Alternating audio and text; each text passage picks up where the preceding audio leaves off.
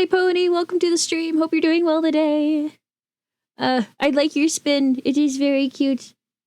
Today, more fundraising. Yay! I apologize if I sound weird. Hello, lovely Athena. Hello, lovely Pony. I apologize if I sound weird. I don't know why. Yeah. Let's go, shall we? Oh, I added a snack command. You never sound weird, always lovely. Aw, thank you so much. You're so sweet.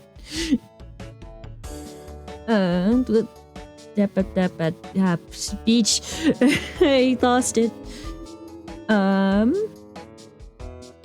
Yeah, we're still fundraising. So, yeah. I don't know. I'm just off today for some reason. I can't explain why. Let's go visit the virtual tank real quick. And see all the fish. I'm not sure if you guys have gotten to see them since Nebu and Heracles got old enough they became kingfish. But now they're kingfish. We're slowly we're getting very close to getting enough funds to get the next bonus pet. Oh wait, we just got. Hey, don't mind me. We just can't afford the next bonus pet. We just need to get there. Which I'll let you guys decide. Do you want to continue the bonus adventure? Do we want to do the time trial, or do we want to do a challenge? What do we want to do? What do we want to do? I don't know. You tell me. You tell me, lovely, lovely chat. What's your favorite? I like all of them. Hello, anime fanatic. Welcome to the stream. Hope you're doing well today. I like all of them. All of them. Well, we gotta pick which one to do first. That's the problem. Starting from the top. Alright. And we will do the main adventure. Because the bonus pet will be in this slot when we buy it. Let's see. Who should we bring into the tank with us, chat? This is tank 3, so it's the green one with the guppy munchers. What do you think we should get? We can always get Presto, who changes into any of the other pets. That's probably a good idea, even.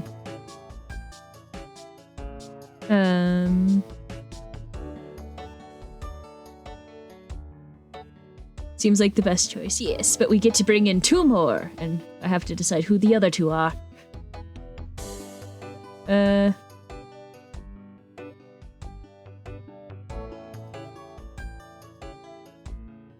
Maybe Blip. Blip's always fun to have around.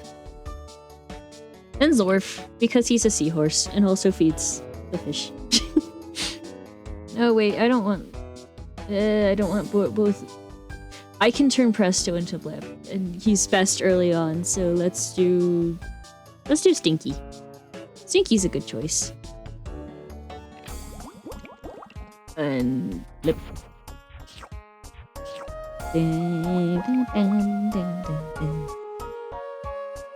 Oh, reminder, donations. Well, I don't know why, but this unlocked a memory of a very weird old game, trying to remember the name.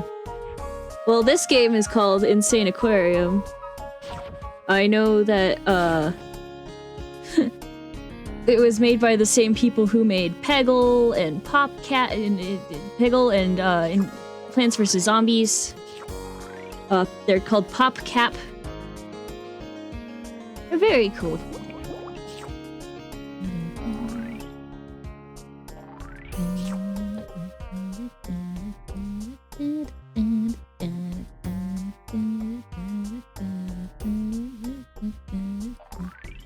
You will be Rufus. Let's make you Rufus. It was called Seaman, about a fish-man hybrid or something. Oh yeah, that Dreamcast game. I remember hearing about it. I haven't played it. Why did I do that? I should have waited and gotten another fish. I clicked off.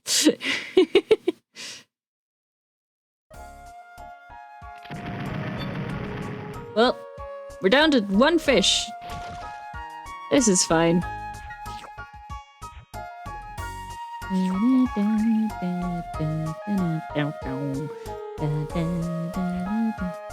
I could totally see how this would remind you of that game from what little I know about it.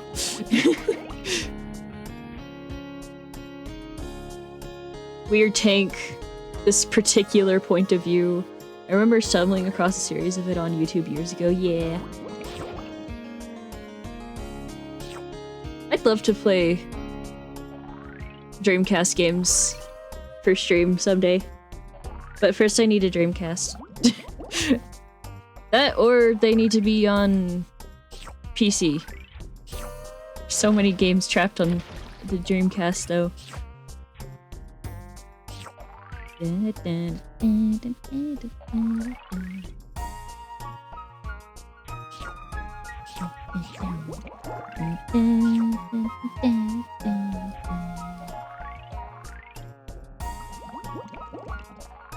Oh, it might have been a mistake to bring in Zorf, thinking about it.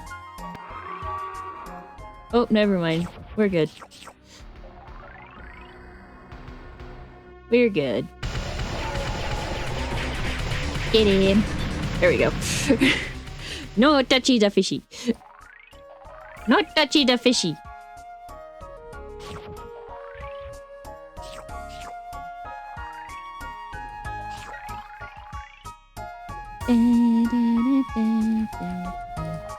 Tina! Guinea! Hey! Welcome to the stream! Hope you're doing well today! How you doing? How's it going? And the fish game! Yes! The return of the Insaniquarium! I'm good, how are you? I'm doing pretty alright. Bit weird today for some reason. That's okay though.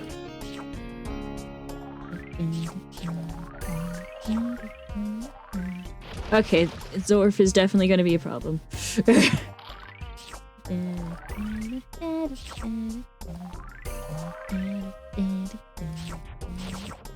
That's fair, yeah.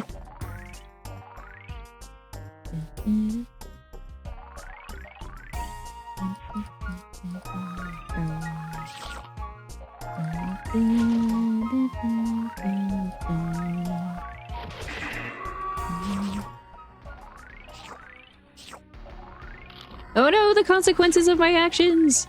They're coming to haunt me! You know, turning Presto into Rufus was probably not my smartest idea either. Oh well. I can change him. Sure, be itchy. It sounds like a threat. You will be itchy!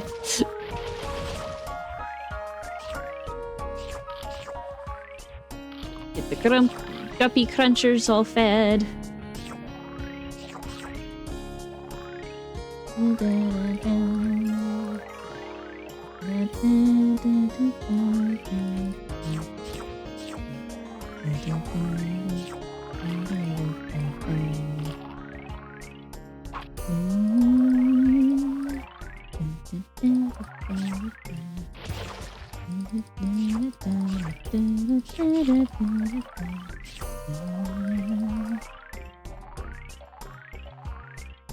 Big pieces getting collected. How did I run out of money?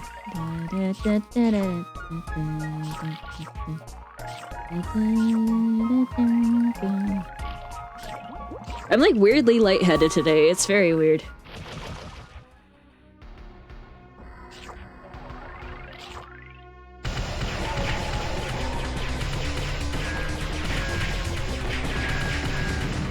You know, it's probably the best place it could have spawned in. Anyway, egg. Egg.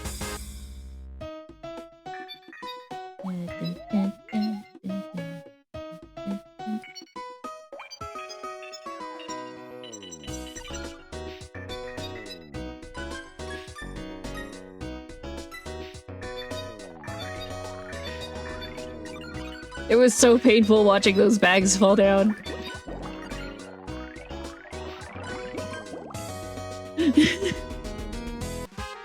Alright. Wait. Oh, darn it. We don't have enough. I thought we had enough. This is so sad. I thought we had enough shells.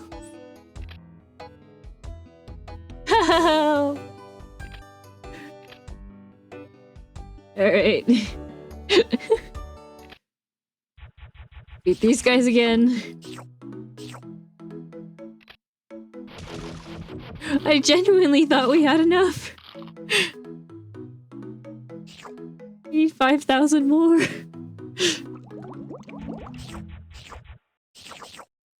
Which isn't a lot in the grand scheme of things, but it's still a lot.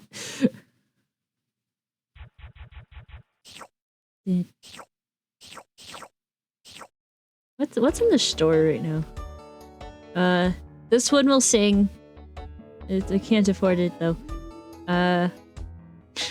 All our fish come with a free plastic bag. Take one home today. Oh yeah, free plastic bag. Do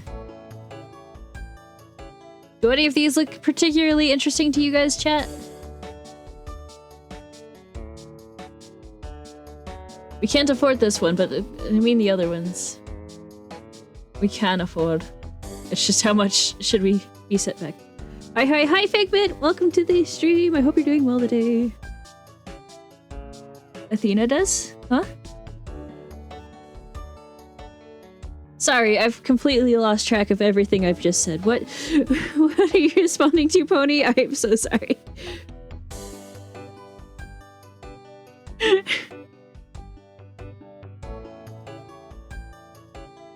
You look interesting. Aww, shucks. Well, fish-wise, what does any of these look interesting? Ellis Stream says I'm only sleeping and has 8 viewers. Yeah. I think most people are lurking. I know I am. What is the black one? This one is a carnivore. It's just funky colored. And it's 1,000 shells, which we have.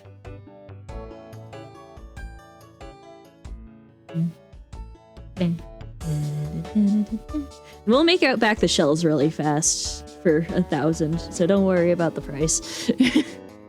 So if you'd like, we can get it, and you can name it, and it'll be groovy. It's like if we look over here, we have Brutus and Skellington as our other carnivores. If that's the case, let's do it. All right. What would... Oh, I don't have enough room in the tank for... There's too many fish. Do we want to put a fish away, or do we want to wait a bit for the bonus pet and get a bubble vader? Bubble later. There we go. So we can get more fish. What are we thinking? Save money. Oh, okay. But I can put one of these fish away first. Can I? Okay, no. So we can't get any more fish right now. Not yet. So sorry for getting your hopes up, I apologize. Let's do a time trial then, shall we? Which tank should we do? This one's just like... It's all good. This one's just a normal tank with guppies. Guppies and carnivores, that's all that's in this. This one's star catchers and star potions. This one's guppy munchers, beetle munchers, guppy crunchers, beetle munchers.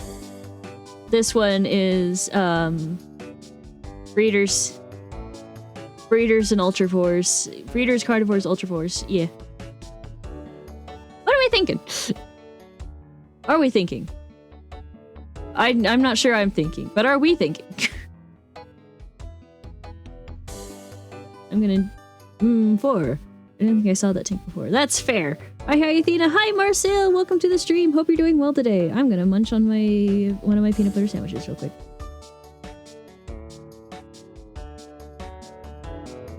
Alright, so let's do 4. Who shall we bring in with us, chat?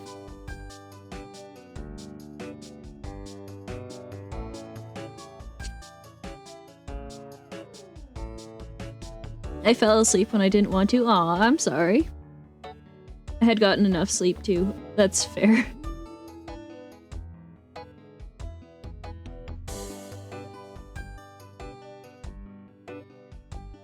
I mean, we should always bring in Presto, basically. But who else should we bring?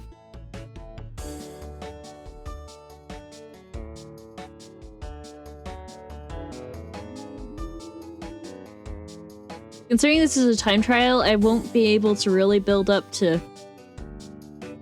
make Stinky or Clyde especially necessary. And we won't really need Zor for this.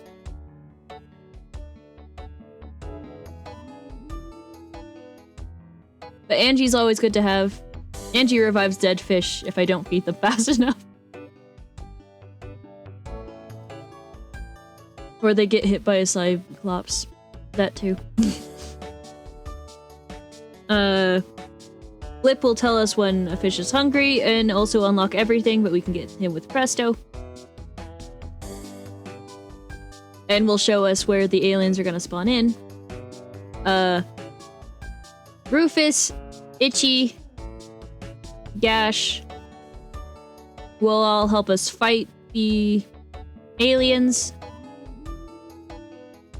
Like, they go out and hit them, but Rufus only helps if the alien is close to the ground. Which I can't always do. Wadsworth helps the baby and medium guppies. He protects them so that we don't get extinctions. Prego's a breeder, just as a pet instead of one you buy. Gumbo is it's kind of like Wadsworth. He guides the fish away with his lantern, just to help get them out of dodge. Seymour makes things fall slower. Nimbus tries to catch food and coins from falling to the bottom of the tank. Rhubarb keeps fish from going to the bottom of the tank. Keeps them all up high. Amp kills your fish. Amp kills your fish, and not all of your fish, mostly just your guppies, if I remember correctly. But when they die, they become diamonds. But you can use Angie to revive them all. And Angie will revive all of your fish. So you can just do that over and over again. They're a good pair to have together. That seems slightly broken. Yes, it is! It very much is. But fun. Oh yeah, for sure. Amp has a kind of a timer. And like, this is a time trial, so I guess we might as well get as much money as possible with these two, huh?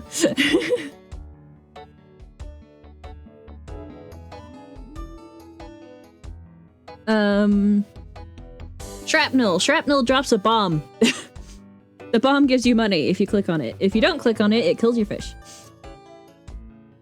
Vert drops coins. Nico gives a pearl every so often. Merle Merle sings and it makes all the guppies drop coins a lot faster.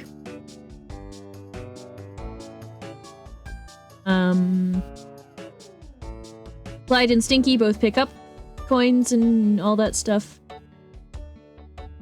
And Brinkley eats food sometimes, I guess. I don't know. But yeah, that's all the fish. That's what all the pets do. So let's do this time trial, I guess. And we get 10 minutes on this timer. You can see it right here.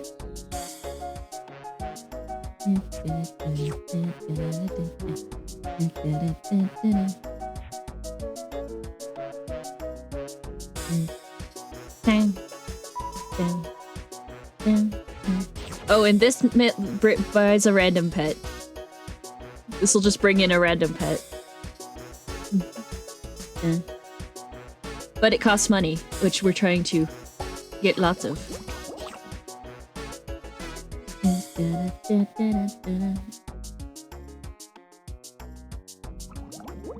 I'm going to turn you into... Turn you into a bird.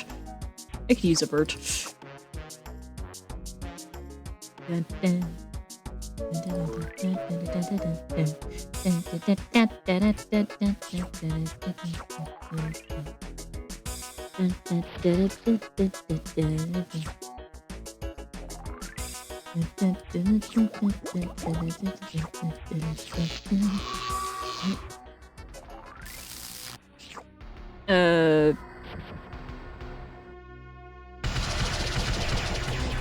Get out of here, please.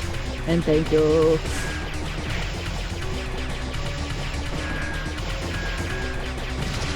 Oh!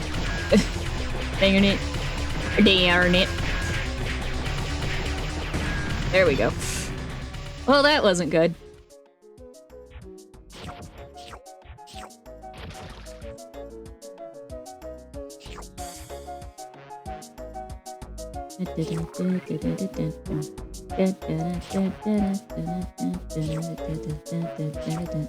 This means Amp's ready to zap whenever we are.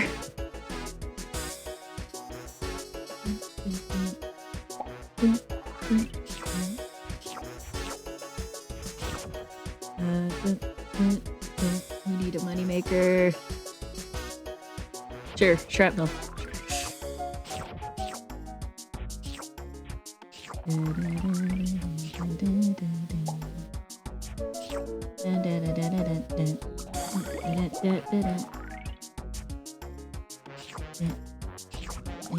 Okay. Thank you. Okay, that's a bit more funds to work with.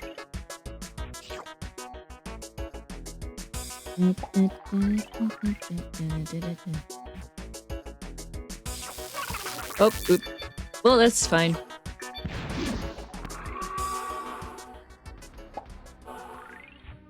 They have to be adults. I forgot.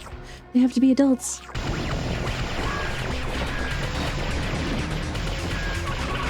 Oh.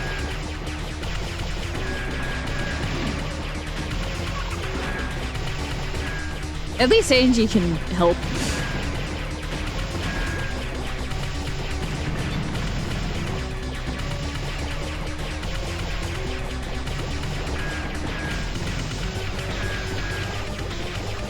Quick.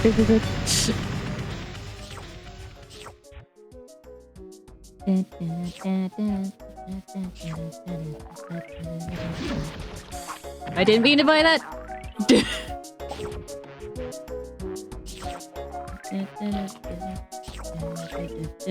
I guess we have a carnivore now. GG, guys.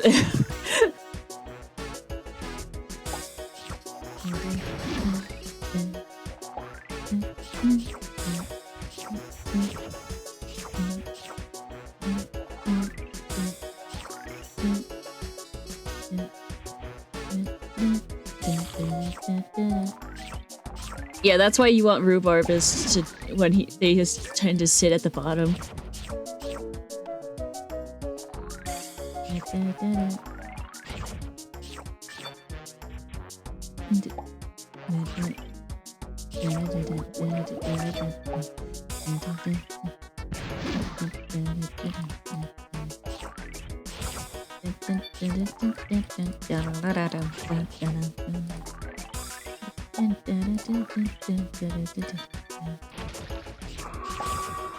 Hey, I could use some guppy population control.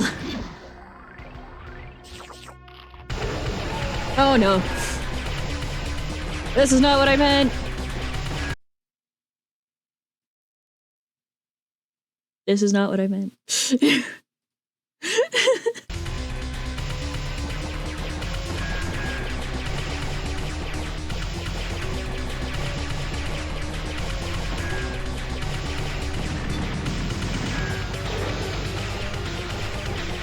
Stay away from those fish!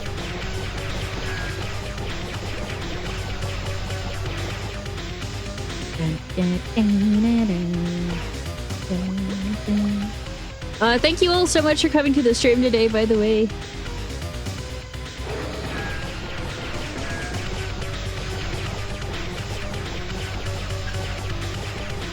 You know, I don't know if it's for sale, but I think having the Insaniquarium soundtrack would be really cool. I don't know if it's for sale though. Probably not. Probably not. Probably not.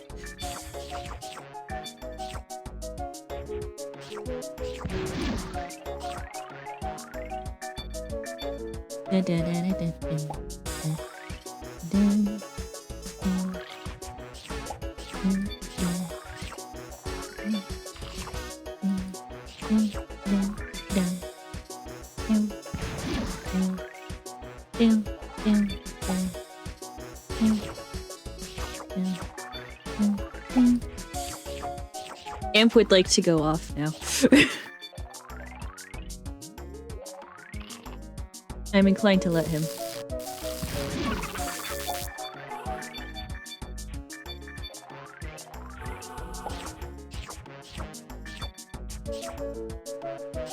Okay, so we lost a couple babies. That's fine.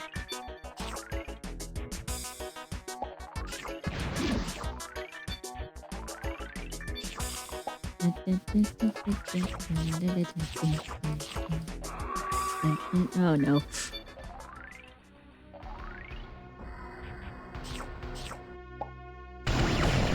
Okay. This isn't so bad. Angie's got him. Angie can't save the eaten fish. She can save the blasted ones, though.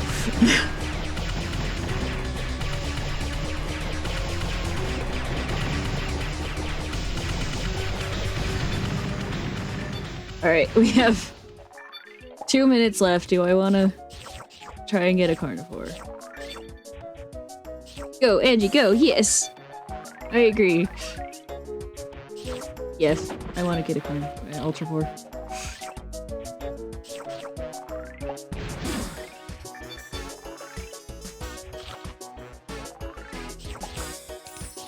There we go.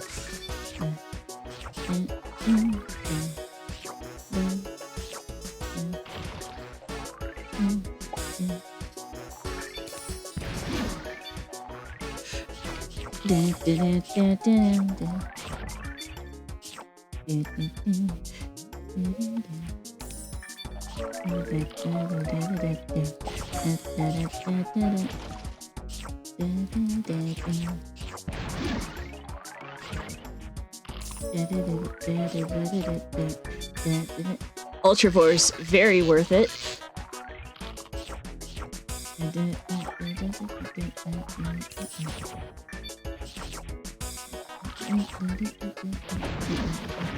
Oh, dang it. Don't get the money if they blow up.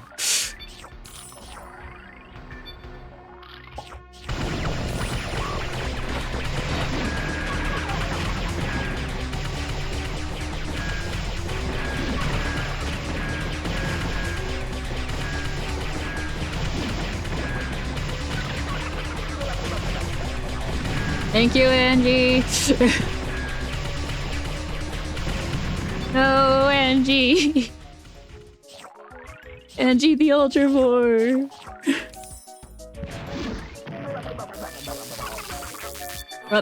Well, Angie. Sorry. We have less than 30 seconds. I don't think we're recovering. That's okay, though.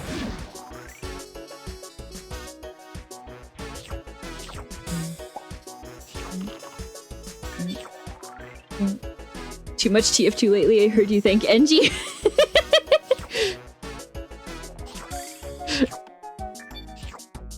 I suppose it'd be more like medic. Alright, 10 minutes are up. How much we get? Not enough. Well, it wasn't too bad. It was the best score, but also the first time. Wasn't awful. Feed. Feed creatures.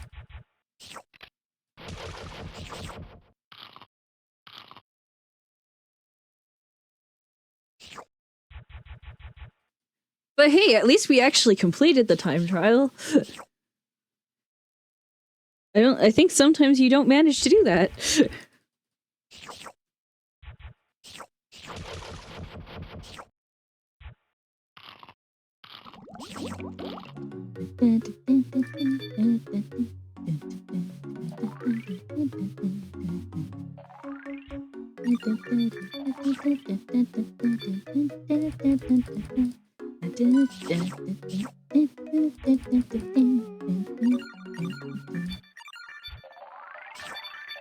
And we get all the yummies. Musky shells, they're not yummies. I don't eat shells.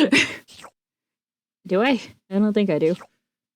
That's not a thing, right, chat? People don't eat shells. I don't know, I'm just a brain cell, I'm new at this. Right, challenge mode. Pasta shells. Oh, there is that. Where we get stories. Right now we have the story of Stinky, the story of Nico. That's it. Sort of most calcium supplements come from shells. Oh.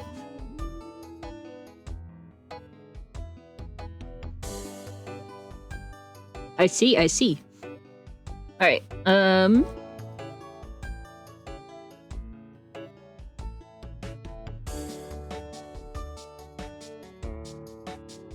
Tank 1 or 2?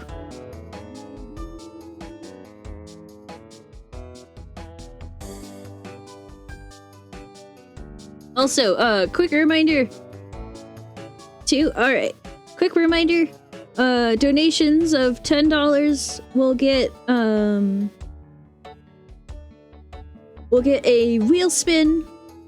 $10 or more, and $30 or more, you get to just outright pick the next game. And I'll play that game for 30 minutes before we can change it again, so hey!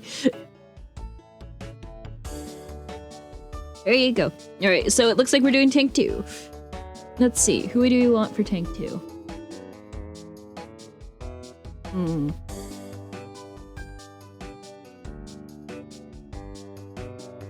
It might be good to have rhubarb. First, grab Presto. Might be good to have rhubarb just because, keep the... I don't think rhubarb sniffs at the star catchers, does he? I wish I could spend money just to not wheel spin just because I want to play Town of Salem 2 with you. Aw. But yeah, please donate responsibly. Don't put yourself out.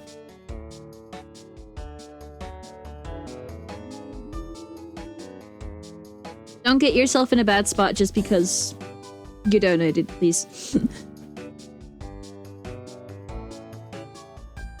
He won't hurt the starcatchers. Okay.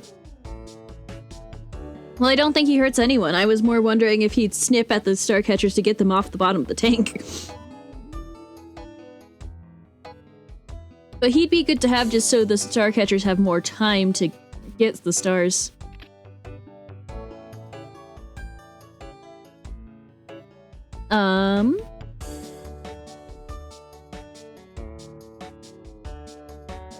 Who else do we grab? Let's see it and try. Let's try it and see. Yeah. Alright. Chat, who else do we grab?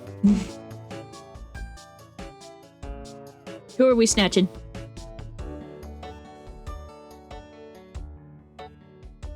The only thing hurts star catchers is the stingray. Okay. Oh, that makes sense. So, probably X Nimbus from your mind.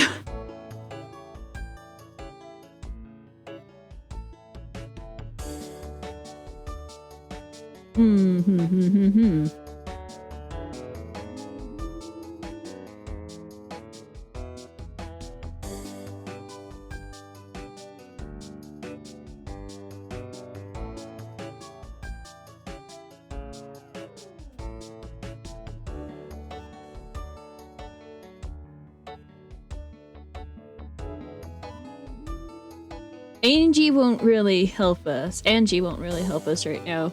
It doesn't help that I'm saying Angie like Angie so instead of Angie. So it's not helping the sound. Angie won't really help us because she can't save eaten fish. Mermaid and Clyde, Bonkers Land. Oh my gosh, yeah. Though this is a challenge mode one, so we want to survive as long as possible rather than, like, try and get as much money as possible.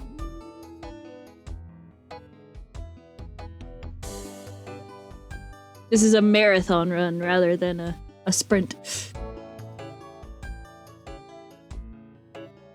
Though I do agree, Merle and Clyde together would be absolutely bonkers. And I'm tempted to go back and do a time trial with just those two just because you mentioned that.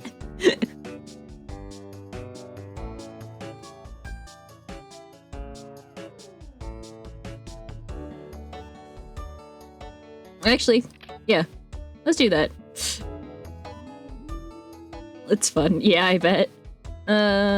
Tank 1 or 2 or 4 would probably be the best for that. The only problem I have with Town of Salem 2 right now is that lobbies don't seem to work. You have to invite to a game directly. Ah. 1 or 2, not 1 or 2, 1 or 4 would probably work best for Merle and Clyde.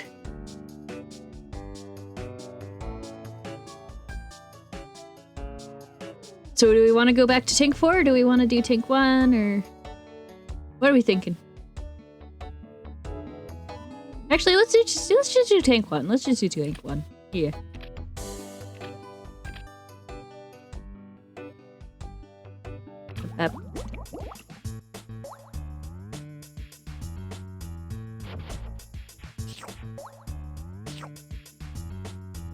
Oh, we get 5 minutes on Tank 1. That's fine. Or it will be. We'll make it so it's fine.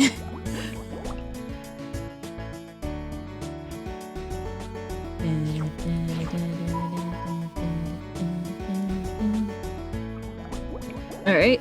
You've done your job and you've done it well. Thank you.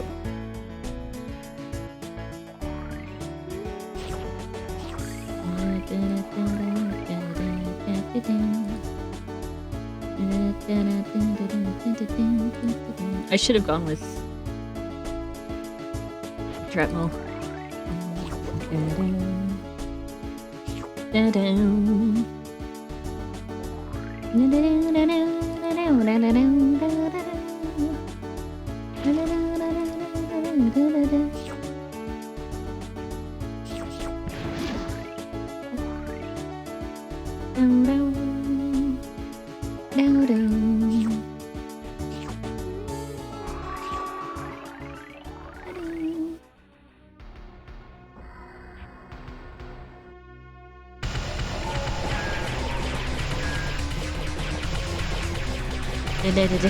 Get away from my fish!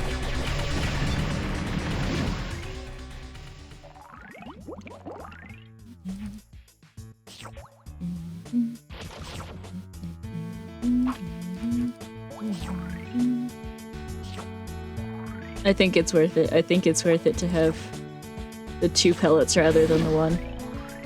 Oh, Athena, did you see the really cool, such cute art that Bunny did of me and Coffee's server? I can't remember.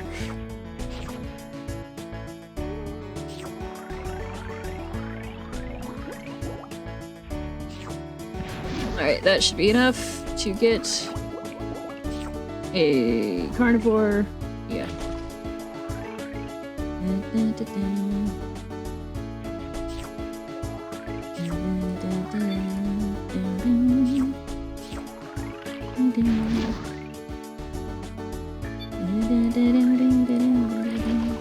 Bunny drew me crossed with my stream persona Marcel as a marionette. Oh, cool.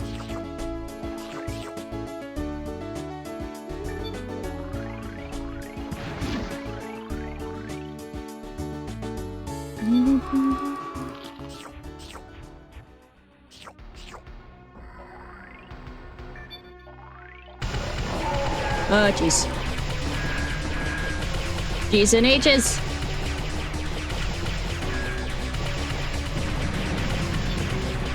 No! This is so sad.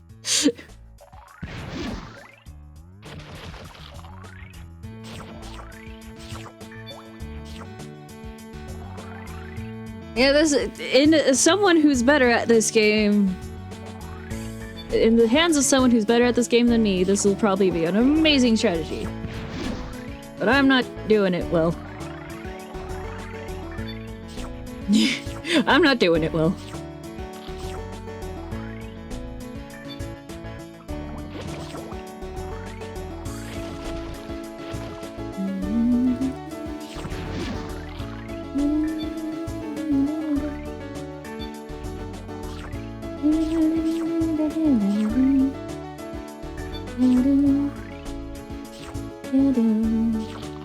I am having a skill issue, you might say. It doesn't help that they're all hanging out at the bottom of the tank.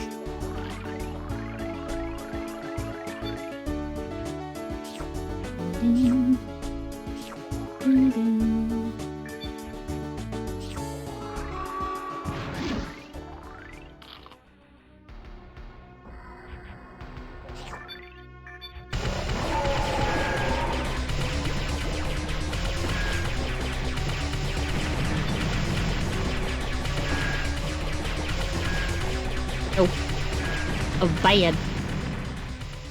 Bad. Naughty fish. Stop biting the other fish.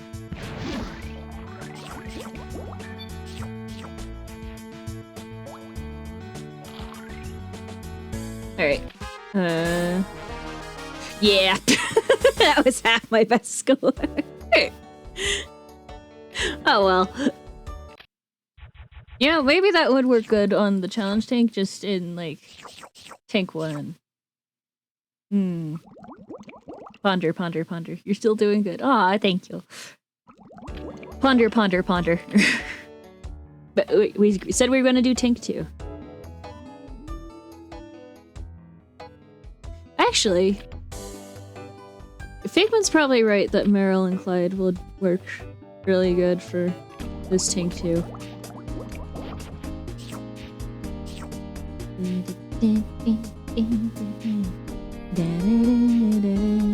Why did I do that?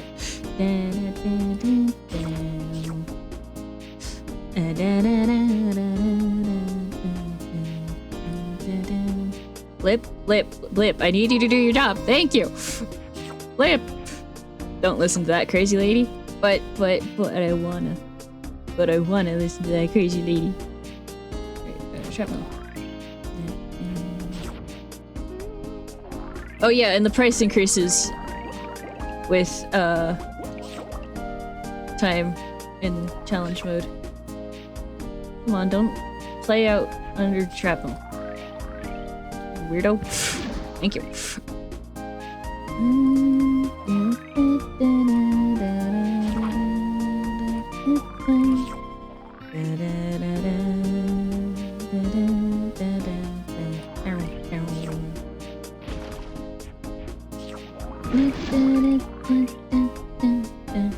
And as time goes on,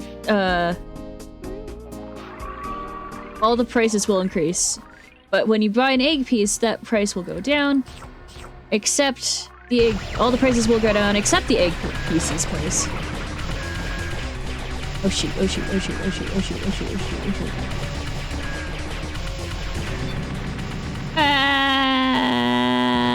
Anyway. Anyhoozle! That didn't go well!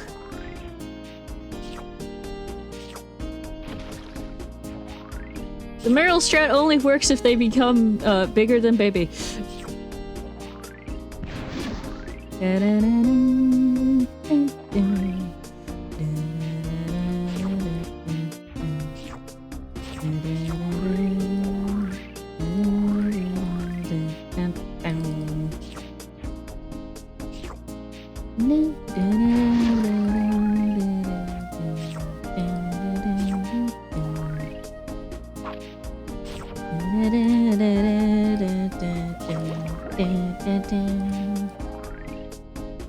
And the prices are rising so quickly.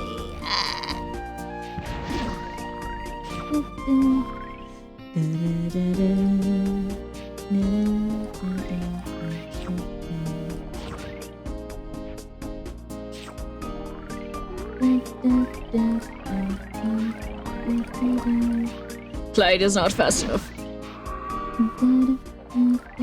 Alright, Destructor on the way.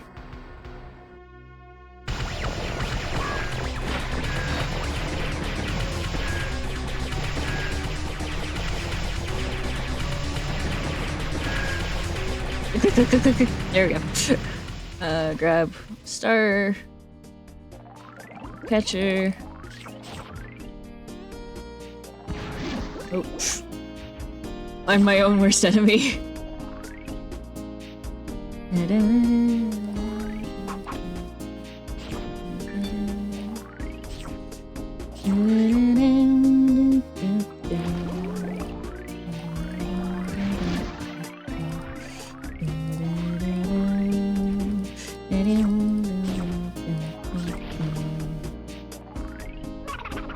Oh shoot.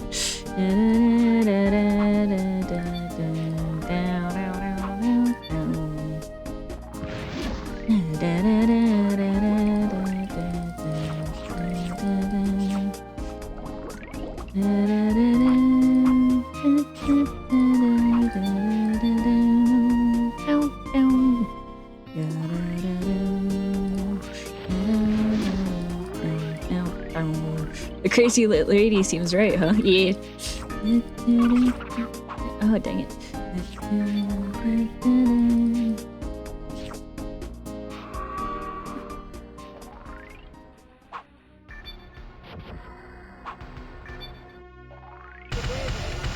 Oh no.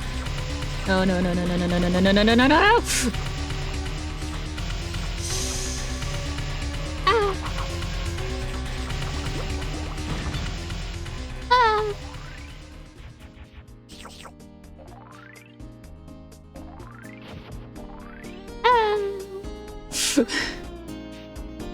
That hurt.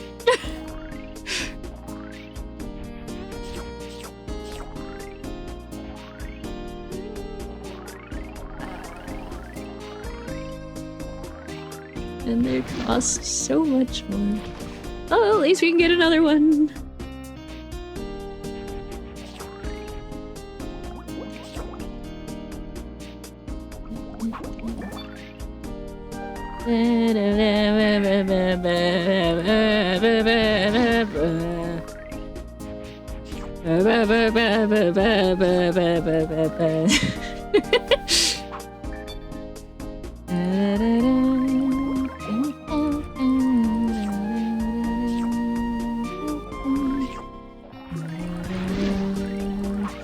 This poor little star catcher's got a smorgasbord and I'm asking him to eat the whole thing.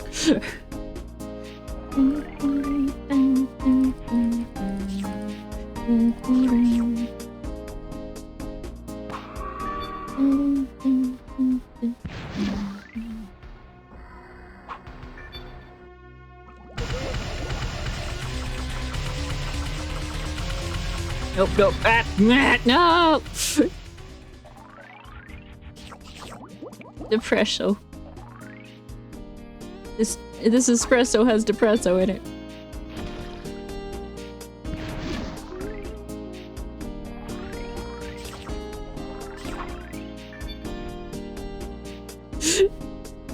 Yikes! There's a point you begin to question if you just need to restart.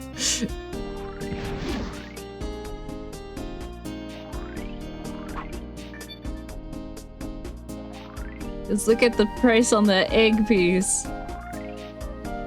9,700.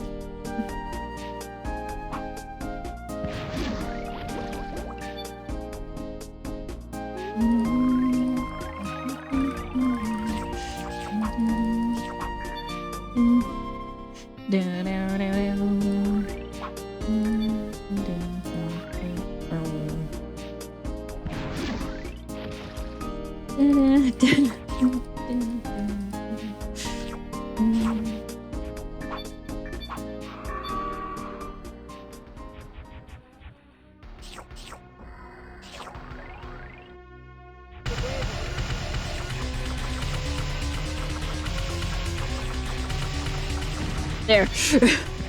Oh no, the alien difficulty increased. This is fine.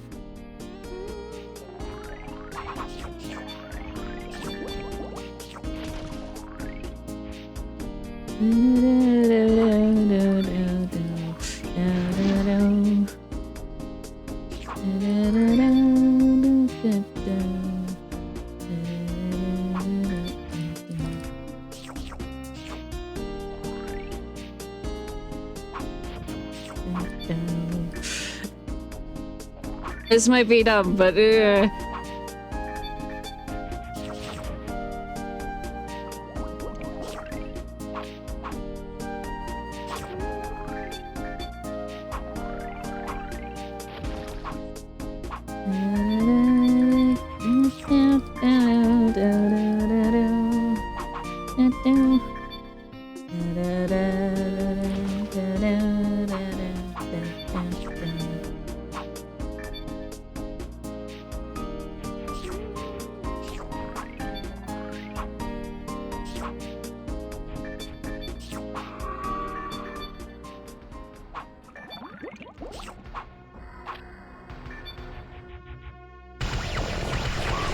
two of them.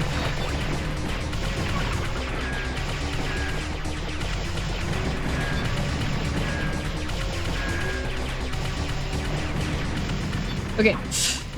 This is fine.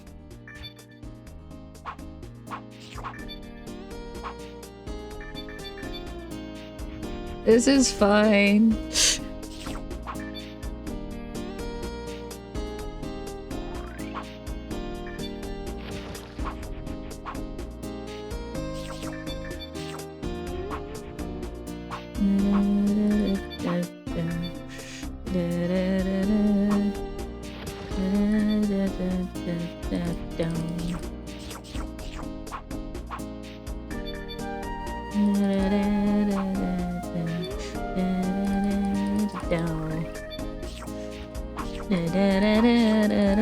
You know, this is working surprisingly well. Everything considered, this is working surprisingly well. And there one goes. Awesome. Great. Wonderful.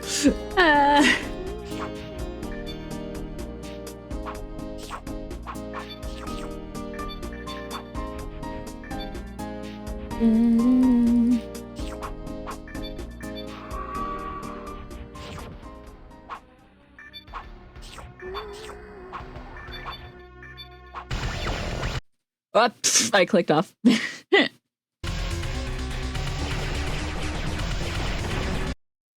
Did again.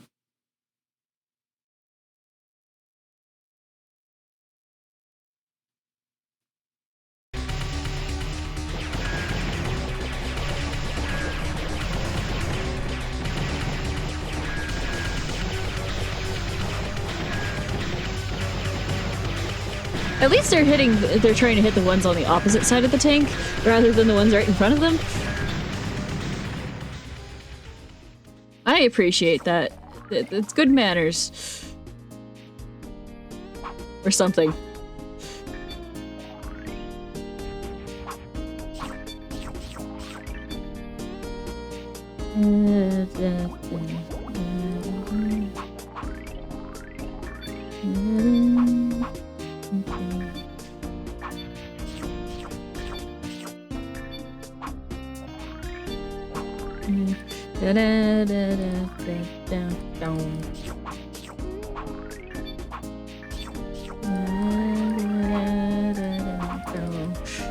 You know, the fact that the double Meryl strat is working is incredible to me.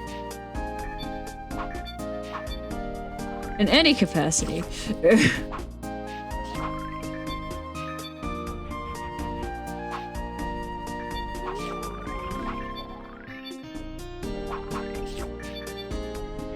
We can almost afford an egg piece, guys. This is amazing.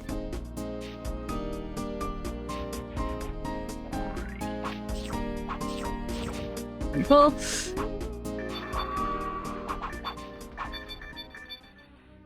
Egg piece. Price is reset. Wonderful. Well, sort of. Oh no, I missed one. At least it's not as much as a pain in my wallet anymore.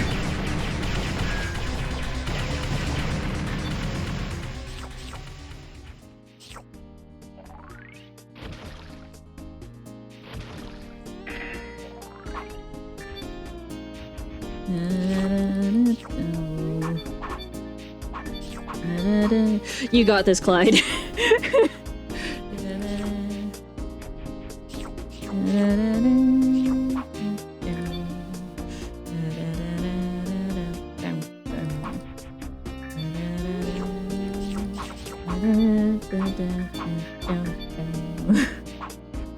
Clyde is on top of it.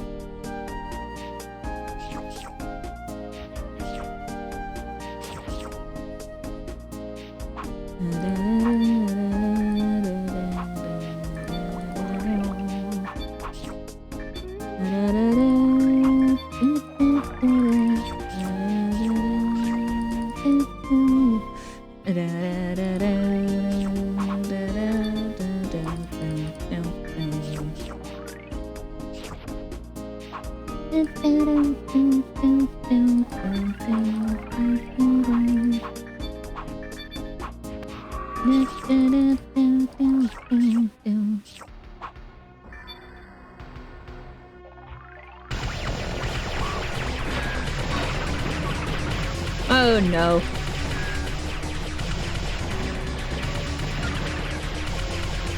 Yeah, rocking the the Starcatcher army, yes.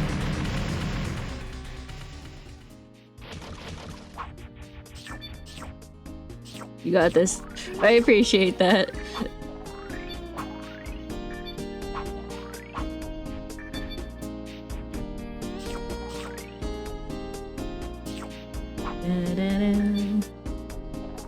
We lost many in that last battle, lads.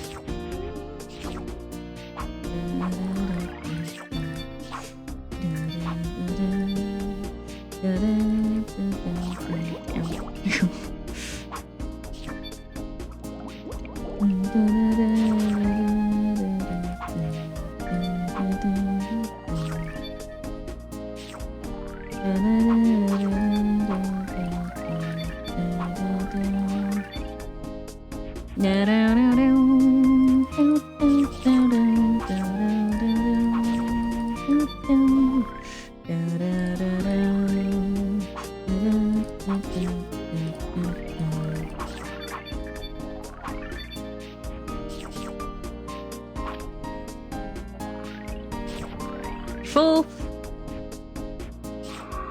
We're getting back up to speed. Slowly but surely.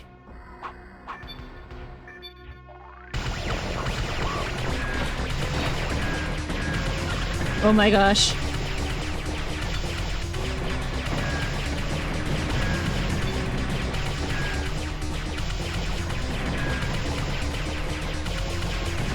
Okay. And the difficulty increased. Wonderful.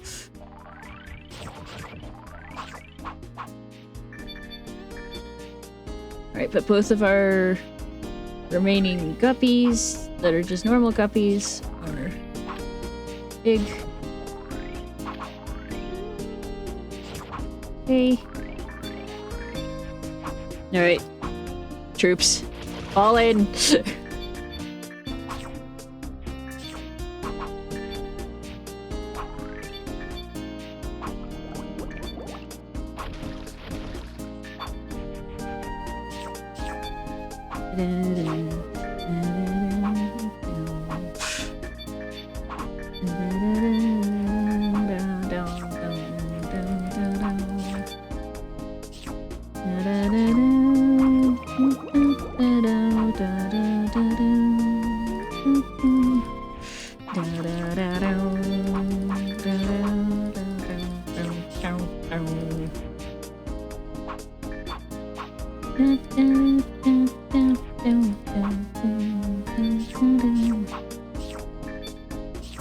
We're getting close to the next egg piece.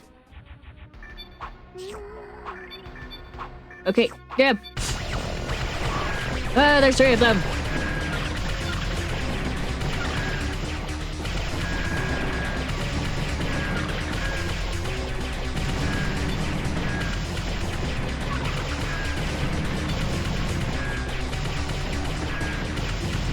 Okay.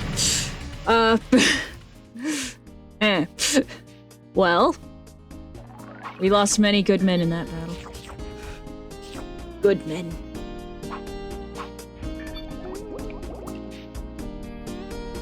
But we will stand firm, stand tall. We shall not let their sacrifice be in vain.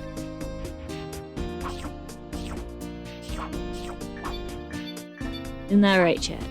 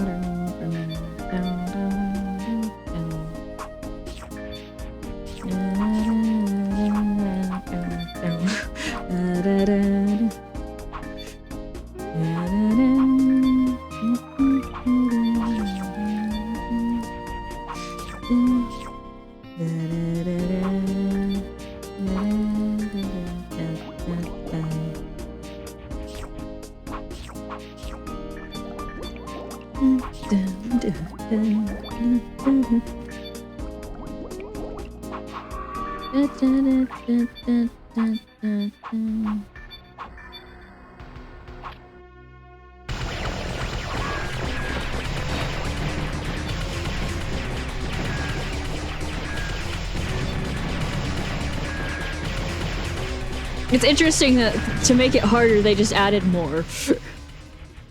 That was their solution. It worked, but it's still an interesting solution.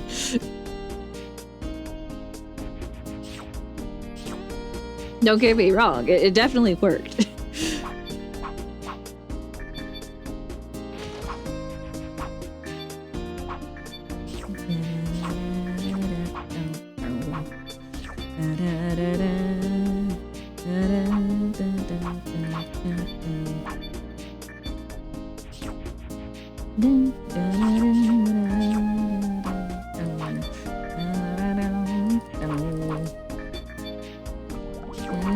We are an hour in. How is everyone doing?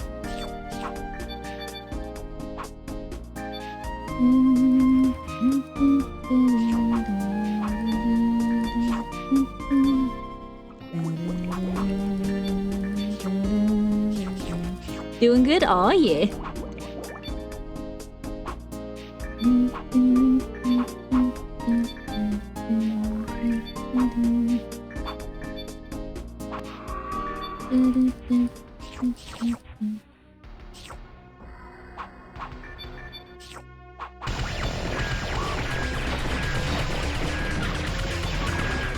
Jeez. It's when they spread out like that that is the issue.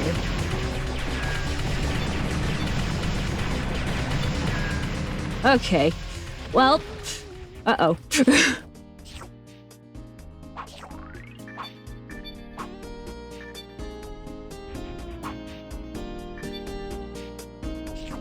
I foresee a sudden star catcher death on our horizon.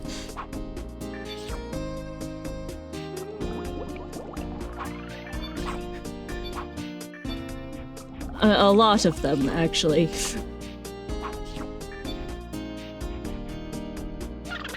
Yeah, there's the first one.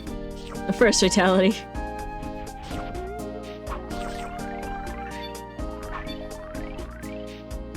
Oh, so close. Come on. Come on, you can give us the stuff. You know how. Raise the prices faster.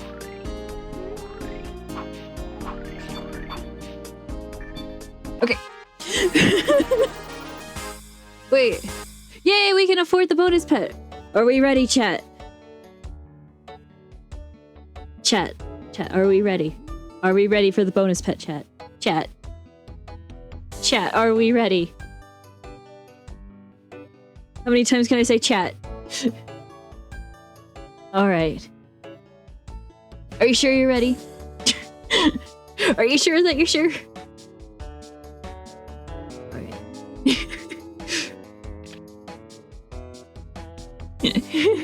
Let us get the bonus pet. You have bought Stradamus the Nose! Little known fact, Nostradamus is the long-lost nose of ex-president Rutherford B. Hayes. Well, there you go. And we got the story of Clyde the jellyfish. Clyde, much like Stinky, likes collecting money. Unlike Stinky, though, Clyde doesn't collect money for just any lady. He is actually saving up to finally get his mother the operation that she needs. So just remember that every dollar left over at the end of a level might just go to Clyde's mother's operation fund. Yay, Clyde!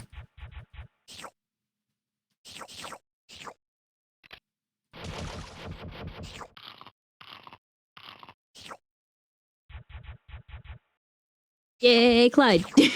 I don't know.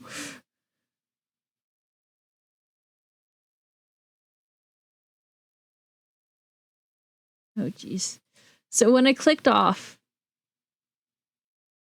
I accidentally moved the reactives, apparently.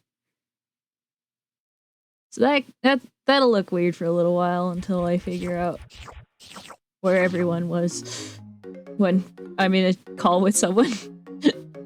So apologies for that.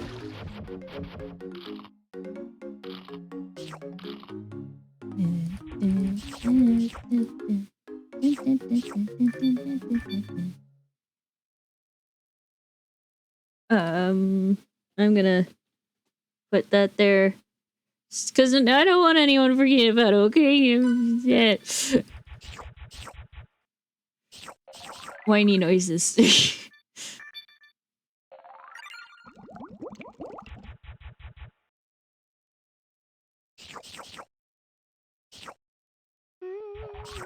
No.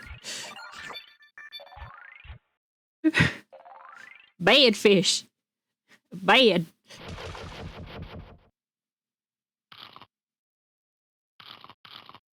Don't hang out at the bottom of the floor. Bottom of the floor. Yay! Wait.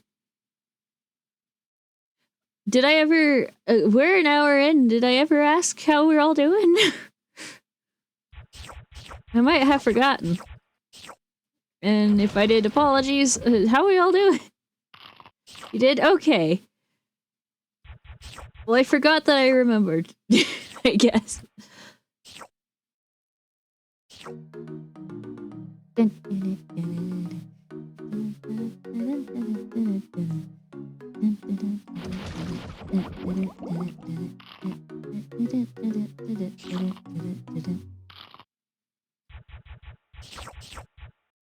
All right, do we want to do what did we enjoy that we want to see more of, chat? That we've seen so far.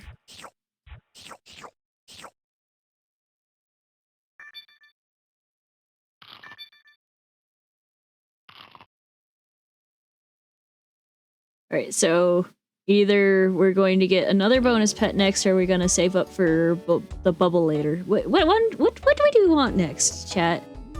What do we want to save up for next?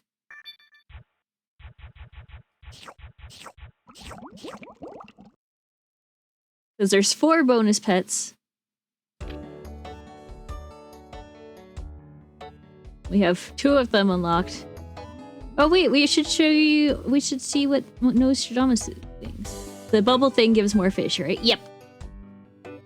It gives more fish in this tank.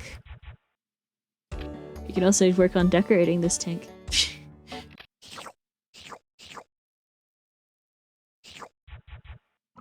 So the backdrop changes. With the backdrop in the shop changes daily.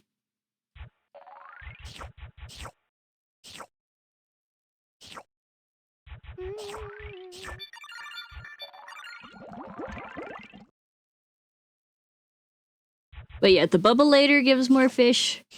The bonus pets give us another pet. Oh yeah, I was supposed to do this.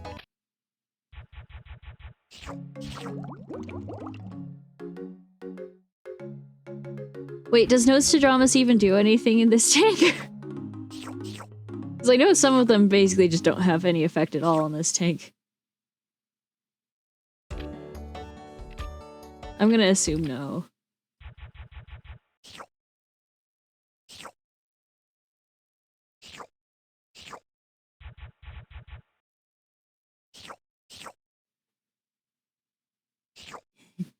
Slurp, slurp, slurp. Okay.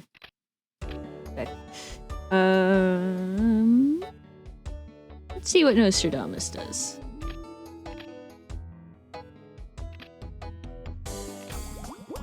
And we brought in Presto just so we have a fallback option.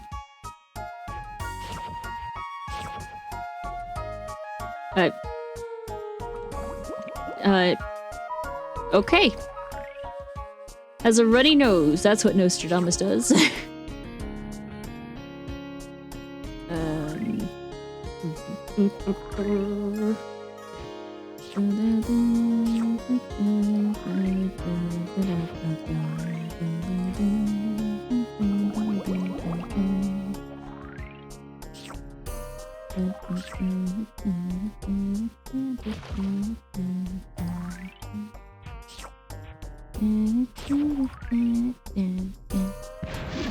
No, my bomb.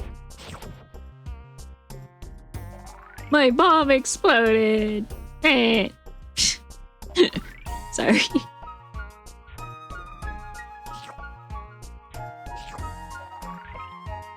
Were they diving for the snot? Or was that my imagination?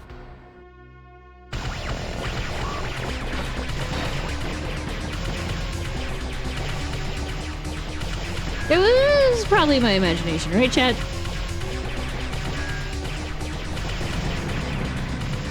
It's fine.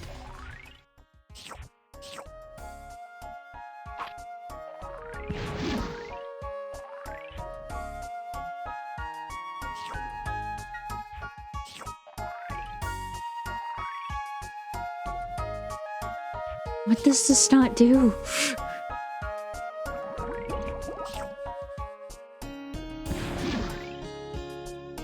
Shrapnel, you are just as bad as the others. As the normal fish sitting at the bottom of that tank like that. Oh no. Oh no. Oh no. Homie, no need to change games unless you want to. Just wanted to give to help out any way I can. Yeah. I appreciate the donation. Thank you so much.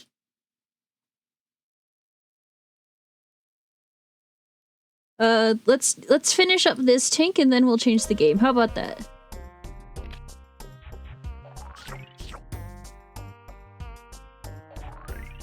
Why is there snot?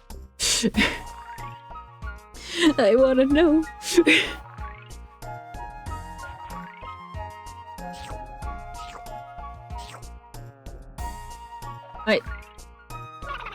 What? Okay, it was going for the snot. I tried to click it, didn't do anything. It kills fish. It does? Oh, heck. Oh.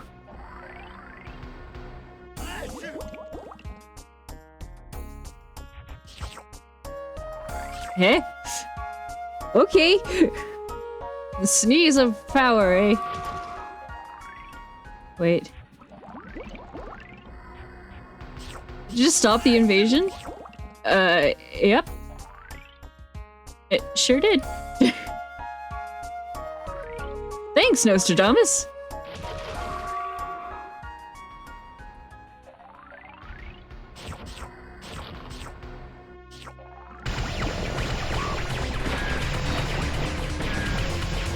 Okay.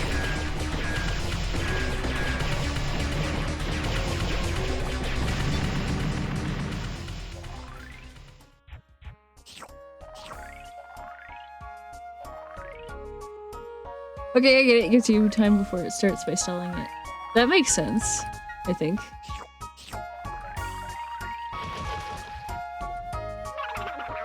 Oh, there goes my adult copy. Goodbye.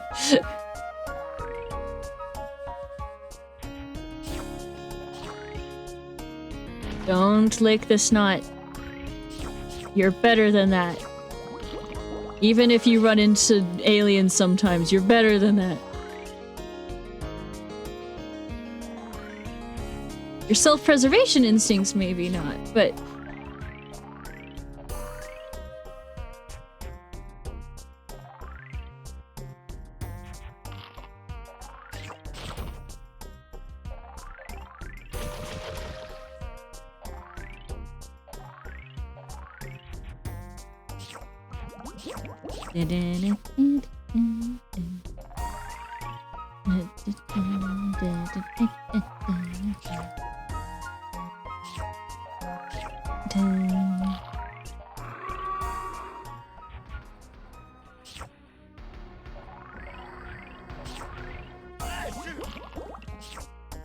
Thank you, Nostradamus. That makes sense too. There was a whole thing about Nostradamus being able to see the future, right? Nostradamus.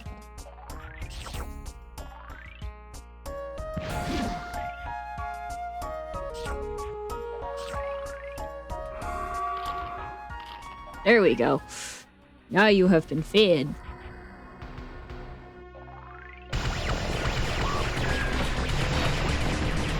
Get out of my house. Or at least out of my fish tank.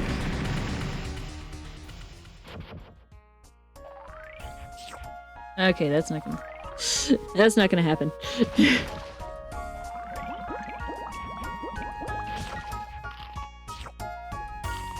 I really like these, like, ecosystem type tanks.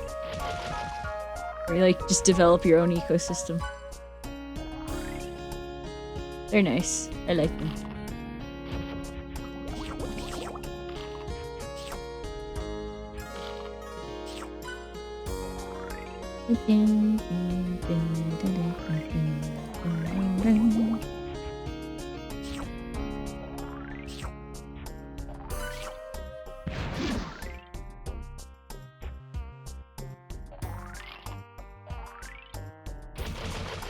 My poor guppy crunchers are getting hungry.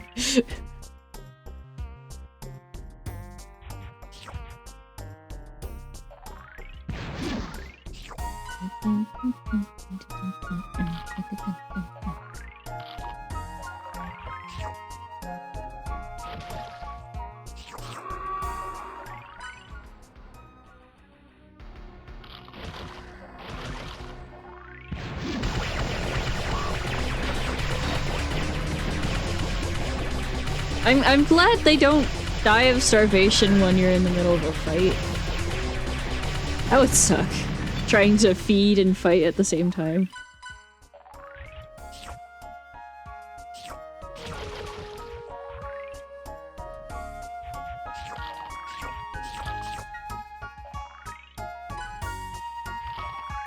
Oh, dang it, I just missed a pearl. That's fine. This is fine.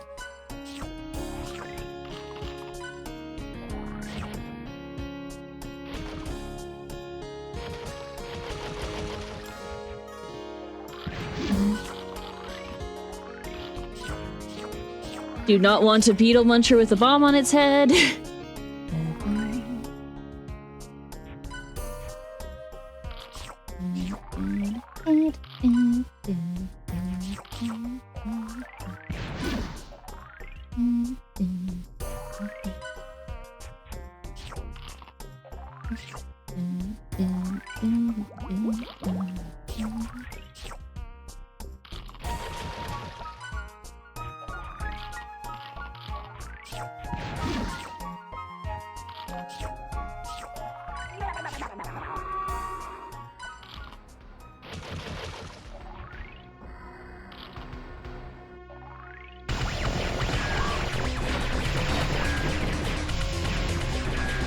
I'm glad the snot gives you money?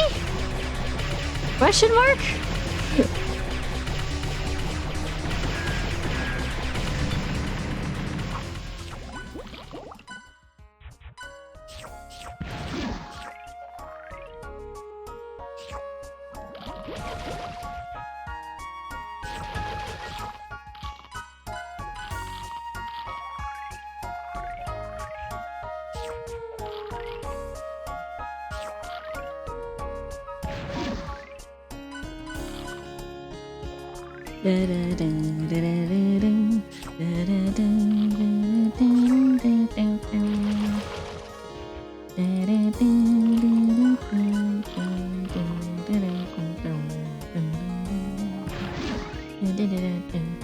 Egg piece, get.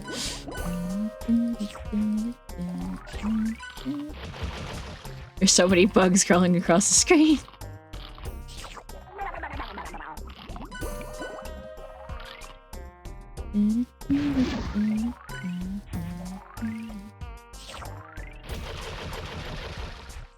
Grab all of the guppies. Yeast! Yeast, little ones!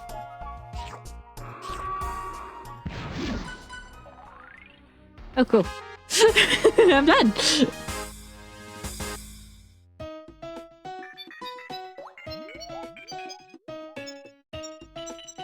Alright,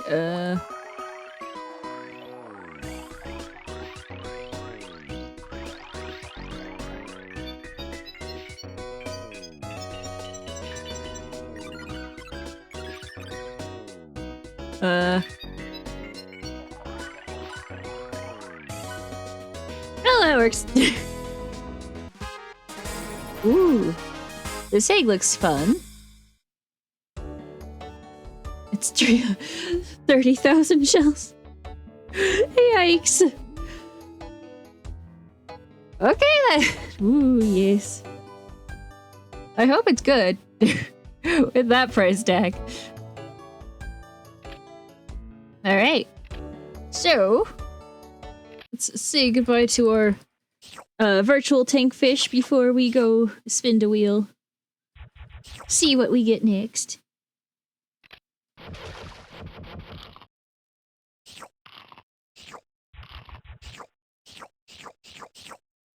Slurp. Alright. Bap. Let us see. Bap. What shall it be, chat?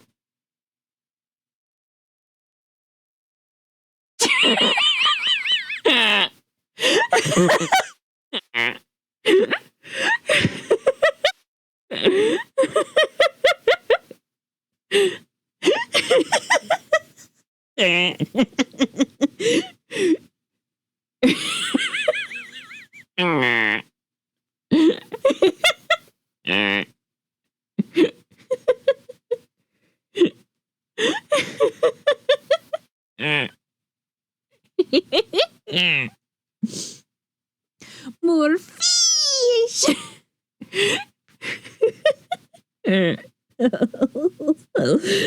I'll set the timer.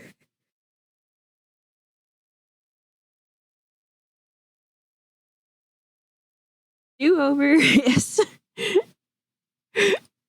I'm fine with doing 30 more minutes of this. It's not like I can. It's not like I can reopen Insaniquarium again after.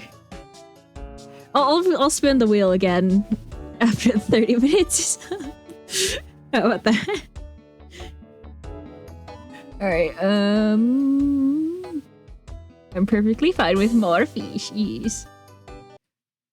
Hold on.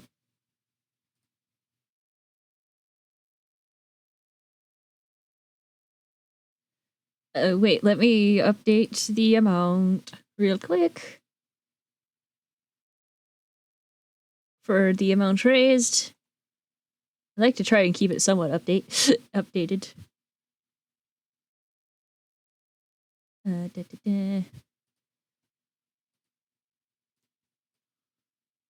When I can, at least.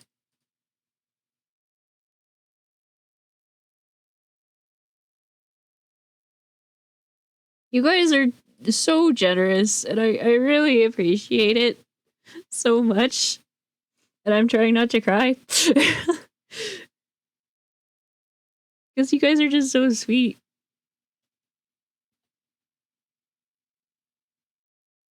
And I can only hope I'm entertaining enough that I...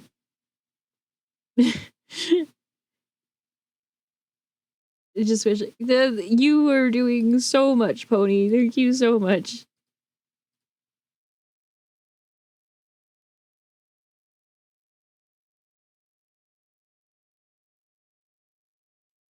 I'm like,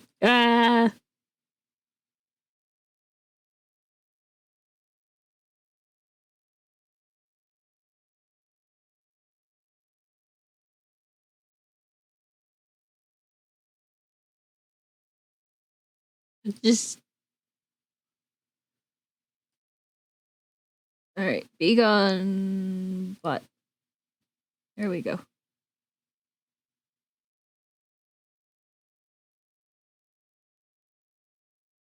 Sorry, I was busy making sure I didn't miss anything.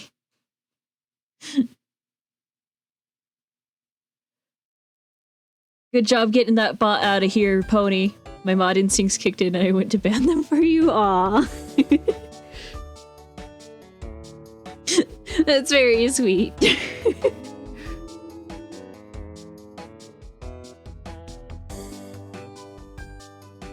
Alright, let's see about getting this done, huh?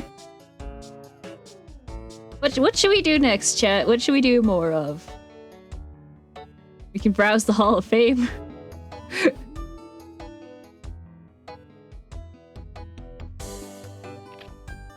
It's not a lot here.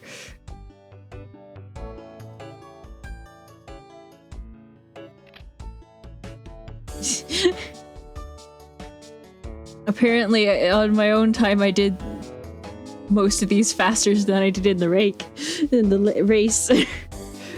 Needs a unicorn piece. Yes, I agree. It would be awesome to have a unicorn piece.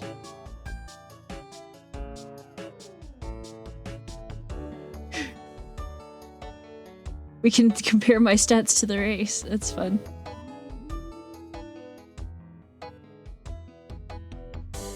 Apparently I just do it faster normally than I did in the race, but that's fun to know. What should we do next? What should we do next? I don't know.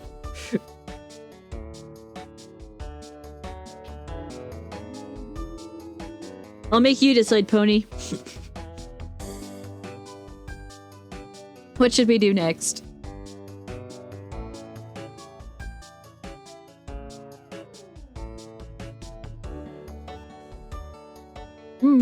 Yes.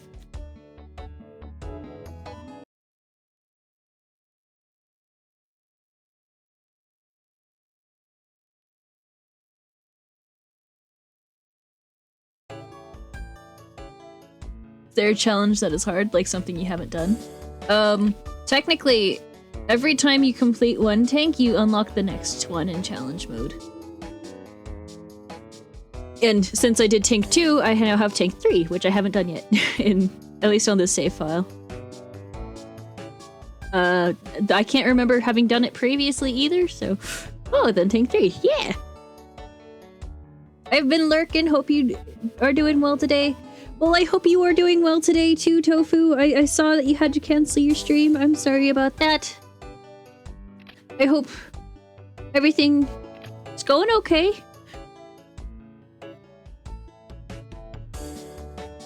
And, I've short-circuited. But welcome to the stream, because I know you've been lurking. But I still want to say it anyways. Hi! Hi! Who's good for Tank 3? Tank 3. Who should we bring in? Because this is, Guppy Crunchers, Beetle Munchers for Tank 3. Might be nice to have Wadsworth around, because, no, wait, let's do Gumbo first, actually, instead. Fine. Yeah.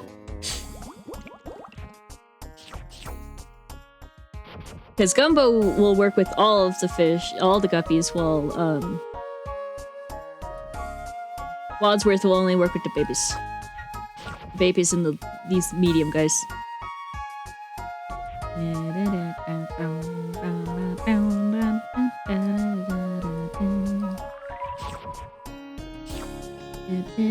Also, these prices go up even when they're hidden. Which is why I like getting pressed, getting blip out as soon as possible. Let's do you.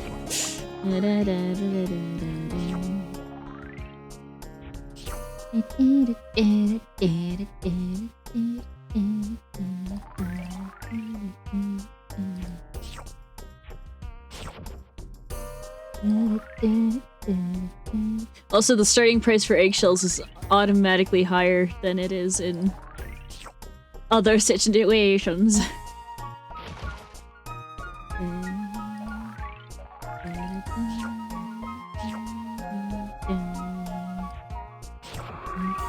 Oh no, Psycho Puss.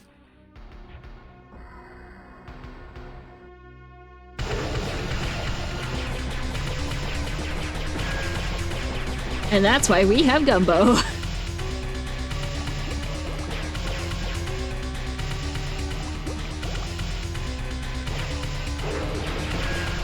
Gumbo won't help the non-guppies, but we'll take what we can.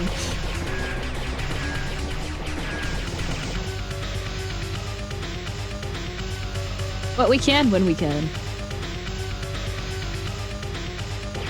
Steak. Bad murderous octopus. Be gone. Vanish from this realm.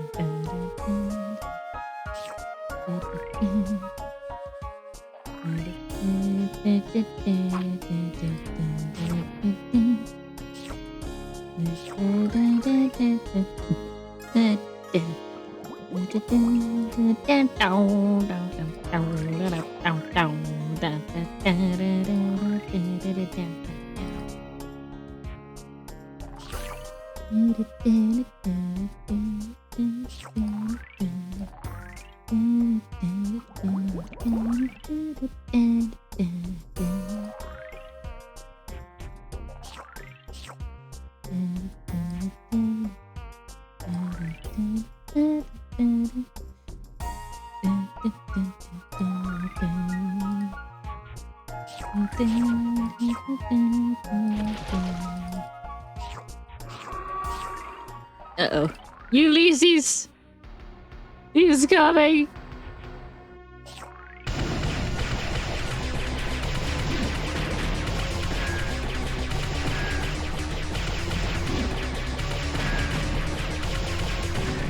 Okay.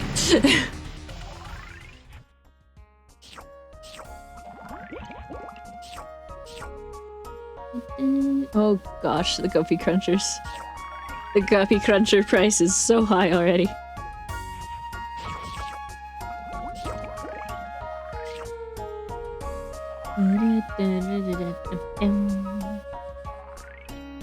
So is the Beetle Muncher.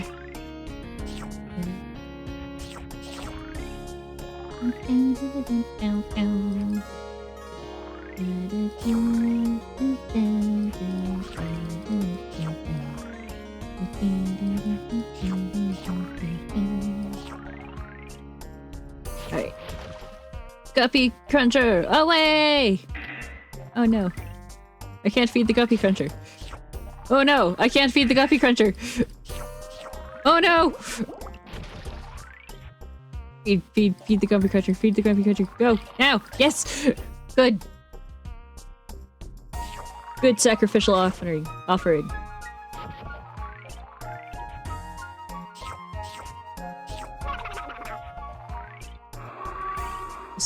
This will pass. This will pass.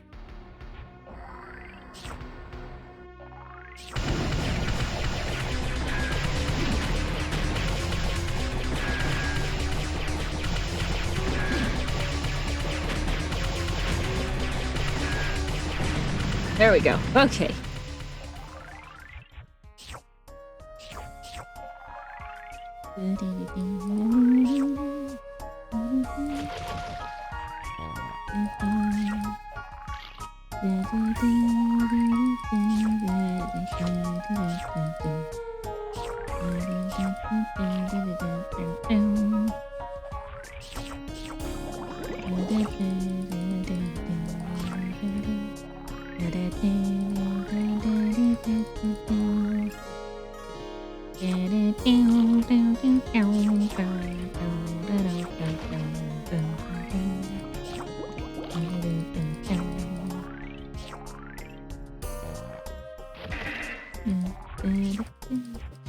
When the guppies are too expensive.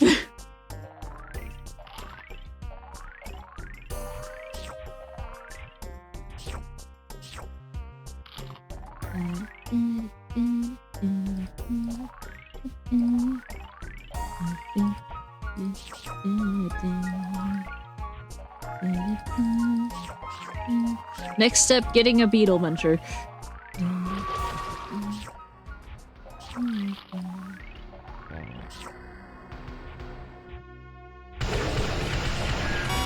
Oh!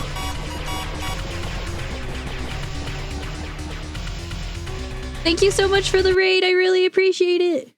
Fimsh, yes indeed. Hello Luna, hello Ashley, welcome to the stream, I hope you're doing well today.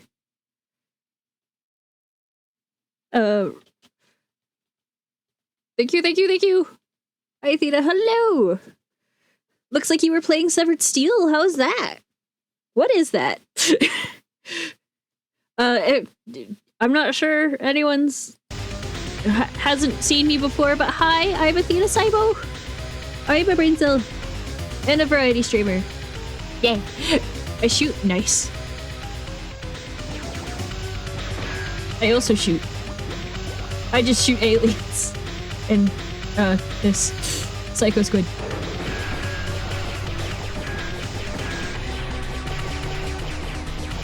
Alright, presto, I need to get into a fist fight with this Psycho Squid. I believe in you. Thank you.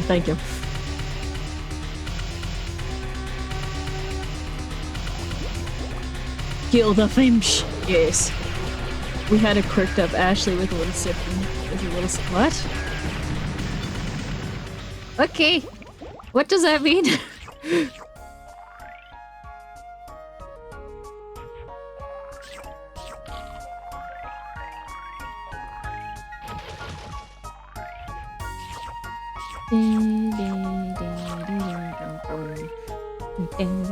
I'm playing for those uninitiated. Anything you want it to mean. Okay. For the people who are uninitiated, I am playing Insaniquarium. It is it is a game made by PopCap, the same people who made Plants vs. Zombies. It is very fun. It's also very weird. Is it now? Yes.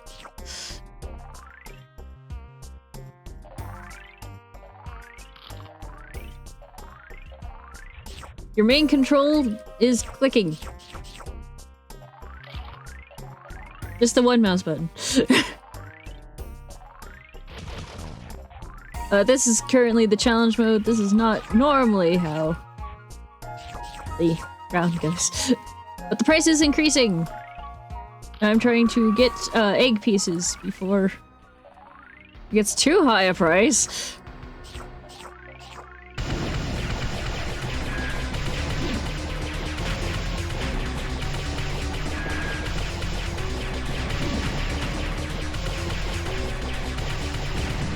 Okay. Oh no, the difficulty increased. This is fine. This is fine, chat. Beetle Muncher, let's go! We have achieved Beetle Muncher!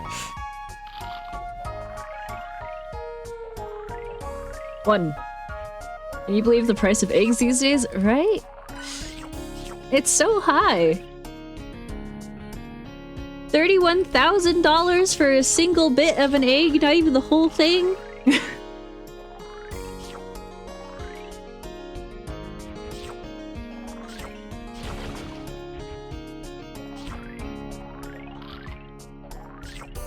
This Beetle Muncher does not have a thought going on behind those eyes. Not one.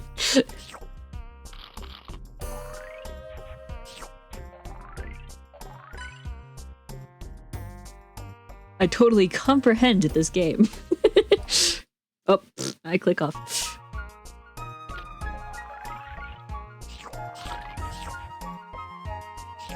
So these are guppies. They're your main fish. These are beetle munchers. Not beetle. These are guppy crunchers. They eat your guppies. You want them to, because they make beetles. And those are beetle munchers. They die. A horrible, horrible death. Apparently.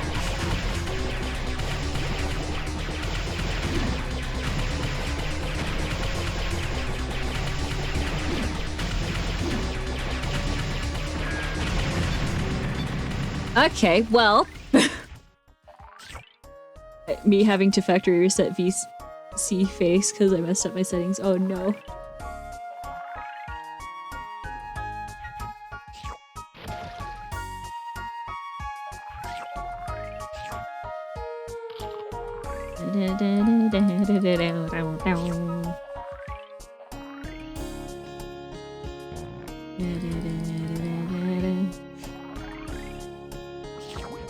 This is our beetle. This is our guppy cruncher. His name is Charlie. Now it is. It wasn't before, but it is now. Say hi to Charlie, chat. Hi, Charlie. Yes.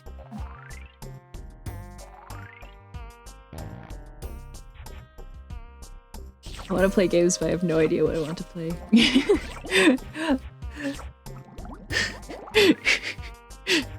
That's super fair. It's quite the dilemma. I want to play Portal. Portal's fun. Highly recommend.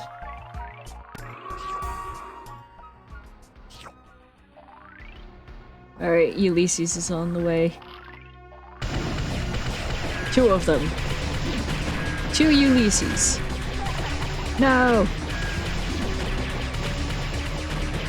Say, protect Charlie!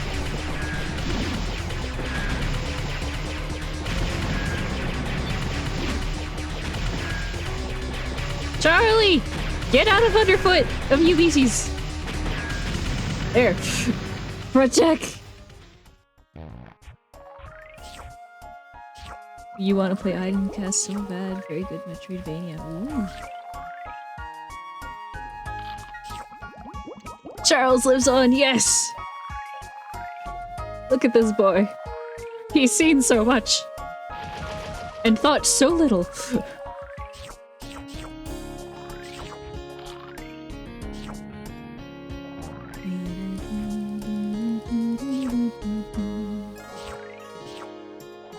The Metroidvania.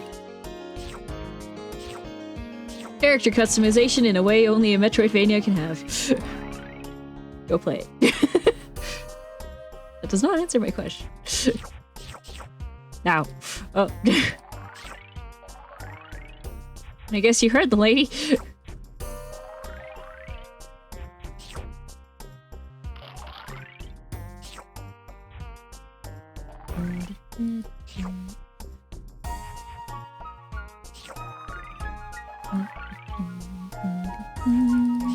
Theft. Oh dear. Do not steal someone's credit card.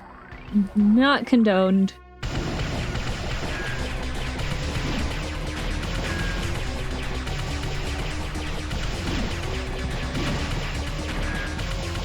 Nope.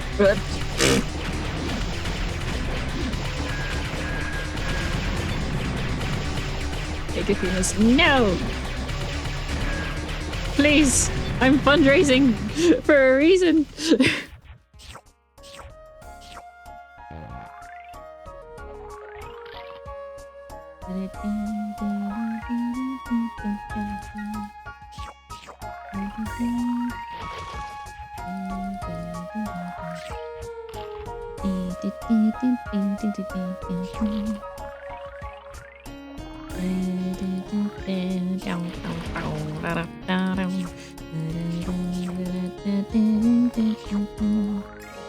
This is a very old game. It's like back from 2000 something.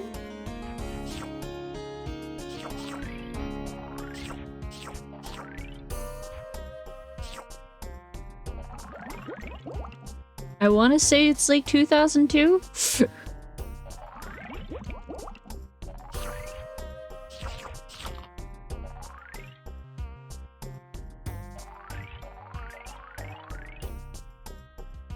My friend Elliot, he thinks of this game as the morally questionable fish game because of Prego.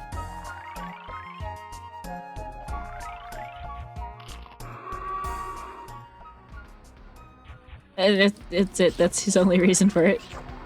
Which, I mean, is a fair reason. Oh! Oh no! Nope. Charlie! Charlie lives!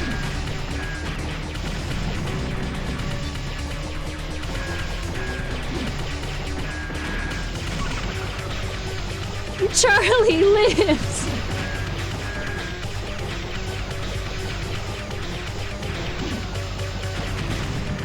Charlie! Charlie's the only one who lived! I'm gonna be real, I haven't even heard of the game. I'm not gonna commit a crime for a game I'm not even exactly interested in getting for. Fair. Charlie lives!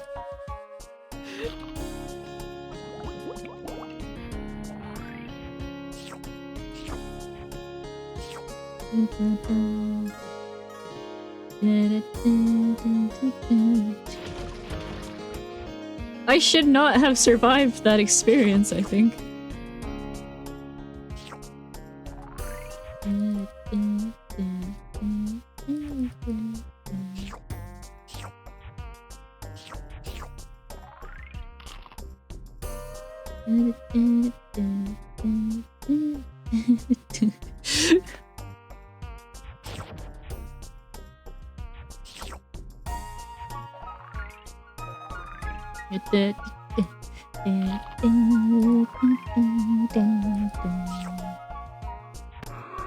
Oh no.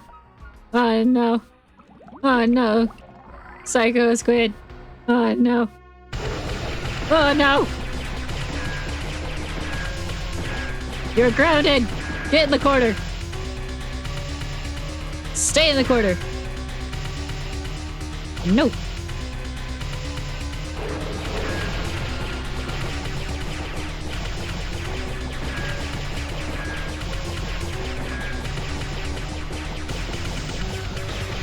Charlie, you better not get brave. You stay right there. Yes, good. Move that way.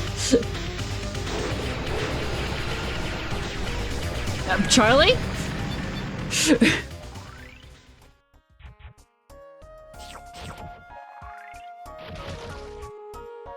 Charlie's like, you're not my mom!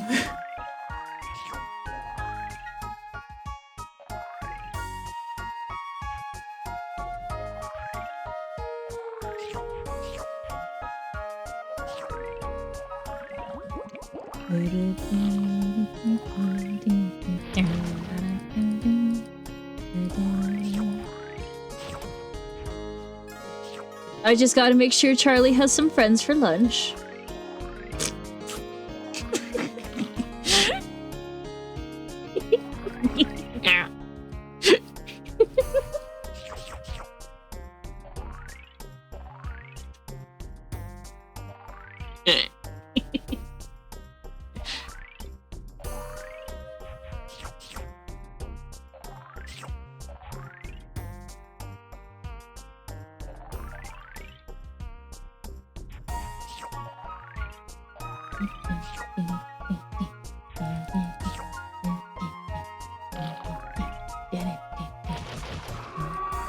When they turn green, it means they're hungry.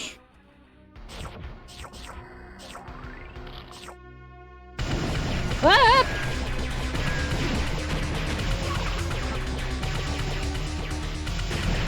Charlie? Charlie! Charlie! Charlie, stop it! Charlie!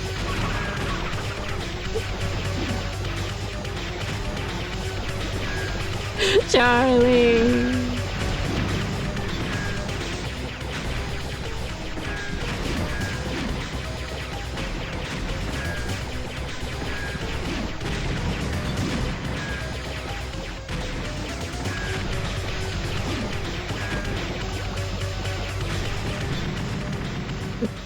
Sob.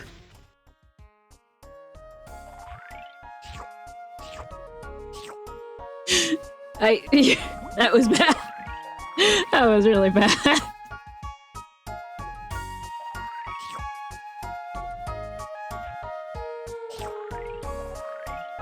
There's a part of me that's like, you should upgrade your gun. However, I can't afford that.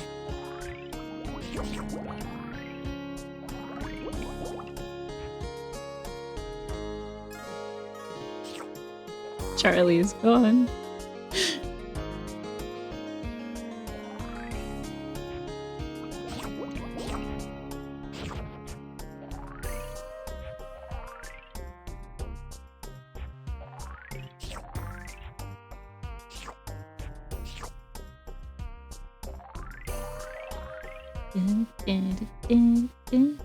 We're almost 2 hours into the stream. How's everyone doing?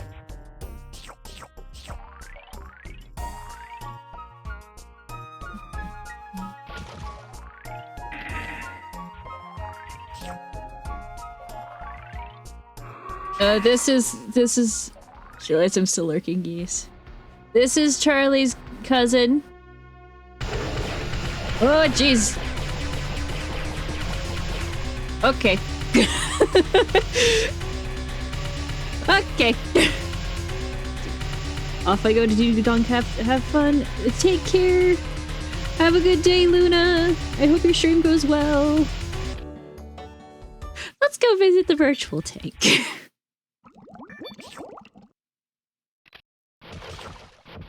That was rough.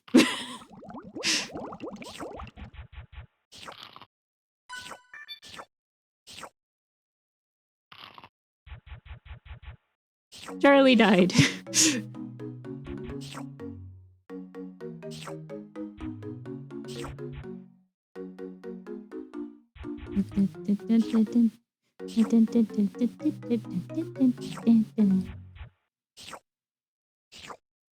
Oh, Ashley, you haven't met the fish in the tank yet. Let me introduce you. We have Brutus, Santa, Sawdust, Skellington, Gerald, Heracles, Nebu, RNA pickles, Shabingus, and Blaspheme. The chat's named all of them.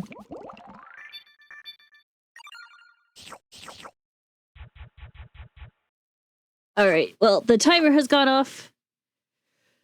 So now we respin and maybe don't get Insaniquarium again.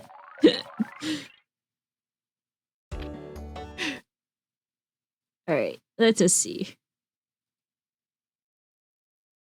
Bap.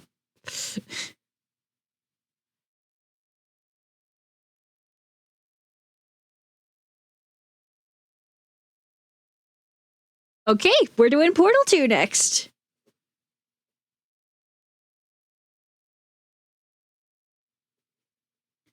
Alrighty, idea. I realize you guys can only see a little bit of it, but it says Portal 2, I promise. Alright, let me get this switched over.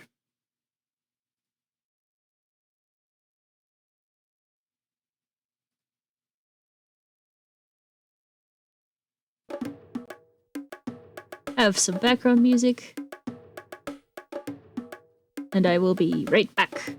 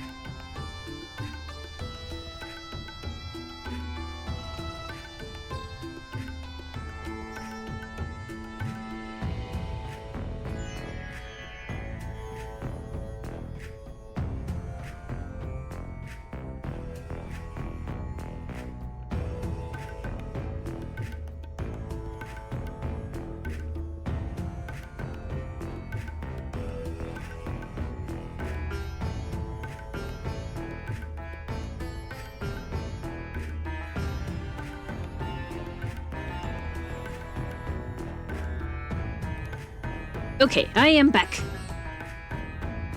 And all set up. More importantly. So let me shimmy shimmy Cocoa Puff right back to this screen. We will begin. Now, I'm gonna do single player.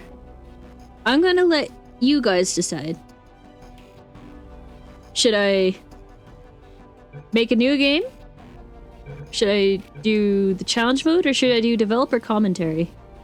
Because here's the thing, I forgot all the levels. I've clean forgotten all the levels and their solutions. Welcome back, thank you. I appreciate it. So I'll let you guys decide. Am I going to do a new game? Am I going to do challenge mode? Or am I going to do the developer commentary? What sounds interesting? Challenge? Alright. Challenge mode is doing all the levels with, like within a certain amount of time or portals.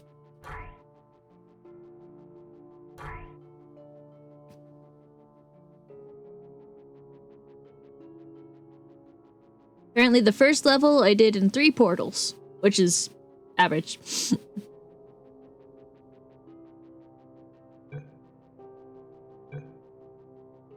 I did cube momentum in a lot more portals than anyone else, apparently.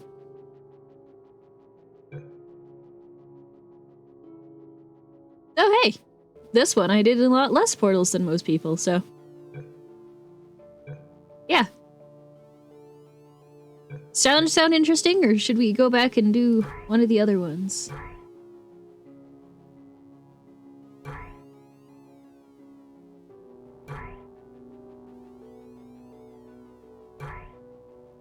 We have a lot of options. I'll just go through the story. If we do challenge, just like all the levels. Oh yeah, I forgot to set the timer. Hold on. Okay. Timer set.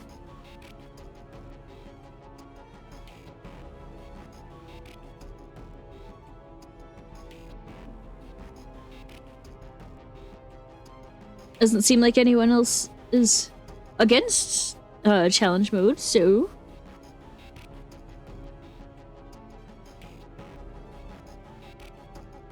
let's get this a rockin' and a rollin', shall we? It's not like we can't change our mind later anyways. Alright, I'm gonna dip out to play some Town of Salem 2, much as I love to stick around. No worries, Marcel, you have fun. Take care. Make sure you stretch and drink some water.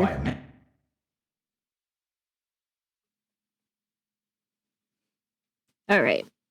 Manner of animal king, sentient cloud, or other governing body that either refuses to or is incapable of listening to reason.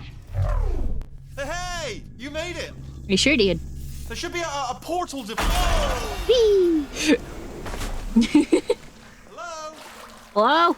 Can you see the portal gun? Yes. Also, are you alive? If that's important, you should have asked that first. You know what I'm going to do? I'm going to work on the assumption that you're still alive, and I'm just going to wait for you up ahead. I'll wait 1 hour, then I'll come back, and assuming I can locate your dead body, I'll bury you. Alright? Oh yeah. Go team! See you in an hour, hopefully. If you're not dead. Some emergency testing may require prolonged interaction with lethal military androids. Rest assured that all lethal military androids have been taught to read and provided with 1 copy of the Laws of Robotics to share. Good. If you feel that a lethal... You're getting worse. Just flat out, you're getting worse. I don't want to just lay here and feel blessed, so that's super fair. Let's try that again. Let's try that again. I feel like I can do better. Also, how's the audio? If the Because Earth is currently governed by a I'm a little worried about it. How's the audio? manner of animal king, sentient cloud, or other governing body that either refuses to or is incapable of listening to reason. Hey! You made it! I There did. should be a portal. Oh! Okay. We got this, chat. Can you see the portal gun?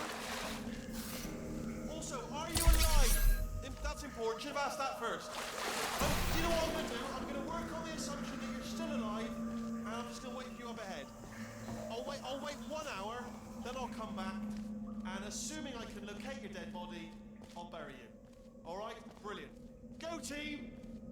Some emergency testing may require prolonged interaction with lethal military androids.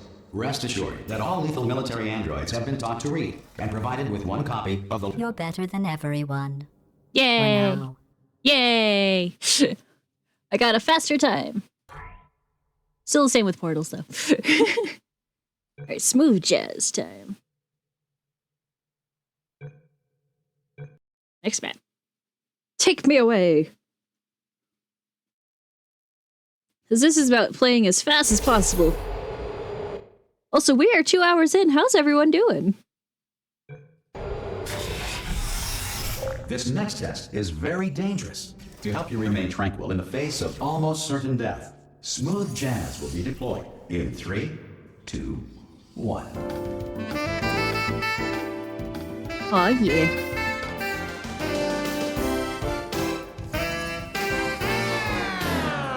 That went way faster than I expected it to.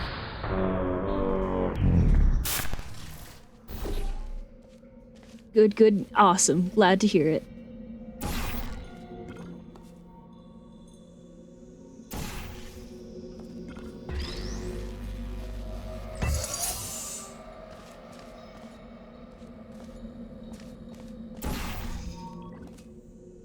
And there.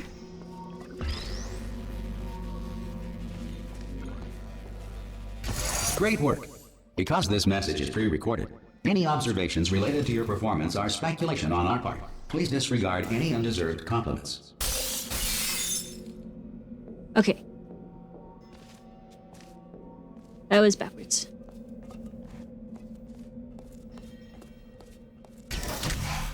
You're getting worse. Yay!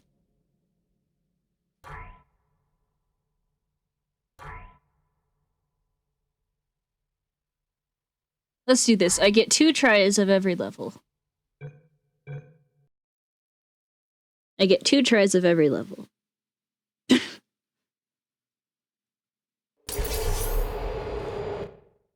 Okay. This next test is very dangerous. To help you remain tranquil in the face of almost certain death, smooth jazz will be deployed in 3, 2, 1.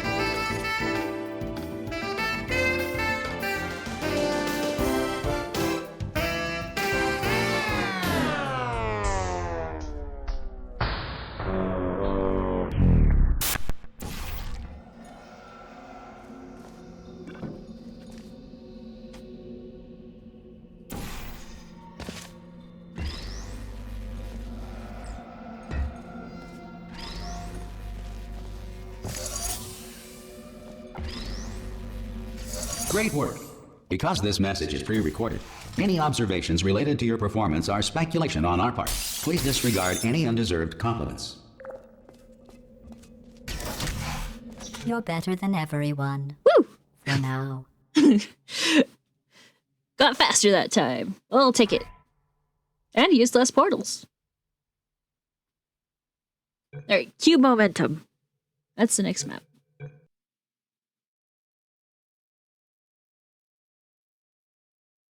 We got this, right, chat? Maybe. Looking at my previous times. Maybe. If the Enrichment Center is currently being bombarded with fireballs, meteorites, or other objects from space, Right, yeah. please avoid unsheltered testing areas wherever a lack of shelter from space debris does not appear to be a deliberate part of the test. Oh, this one. Okay.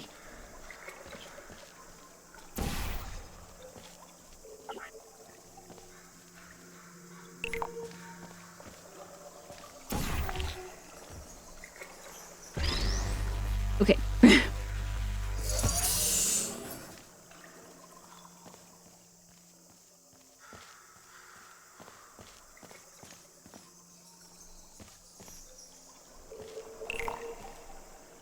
And then probably this.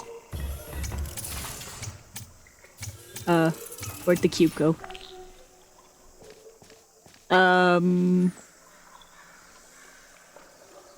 Guys, I think the cube went somewhere else.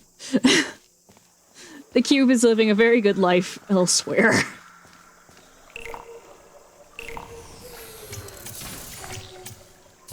Okay.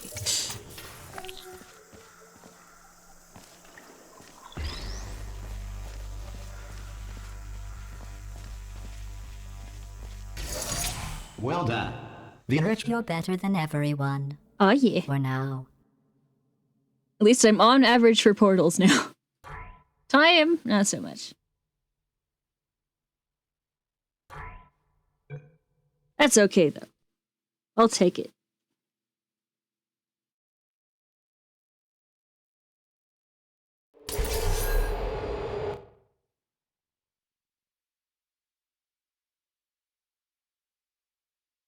Okay. This next test applies the principles of momentum to movement through portals. If the laws of physics no longer apply in the future, God help you. Okay. I've made a mistake.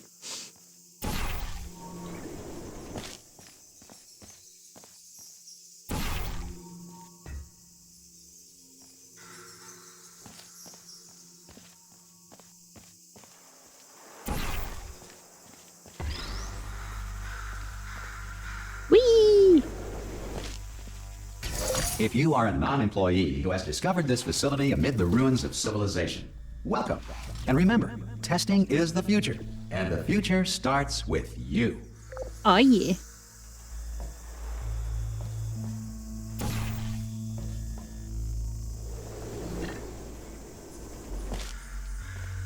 Okay, got up here.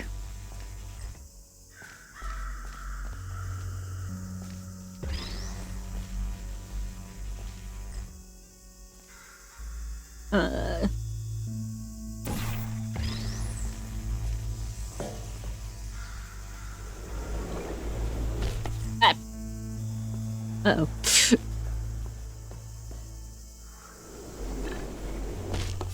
Uh-oh.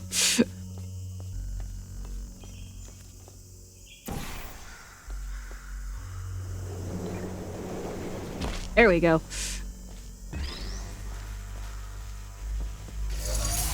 That was not good.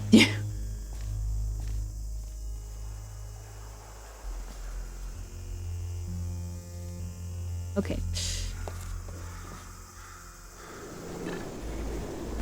Good work getting this far, future starter. You're getting worse. I sure am. Alright. Try that again.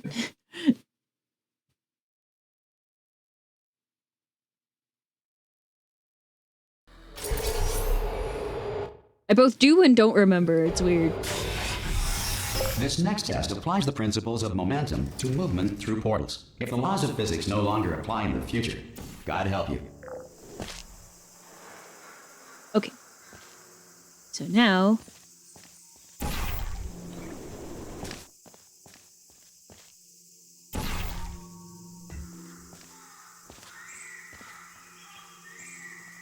we just do it again.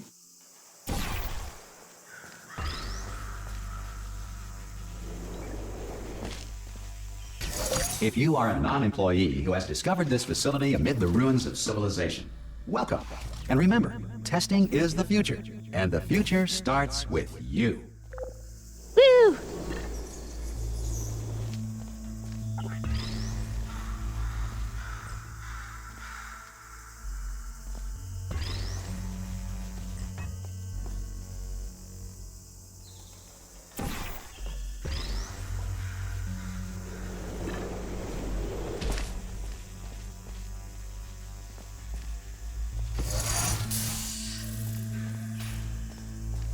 And we do it again.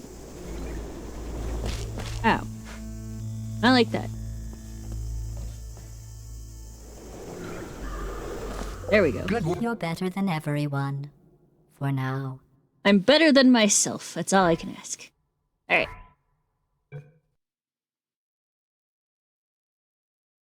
We're doing good, chat. We're doing good. We're making good time. I think. I hope. I don't know. I'm not actually keeping track. Right, so I did it with the fewest portals, but a lot of time.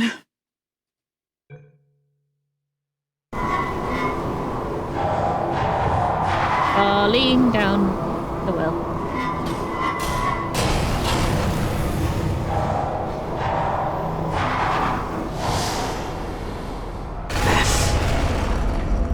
Here we are.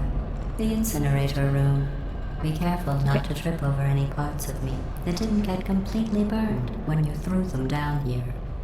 The dual portal device should be around here somewhere. Once you find it, we can start testing, just like old times. There it is. Hold on.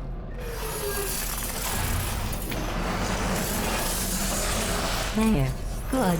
You have the dual portal device. There should be a way back to the testing area up ahead. Once testing starts, I'm required by protocol to keep interaction with you to a minimum. Luckily, we haven't started testing yet. This will be our only chance to talk.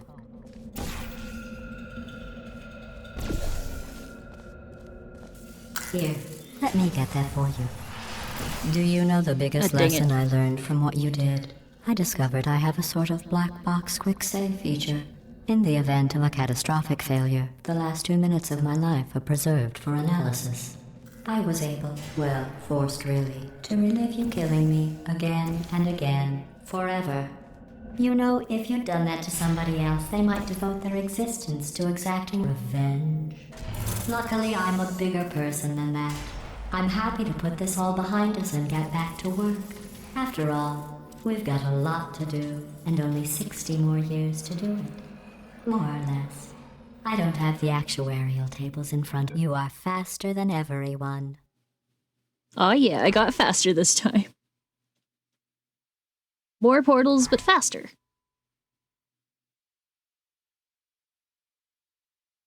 One more. One more try. One more try. Here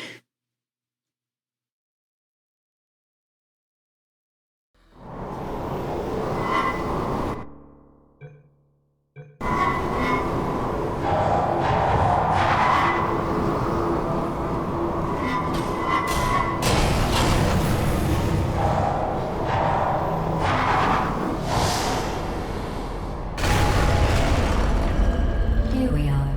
The incinerator room. Be careful not to trip over any parts of me that didn't get completely burned when you threw them down here. The dual portal device should be around here somewhere. Once you find it, we can start testing, just like old times. There it is. grab, give. There. Good. You have the dual portal device. There should be a way back to the testing area up ahead. Once testing starts, I'm required by protocol to keep interaction with you to a minimum. Luckily, we haven't started testing yet. This will be our only chance to talk. Do you know the biggest lesson I learned from what you did? I discovered I have a sort of black box quick save feature. In the event of a catastrophic failure, the last 2 minutes of my life are preserved for analysis. I was able, well, forced really, to relive you killing me again and again, forever. You know, if you'd done that to somebody else, they might devote their existence to exacting revenge. Luckily, I'm a bigger person than that. I'm happy to put this all behind us and get back to work. Let me in. After all, we've got a lot to do. You're better than everyone. Okay. For now. I think I got a better time, and I did less portals. Very good, very good.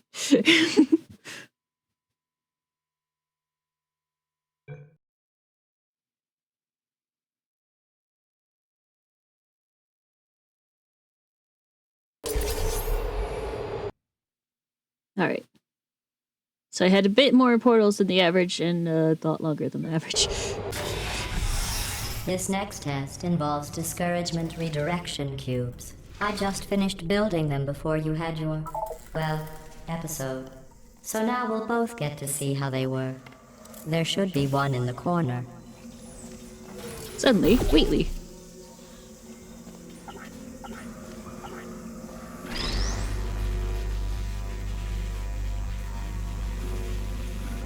Uh-oh. There we go.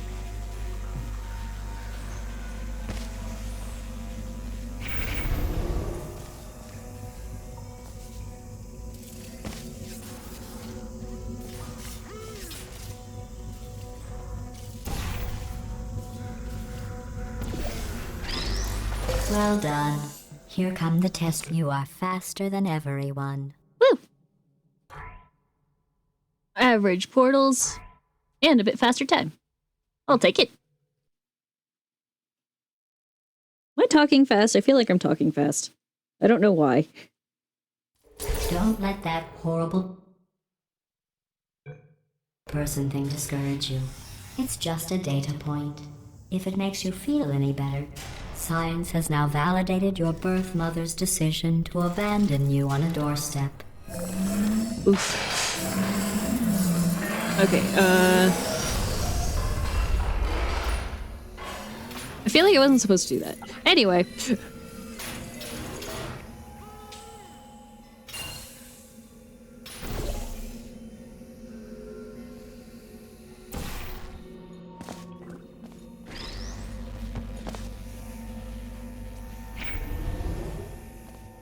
Okay, and the other one is there.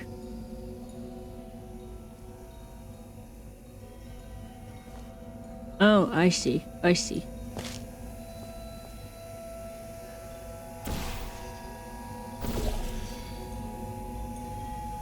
Congratulations. Not on the test. Most people, you're getting worse. Yay! Right, retry that. Don't let that horrible person thing discourage you. It's just a data point. If it makes you feel any better, science has now validated your birth mother's decision to abandon you on a doorstep. Wahaha. And I didn't get eaten by lasers.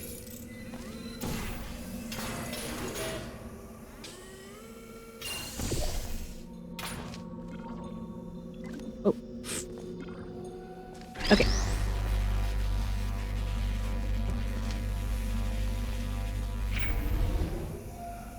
And orange. Congratulations. Not on the test. Most people, you are faster than everyone. Woo! I got faster. Still minimal portals.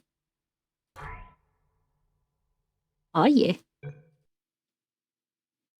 I don't want to spend too much time on every map, but I feel like I'm faster. Even if I don't remember. I don't know how I'm doing this. Genuinely. One moment. No. You are No navigating moments. these test chambers faster than I can build them. So feel free to slow down and do whatever it is you do when you're not destroying this facility. I was about to do something very bad.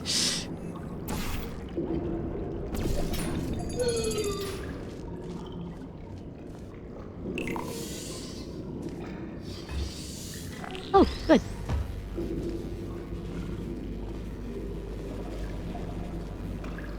I don't think this is the right portal. Cube. Portal cube. Oh, I want it to be over there. Where am I trying to go?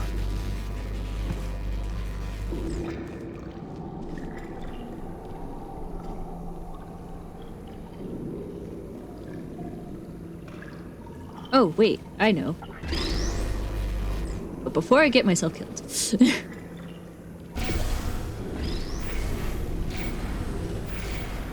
Oh, I should have been back over there. Oops. Wait, can I restart? Yes, restart.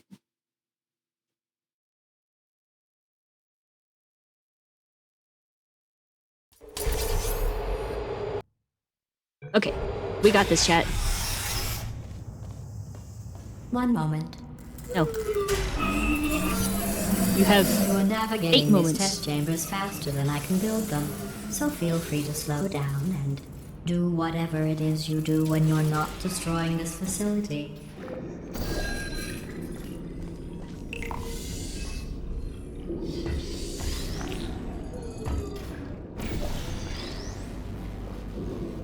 Okay, now.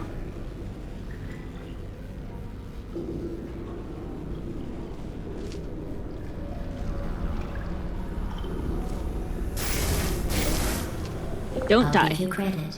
I guess you are listening to me. But for the record, you are faster than everyone. Giving me credit for slowing down while at the same time giving me grief for going faster.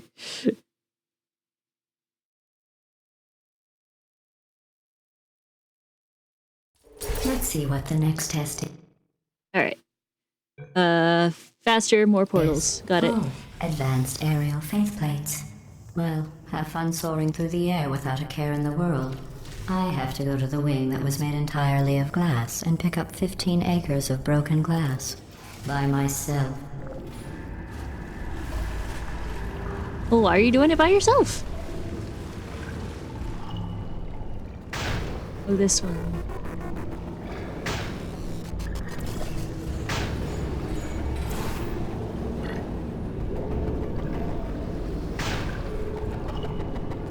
Okay. Oh, sorry. I'm still cleaning out the test chambers, so sometimes there's still trash in them, standing around, smelling and being useless. Try to avoid the garbage hurtling towards you.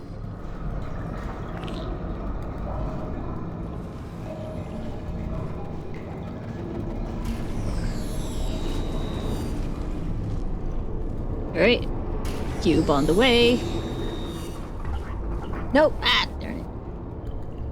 I have to go get it.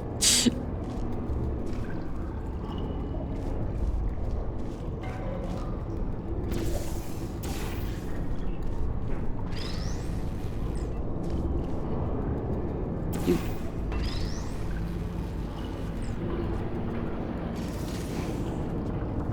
Remember before when I was talking about smelly garbage standing? You're better than everyone. For now. Eh. At least I got a faster time. I'll take it. I'll take that. How are we doing, chat? I realized you guys have been quiet. We're 2 hours and 30 minutes in. Alright. Less portals. Faster. Guilty consciences are more easily startled by loud noises. I'm sorry. I don't know why that went off. Yeah, me Anyway, neither. You should just get that an looked at. interesting science fact. Oh, did I accidentally fizzle that before you could complete the test? I'm sorry. Go ahead and grab another one. You have to give me another one, ma'am. Thank you. Oh, no. I fizzled that one too. Oh well. We have warehouses full of the things. Absolutely worthless. I'm happy to get rid of them. Hi, Wheatley.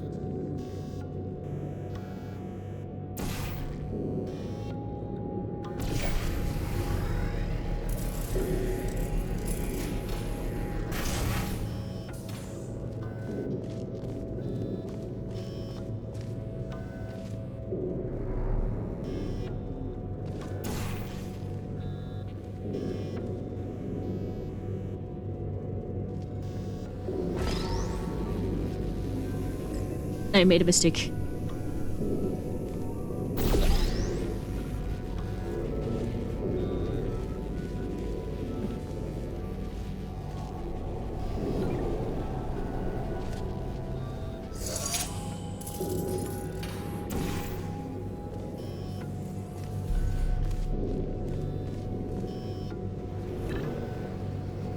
Okay. Every test chamber is equipped with an emancipation grill at its exit. You're better than everyone. For now. Yay! Got less portals.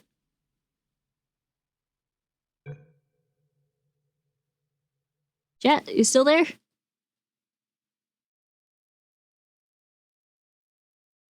Fair enough.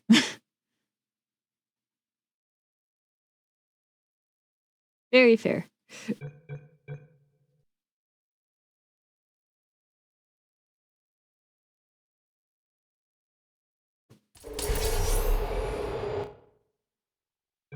Alright, just be better.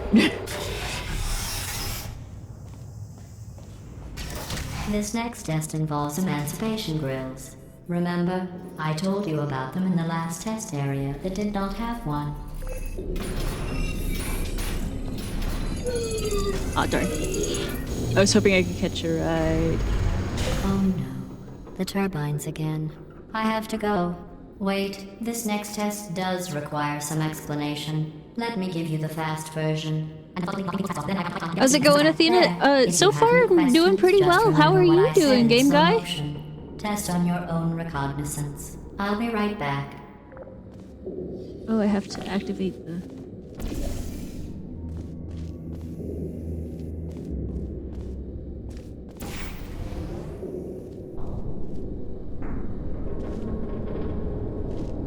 Oh wait, I want to do this. Thank you for coming to the stream. I really appreciate it. How you doing today?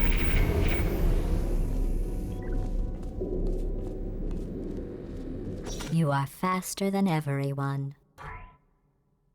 Oh, I was faster. I can do better. Let me try. I'm grand, nearly finished gathering all the day one Tokyo Game Show stuff together. Thank you for asking. Ooh, fun. I lurk when I can. That's super fair. I hope everything's going well with that. This next test involves emancipation grills. Remember, I told you about them in the last test area that did not have one. Aw, darn. I appreciate you being here. Oh no, the turbines again. I have to go. Wait, this next test does require some explanation. Let me give you the fast version.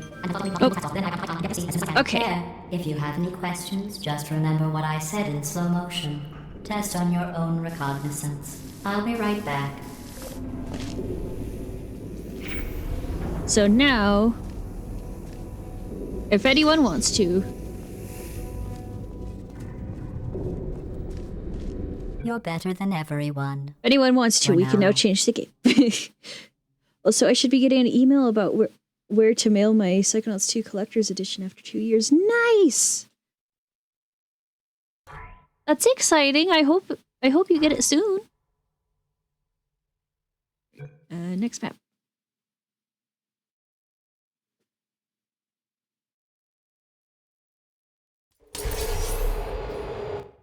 Alright. Let's focus on shorter time, I guess. The return, yes. Eat.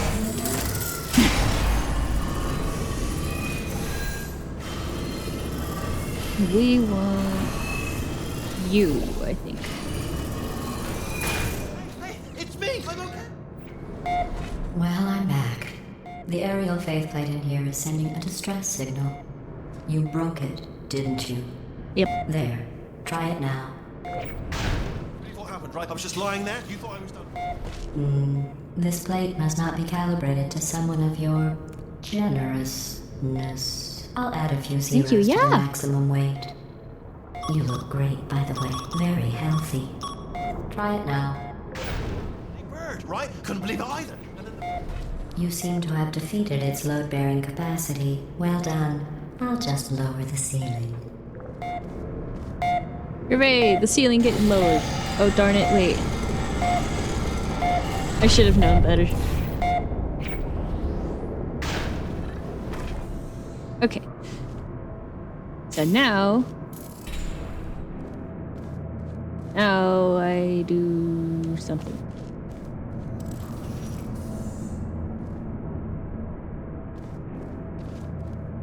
Okay.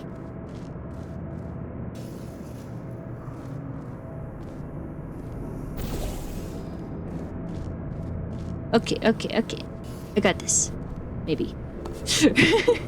Maybe. We'll see.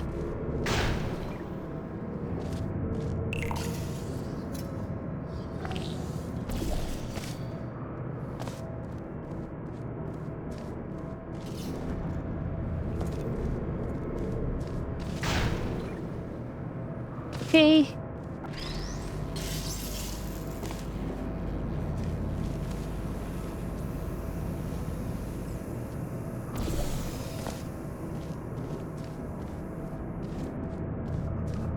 And about. Oh wait. I've made a mistake again. I'm good at those.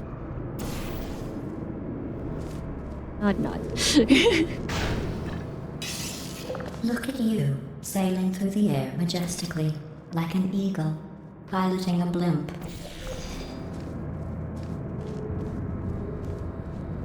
You are faster than everyone. Yay, I did faster that time. More portals, though. That's okay.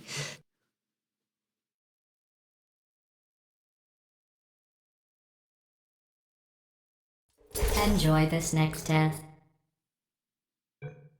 Alright, be faster. I'm going to go to the surface. It's a beautiful day out. Yesterday I saw a deer. If you solve this next test, maybe I'll let you ride an elevator all the way up to the break room. And I'll tell you about the time I saw a deer again. Aw, yeah. Getting told about the time she saw a deer.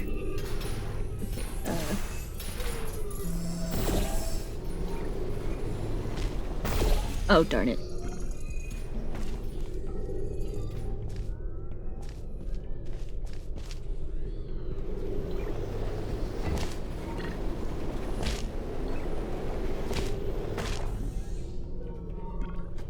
Okay, not that.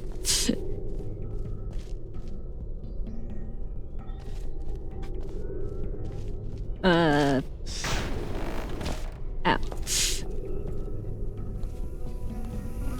Okay.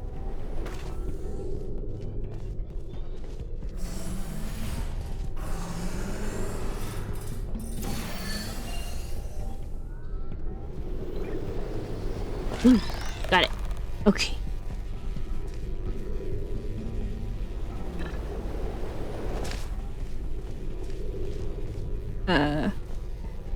Okay.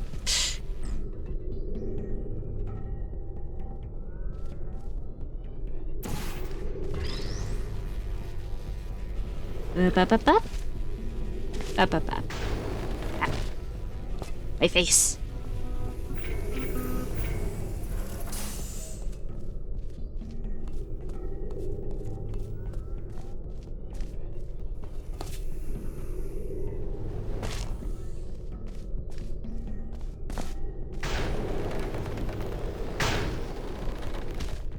Okay. I went splat.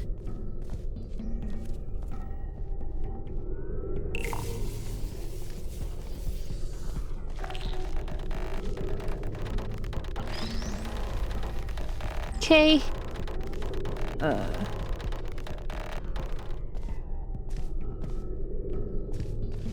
We want things and stuff. And stuff and things.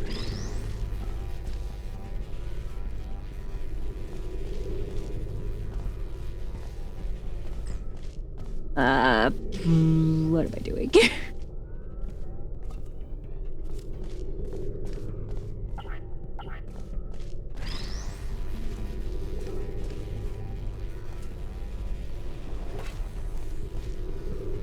Oh, darn it. I should have grabbed.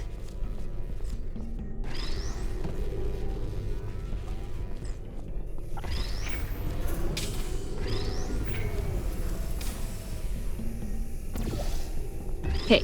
Remember, chat. Orange. We want orange.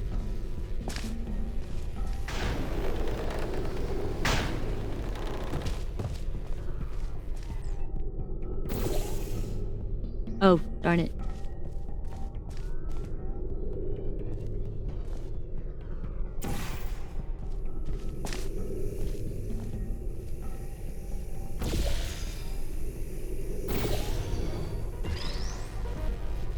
Okay.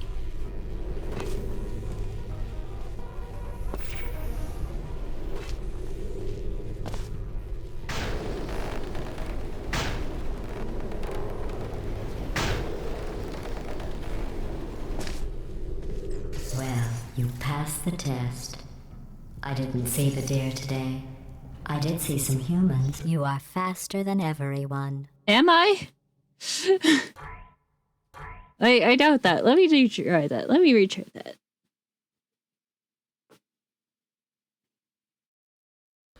Enjoy this next test. I'm going to go to the surface. It's a beautiful day out. Yesterday I saw a deer. If you saw It's interesting this how next much test, fluctuation there maybe is in I'll let times you on this ride an one. elevator all the way up to the break room. And I'll tell you about the time I saw a deer again. Ah, darn it.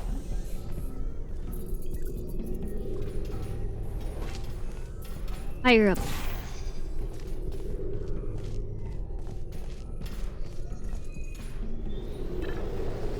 There. Okay.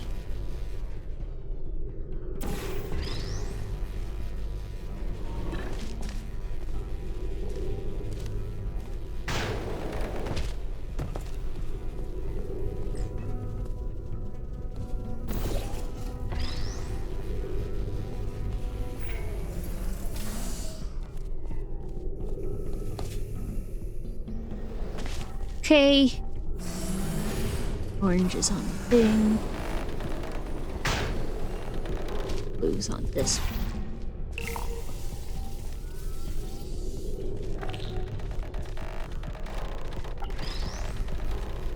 Grab it.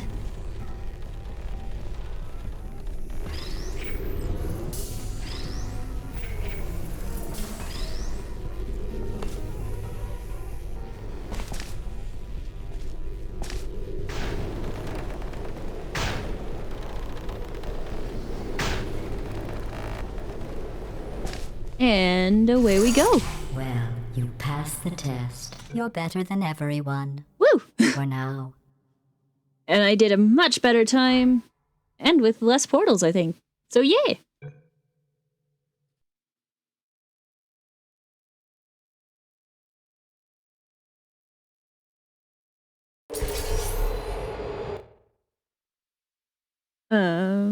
Okay.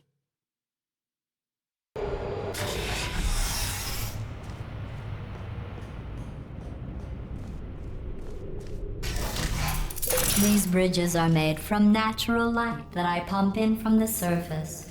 If you rubbed your cheek on one, it would be like standing outside with the sun shining on your face. It would also set your hair on fire, so don't actually do it. It's orange. Orange, orange, orange.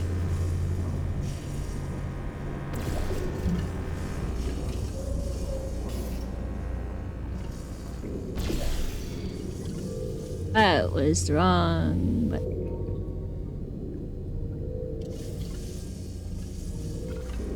Oh, no it wasn't. Cool.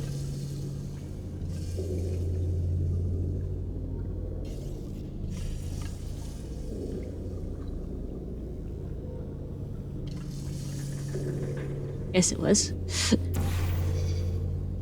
Not good.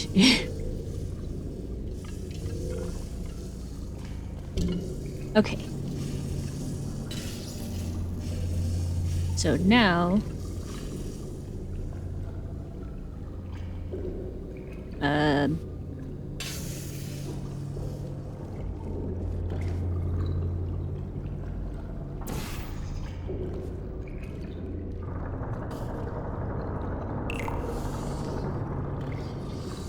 Okay, yeah. I'm not completely crazy. Oh, it just starts the... Okay.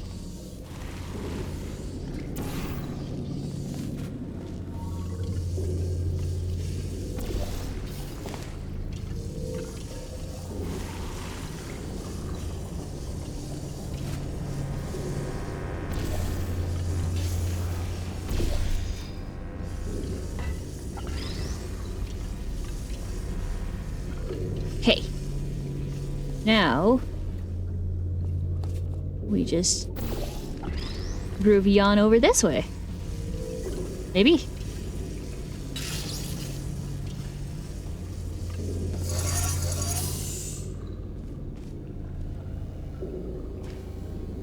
Okay. Now.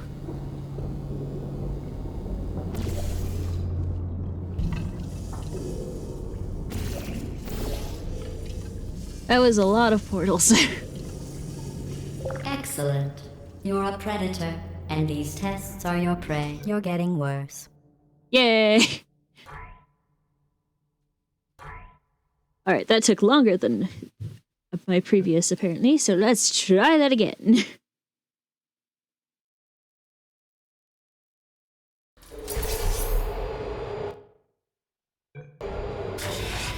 The juxtaposition from playing Insaniquarium to playing Portal is interesting.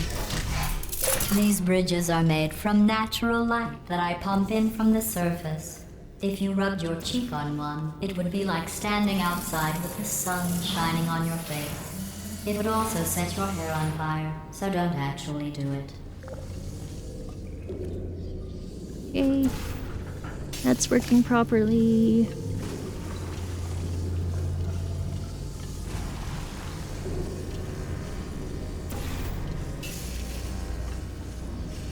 And up. Grab. And up.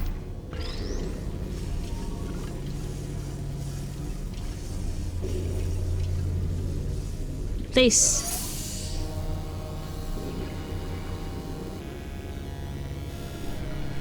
And I'd enjoy the music for a moment. And to this. And to that. Excellent. You're a predator, and these tests are your prey. You're better than everyone. Woo, I did better. For now. And I'm on average for portals this time.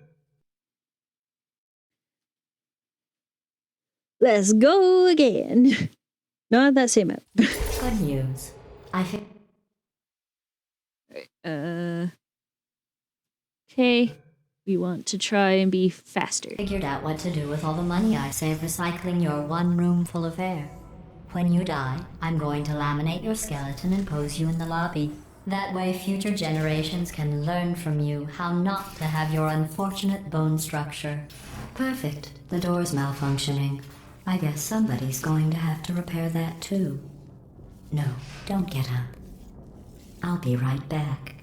Don't touch anything. Touch. Touch. Touch. Touch. Hey, Touch. up here. I found some bird eggs up here. Just dropped them into the door mechanism. Shut it right down. Touch. Ah! Bird! Touch. Bird! Bird! Touch. Bird! Touch. Touch. Okay, Touch. that's probably the bird in it that laid the eggs. Touch. Livid. Okay, look, the point is, we're gonna break out of here, alright? Very soon, I promise, I promise. Touch. I just have to figure out how to break us out of here. Here she comes, just keep testing. Remember, you never saw me, never saw me. I went and spoke with the door mainframe. Let's just say he won't be, well, living anymore. Anyway, back to testing.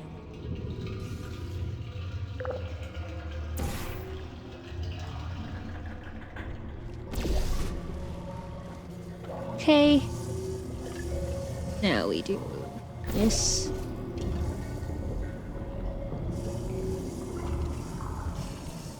And we do this, I think. Let me check. Yep.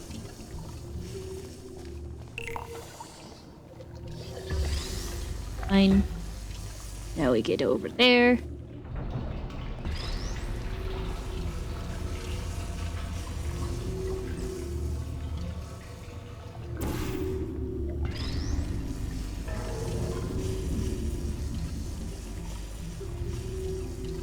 And we're groovy. Well done. In fact, you did so well. I'm going to note this on. You're better than everyone. Doing good, Wow. Athena. Nice. Thank you so much. I appreciate that. And slightly below average of portals. And faster time. I'll take it.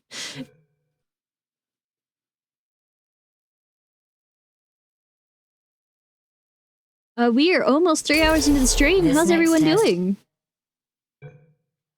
Make sure you stretch, drink some water, and maybe have a snack.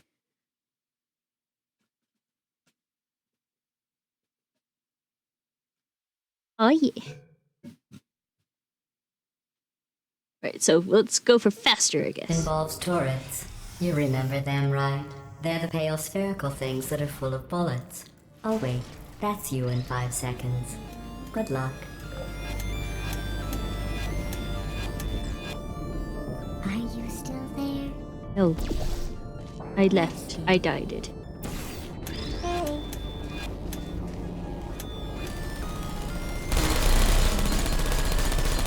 I don't blame you. I don't.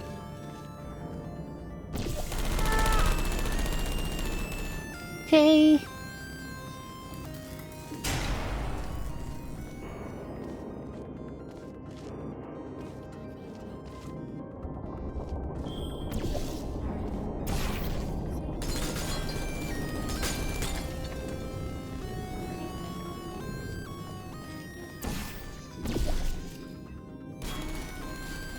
Ruby Ooby. Why not?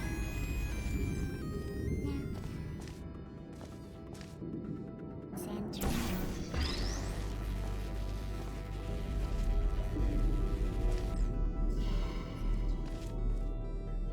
I aim wrong. That's okay. I have more chances. Hi, Bernie. Okay.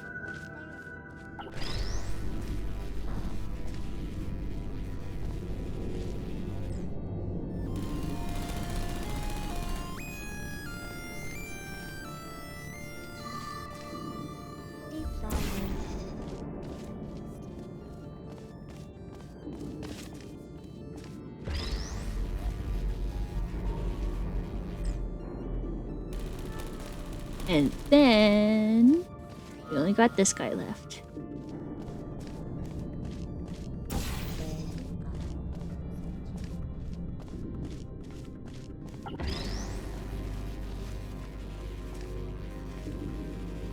Get cubed.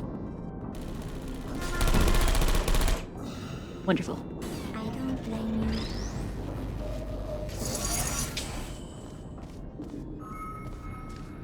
You're better than everyone. Woo, faster Wow. time. Maybe. More portals, I think. But faster time.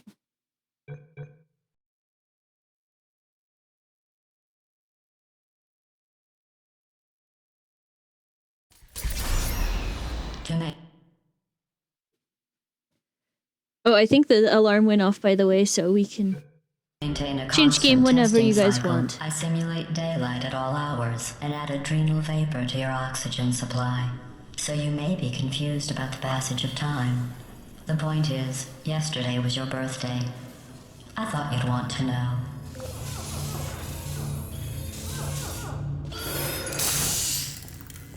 Thank you.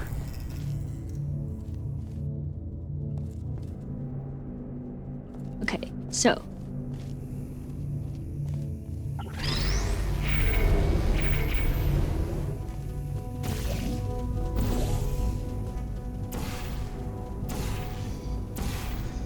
There you we know go. how I'm going to live forever, but you're going to be dead in 60. You're better than everyone. For now. Apparently I used... I feel like I can do better. Let me retry that.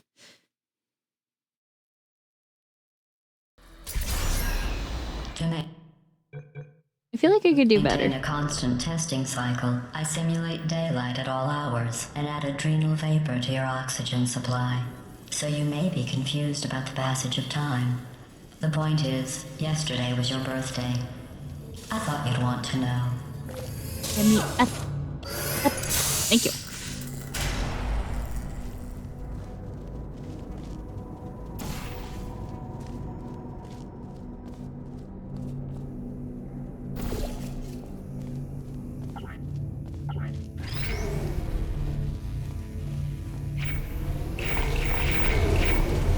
You know how I'm going to live forever, but you're going to be dead in 60 years? Well, I've been working on a belated birthday present for you. Well, more of you're better than everyone. Oh yeah. For now. Less portals. Little bit longer time, but that's okay. That's okay. That's okay. That jumpsuit you're wearing looks stupid. All right. Apparently, this is my first attempt. Or no one's done it before? That's not me talking. It's right here in your file. Or On my other game's people, it looks fine. not doing but well. right here, a scientist has noted that on you it looks stupid. Well, what does a neck-bearded old engineer know about fashion? He probably... Oh, wait, it's a she. Still, what does she know? Oh wait, it says she has a medical degree. In fashion. From France.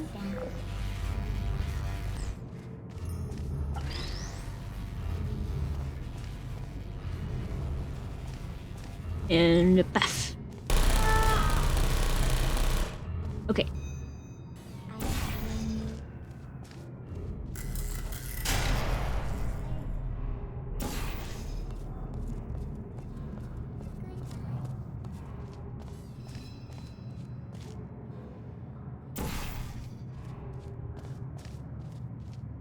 Okay.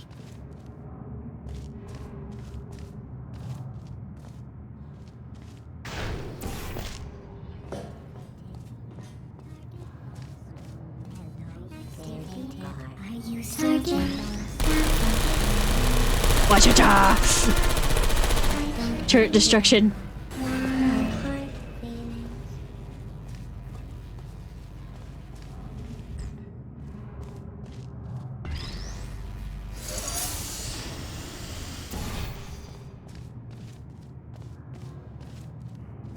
Okay.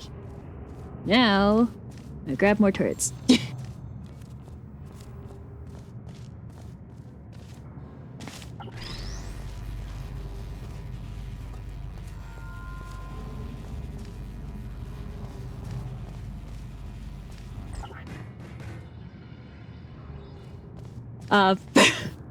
Could you just fall over? Thank you. That would be lovely.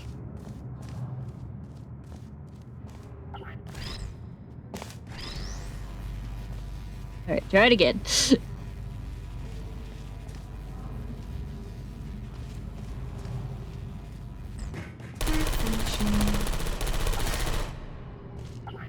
Critical error.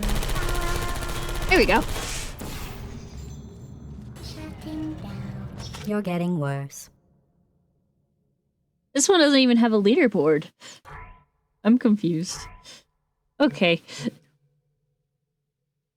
How about after this next one, the laser versus turret one, we do, we play with the director's commentary a bit, because I'm curious about it. Very curious. I have a... Okay. So this is all about portals. surprise waiting for you after this next test.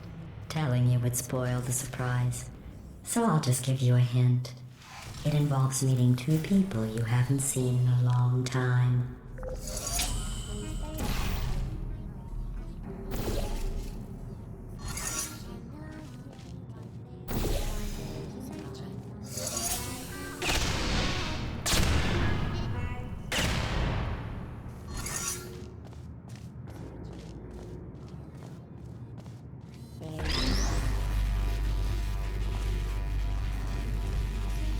Then we do this. I don't think there's any bonus points for getting the Easter egg while we're doing this.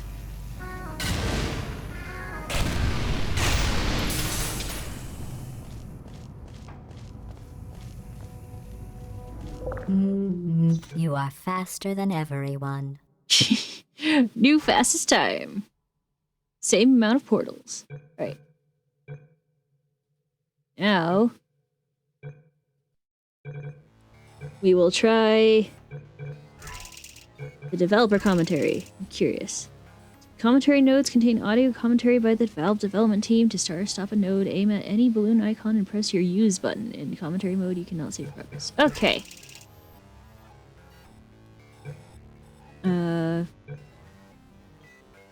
Sure. Far as game goes, Athena, I'm good with anything. I just love vibing and listening to you. Aww. I'm glad you're Notice I enjoying didn't it. even stay to the end of your last test. I was confident you could finish. Do you know where I was? I was outside watching some deer frolic. You don't even care about the outside, do you? In our first implementation, gestures were automatically selected based on the player's context. For example, blue might do a special gesture when standing on a floor button. Players became bored of seeing these gestures so quickly that they stopped using them before discovering any of the special context. Because of this, we decided to give players control of gestures as a way to express themselves, but when shown the full set from the start, they were overwhelmed by all the choices. By awarding gestures as the game progresses, we allow players to familiarize themselves with each gesture in turn. Leaving visible empty slots in the gesture wheel lets players anticipate that they'll be rewarded with cool new gestures as they progress. The gesture wheel provides quick access so that players can feel comfortable tossing out a gesture during downtime, letting them pick the perfect moment to share a high five. Oh yeah. We have a taunt where one robot steals the other's core. When implemented, it was the only taunt that required one person to initiate.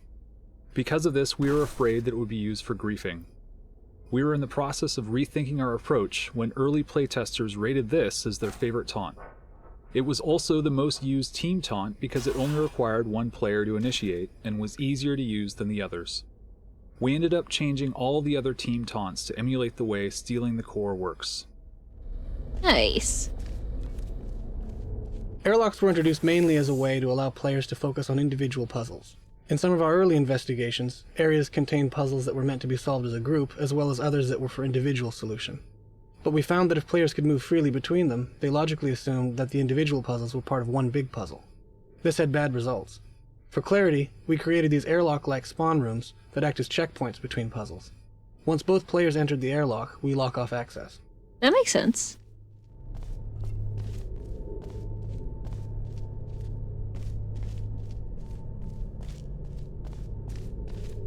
In Left 4 Dead 2, we authored simple, fogged, black versions of the world as monolithic models to avoid the CPU overhead of rendering the world again for water reflections. This worked well for the Left 4 Dead 2 outdoor environments where most light comes from the sky. But Portal 2 is almost entirely indoors, so the color and value of the world geometry is apparent in the water reflections. Since the Portal 2 world geometry is relatively simple, we automatically build a version of the world geometry that has a single texture that combines both lighting and surface shading, along with another texture that has just surface shading. The latter texture is used when rendering dynamic lights. These textures are at the same spatial resolution as the light maps and get packed into a single large atlas texture per level. Drawing this simple world imposter takes very little CPU time, which was a limited resource on Portal 2 due to the many portal views, split-screen views, and water reflection views that we needed to render. Oh. Oh, you can just click on the tab button to change the next... Interesting. I didn't mean to do that. In Left 4 Dead 2, we authored simple, fogged, black versions of the world as monolithic models to avoid the CPU overhead of rendering the world again for water reflections. This worked well for the Left 4 Dead 2 outdoor environments where most light comes from the sky.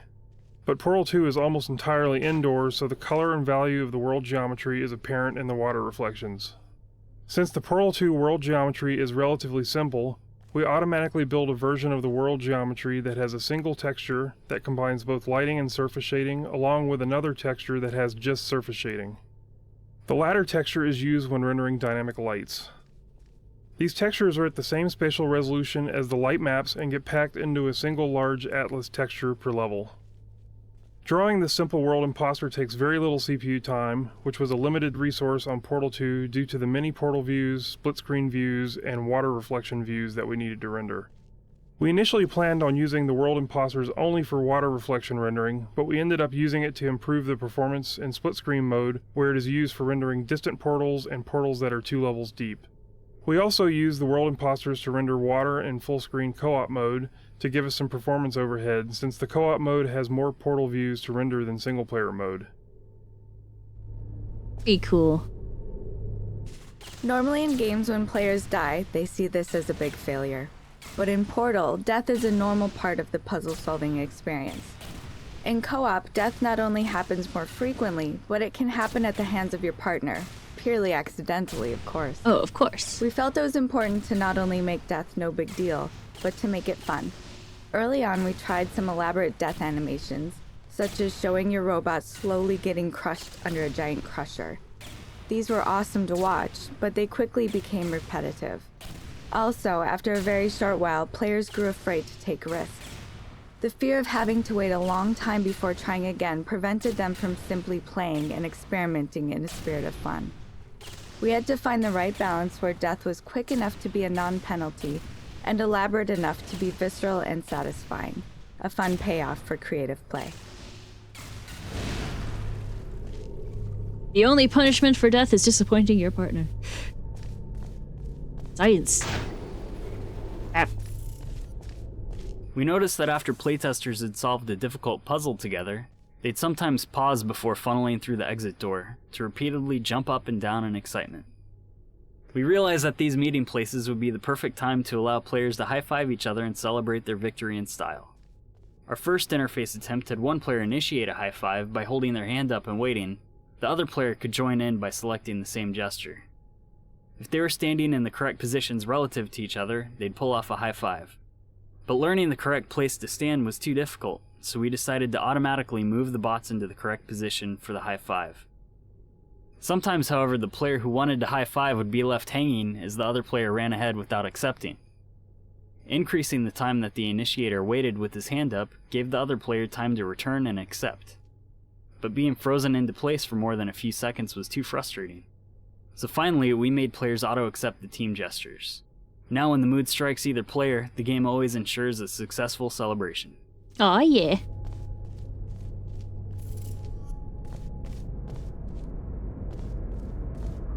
Early on, we realized that trying to tell your partner where to go, where to look, or where to place a portal was going to be really hard.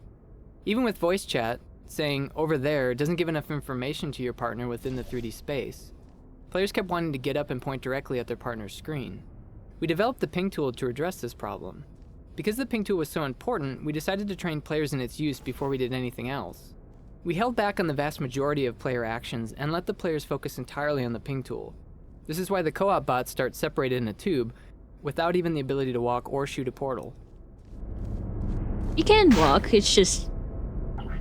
you can't do a lot of walking.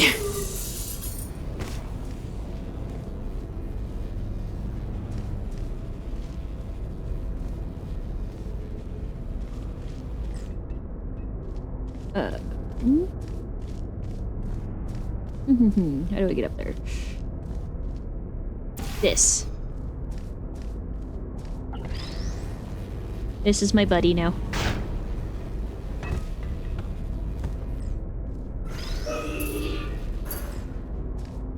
Something that really surprised us was how often playtesters stated that they loved the basic experience of handing off a cube to their partner.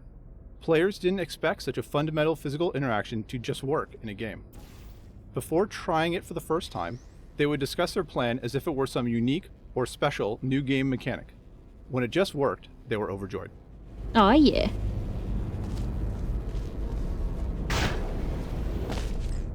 Ah, no, my cube! My buddy! Oh, I did not mean to fall down.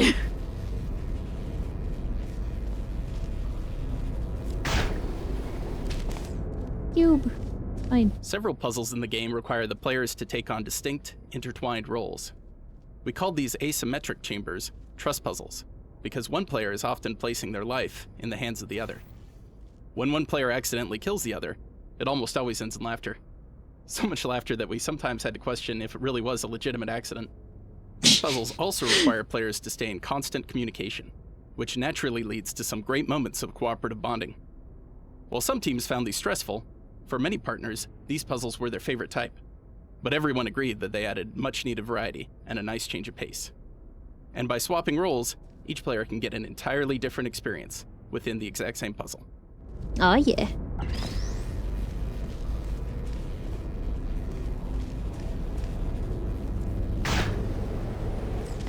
No, my cube got left behind.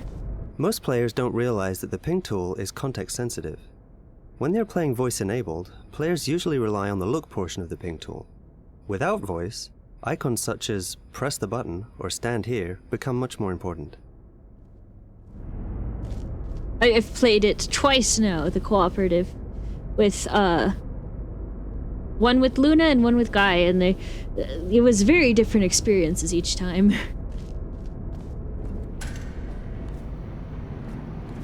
I think I'm blue. Very cool.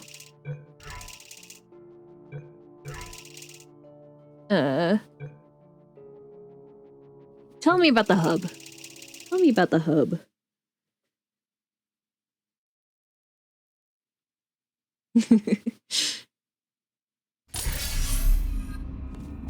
In laying out the structure of our hub, we had a number of challenges that were new and specific to co-op play.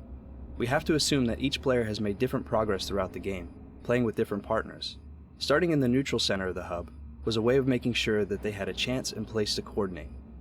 Players needed a way to agree on where to go, and a way to visualize each other's completion data. As they played, they needed concrete feedback on how much progress they had made. In seeking solutions, we felt it was important to keep the player in the game space, rather than resorting to menus and UI that would take them out of the game. Therefore, players can clearly see their status over the doors, and they navigate by walking to the course in the 3D space. GLaDOS is there to connect the experience to the single-player game, while also holding the player's hands a bit to keep the co-op goals and feedback clear. GLaDOS is here to hold your hand. The visual design of the robots began with lots of concept art. The initial round of concepts explored all kinds of forms, from human to the more abstract. We found ourselves gravitating towards shapes that reminded us of the sphere and the turret in the original Portal. Whilst keeping with the established Portal design aesthetic, we were keen to create all new characters, and being a duo, it was important that they were their own separate designs, rather than identical copies of each other. Unlike, for instance, Team Fortress 2, where a clean silhouette is essential for communicating the nature of a character, we had an opportunity here to play with designs that were a bit messy, with things sticking out of them so they looked half manufactured, half improvised. Once we had agreed on rough designs in 2D, we began to build the shapes in 3D, and this is where the next level of improvisation and experimentation occurred. Usually, a model will be designed and built in 3D and then rigged for animation, but here we allowed the rigging process to inform the models. We wanted to celebrate the mechanics of robots. We allowed function to dictate form, and in terms of detail, they started to design themselves once you start thinking about motors, ball joints, actuators, and all that sort of thing. The classic duo is often made up of two contrasting body types, short and squat next to tall and wiry, and it's not hard to see Laurel and Hardy, C-3PO and R2-D2 in these characters. Even though we had the freedom to make our silhouettes a bit untidy, it was still important that they remain readable as anthropomorphic bipeds. We wanted players to feel free to make mischief for their partners, in a typically human way, but without creating any kind of gore. The robots were perfect for this. Our initial goal in designing the hub was to provide players with a lot of choices, so that they could sample a variety of game types. The idea was that if they got stuck or needed a break, they could pick another test chamber or another mechanic to explore. In reality, this prevented us from doing sufficient training and limited the overall scope of the puzzles. With such a flat structure, it was much harder to layer old mechanics onto new ones, because we couldn't guarantee that players understood what they needed to know to solve a puzzle. By going linear, we could guarantee prior knowledge and provide a much better experience, more satisfying pacing, and a story that gathered momentum over a long period of time. In our original robot designs and the first animation tests, we started with the premise that, being robots, their movement should have limited personality and be a bit more mechanical. The feedback of our game testers and the reaction of our fans to the trailers convinced us that a more whimsical approach to the animation would lead to a better experience. So we moved away from a sterile approach and found a whole new range of possibilities as we began to explore their personalities and gestures. Aw, yeah.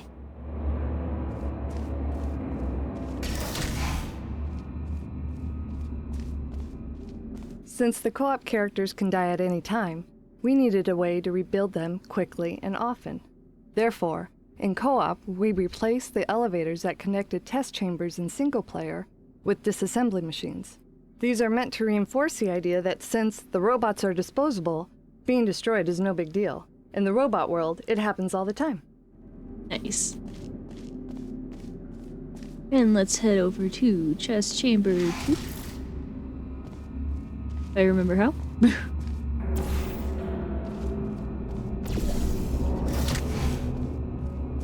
The orange bot has been described as finicky, and you can see elements that are somewhat bird-like and even reminiscent of the Odd Couple's Felix Unger.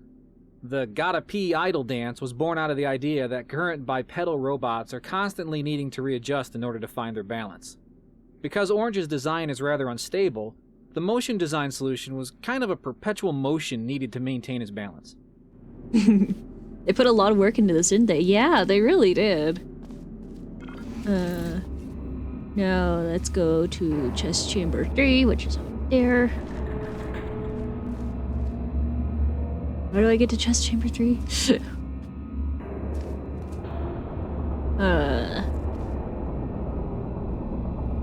It says it's locked, so I guess I can't. But test chamber 4 is good to go.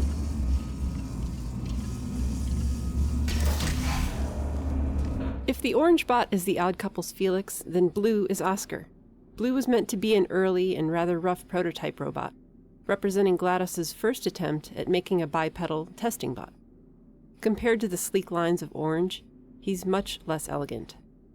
For motion inspiration, we looked to some of our favorite real-life robots, such as the Big Dog robot from MIT and the towel-folding robot from Hitachi. Aw.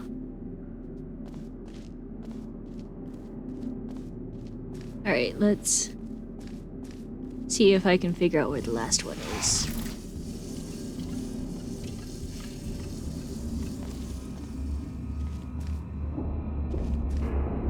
Not in the bonus courses.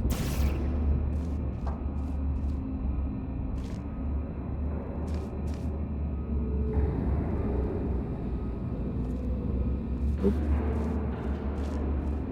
Were the Vaders in test chamber 1 open? I think they were.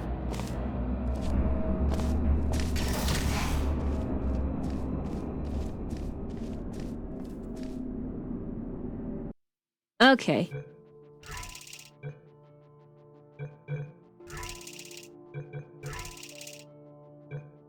Right, what I think. Okay, that's the last of the commentary. This one's the last one of the commentary for co-op. Let's see it. I didn't realize how much I've been wanting to see the developer commentary until now. Okay, mid-chamber. It took a while for us to dial in the right approach for the co-op bot vocalizations. Initially, we recorded some in-house vocal performances and processed them heavily, with the resulting sounds being very robotic. However, as the animations being created for the bots were so broad and expressive, we soon realized we were going to need to try a different sonic approach. After a few more in-house experiments, we brought in D. Bradley Baker, who we had worked with to create the voices for some of Left 4 Dead's Special Infected. We worked with D to come up with 2 distinct vocal and character approaches for the bots and recorded a range of responses for each. Afterward, 2 of our sound designers each took on one of the voices and came up with a unique sound processing approach to create a distinct sonic personality for each bot that still allowed the energy and expression of Dee's performances to shine through. In the following samples, you can hear what they sounded like in Dee's original performance and the result after the sound designers got through with them.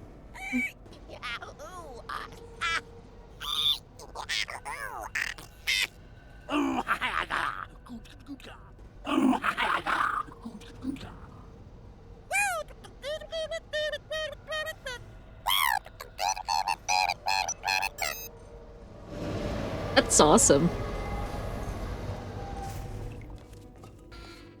It's important to give co-op players a way to coordinate their action. Seeing how our players naturally wanted this ability, we decided to support it with the ping timer and ended up designing some puzzles around it. Due to lag and other issues, syncing up actions over voice chat turned out to be rather difficult. Therefore, we created the countdown timer as a way for players to keep in sync. It's completely predictable. Both players see the go at the same instant, and the clocks run in sync even if they're on different systems. Nice. This puzzle requires one of Portal's trickiest logical leaps. Early playtesters often took longer than their patience would allow and were nearly ripping out their hair by the time they'd finally solved it.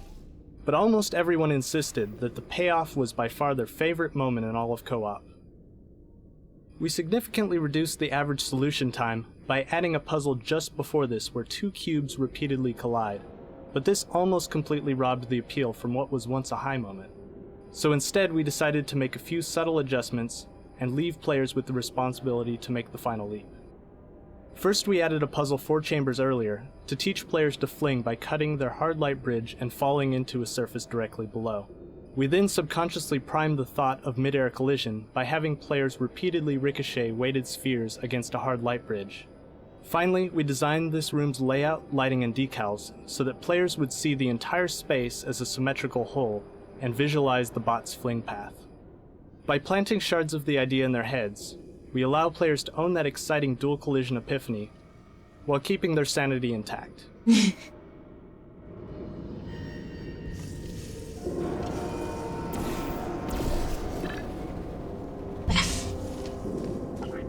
For a while, we were on the fence about whether to keep the Team Taunt hug in the game. Some felt it wasn't suitably robotic, while others had a concern that perhaps it showed too much emotion for these characters.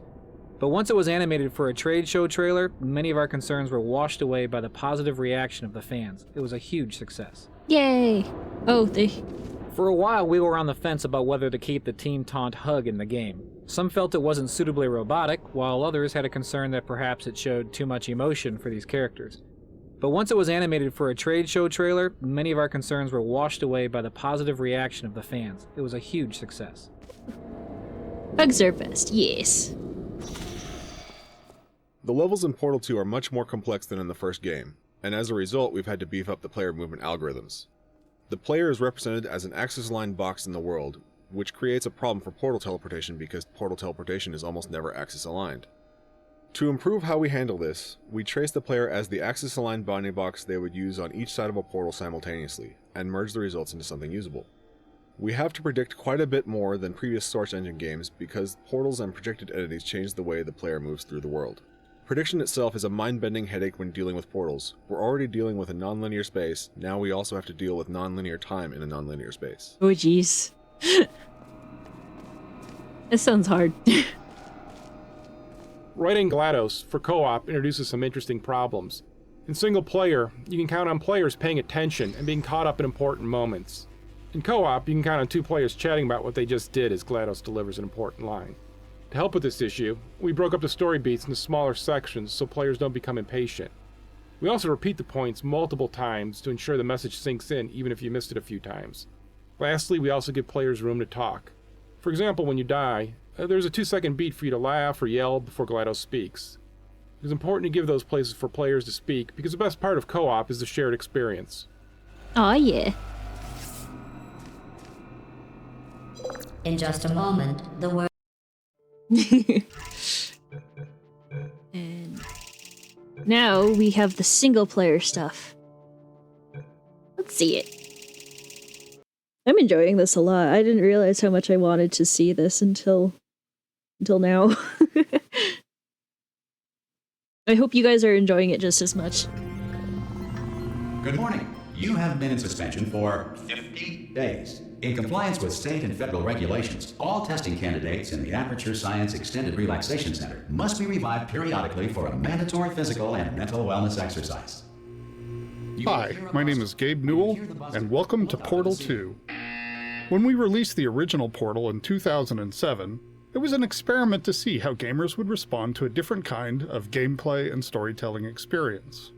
Portal went on to win a bunch of awards, sell many copies, and, most importantly, resonate with gamers in a way that no other Valve title has.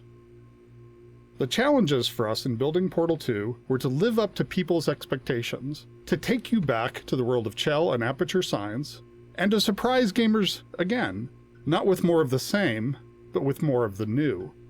And I think it will be, mostly, a pleasant surprise. To listen to a commentary node, put your crosshair over the floating commentary symbol and press your use key. To stop a commentary node, put your crosshair over the rotating node and press the use key again. Some commentary nodes may take control of the game in order to show something to you. In these cases, simply press your use key again to stop the commentary. Please let me know what you think after you've had a chance to play Portal 2. I can be reached at gaben@valvesoftware.com. I get about 10,000 emails each time we release a game, and while I can't respond to all of them, I do read all of them. Thanks, and have fun. Wow. Good. You will hear a buzzer. When you hear the buzzer, look down at the floor. Good. This completes the gymnastic portion of your mandatory physical and mental wellness exercise. The writers went back and forth over whether or not Wheatley had tried escaping with other test subjects before waking the player up. It was an interesting idea, and you can still hear remnants of the story arc in some of the dialogue. But at the end of the day, it was just too expansive a concept to sell, so it's hinted at, but not overtly mentioned until the end. This is really nice. It really is. The idea of being stuck forever in a state of stasis that looked like a crappy old motel room had been in our minds for a long time, but we weren't sure exactly how we wanted to rip you out of it. There was some debate over whether the opening sequence happened inside the player's head or not. There was an alternate opening where Aperture had hooked up all of its cryo-stored test subjects to an incredibly boring hotel room simulator, which Wheatley would then wake the player from. Eventually, this was discarded as too difficult to explain in the short time allotted, and we opted to change the hotel room to a container ride on a rail. This allowed us to show the player, rather than tell them about how they and other test subjects have been stored, show some of the scale of the facility, and even hint at how much time has passed. We also get to gradually reveal all of this through the destruction of the container itself as it moves and bangs into things. Overall, this gives the player a much more dynamic and visceral introduction to Portal 2. Yeah. This is really nice. I agree. Eat to sleep. If only it was that easy. Good morning. You have been in suspension for 9999999. This courtesy call is to inform you. Anyone in there? Subjects should vacate the enrichment center immediately. Any test subject Are you going to open the door at this time at any will be time? assumed to have exercised his or her right to remain in extended relaxation. For the Are you going to duration open this of the door? destruction of this Because it's facility. it's If you have fairly questions urgent. or concerns regarding this policy, You can see the dent in the bed. I didn't notice that before. Hello, friend. Why not open the door? Desk drawer in front of you and write us a letter. Could be Spanish. Could be Spanish. Hola, amigo. Abre la puerta. Donde está? No. Fine. No. Absolutely fine. It's not like I don't have, 10,000 other test subjects begging me to help them escape. It's not like this place is about to explode. All right, look, okay, I'll be honest. You're the last test subject left, and if you don't help me, we're both gonna die. All right, I didn't want to say it. There you go. You've dragged it out of me. All right, dead. Dos muerte. Go on. Hello? I don't know if I heard all of that the first time. Ah! Oh, God. You look good. Looking good, actually. Are you okay? Are you... Don't answer that. I'm absolutely sure you're fine. There's plenty of time for you to recover. Just take it slow. Please prepare for emergency evacuation. Stay calm. Stay calm. Prepare. That's all I'm saying. Prepare. It's all fine. All right? Don't move. I'm going to get us out of here. Oh, you might want to hang on to something. Word of Okay. advice. Up to you. I'm going... You all right down there? Can you hear me? Hello? This is bumpier than I remember it being. Most test subjects do experience some cognitive deterioration after a few months in suspension. Now, you've been under for quite a lot longer, and it's not out of the question that you might have a very minor case of serious brain damage. But don't be alarmed, all right? Although if you do feel alarmed, try to hold on to that feeling, because that is the proper reaction to being told that you've got brain damage. Do you understand what I'm saying at all? Does any of this make any sense? Just tell me, just say yes. Okay, what you're doing there is jumping. You just jumped. But never mind, say apple. Apple. Apple. Okay, you know what? That's close enough. Just hold tight. All reactor core safeguards are now non-functional. Please prepare for reactor core meltdown. Okay, look, I wasn't going to mention this to you, but I'm in pretty hot water here. How you doing down there? You still holding on? Yep. The reserve power ran out, so of course the whole relaxation centre stops waking up the bloody test subjects. Hold on, this is a bit tricky. And of course, nobody tells me anything. No, why should you tell me anything? Why should I be kept informed? You know, about the life functions of the 10,000 bloody test subjects I'm supposed to be in charge of. Why? It's close. Can you see? Am I gonna make it through? Have I got enough space? Just gotta get through here. Okay, I just gotta concentrate. You got this, Wheatley. And whose fault do you think it's gonna be when the management comes down here and finds 10,000 flipping vegetables? Alright, see, no, I hit that one.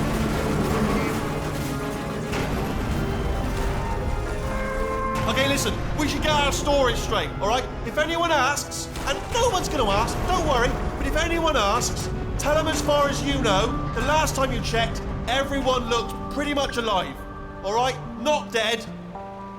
Okay, almost there. On the other side of that wall is one of the old testing tracks.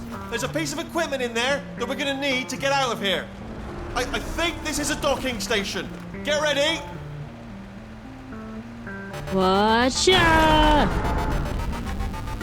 Good news, that is not a docking station. So there's one mystery solved. I'm going to attempt a manual override on this wall. Could get a bit technical. Hold on. Almost there. Remember, you're looking for a gun that makes holes. Not bullet holes, but don't worry, you'll figure it out. Seriously, do hold on this time. Ooh, bubble. The container ride destruction sequence provided some unique technical challenges. The dynamics you experience are actually computed as two separate but nested simulations. The first is a course scale simulation designed as a stress element analysis pass. This pass computes the overall gross motion of the container itself and computes the collisions and breakpoints based on path keyframe data and a network of constraints. As the container bumps and crashes along, the constraints start breaking and the room progressively starts to come apart. There are over 300 rigid bodies and 900 constraints in this rig, all individually configured for properties like tensile, friction, and collision response. The core simulation portrayed gross motion that captured the main dynamics of the ride, but not the fine details. The product of the core simulation was then used to deform spline-based surfaces representing the container geometry, which in turn were parents to fine debris anchored as rigid bodies. As the surface deformations increase, anchors are broken and the fine debris rigid bodies are released into the simulation. The fine simulation also includes the interior furniture and the model detailing. The two simulations were then connected using cache data and were driven together by a series of scripts. Due to the computational complexities of having two nested simulations, we had to come up with some solutions to some interesting mathematical problems. One problem was that the nested nature of the simulations resulted in some instability in the fine debris calculations due to floating point computational limits. The solution employed for this was to compute the fine debris on a stage where the root transform of the course simulation was essentially cancelled out and stored for later use. This allowed us to more accurately detect the fine interactions between the debris and the environment. Post-simulation, the root transform position and inertia were reapplied to the details. We solved the problem of trying to compute the player within this highly dynamic environment by putting them in a virtual room that has all the base shapes of the rendered container, but is simply used to compute player navigation. It's hidden somewhere else in the map. The viewpoint of the player is then parented to the course simulation transform, resulting in the final rendered frame. At the end of the ride, the player is teleported into the actual game space. The simulations were iterative, enabling us to sculpt the dynamics in parallel with gameplay design. In the final product there are over 1,200 rigid bodies, 900 constraints and 1,000 joints. With all the iterations combined, the actual runtime spent computing the simulation was 92.4875 days. Wow.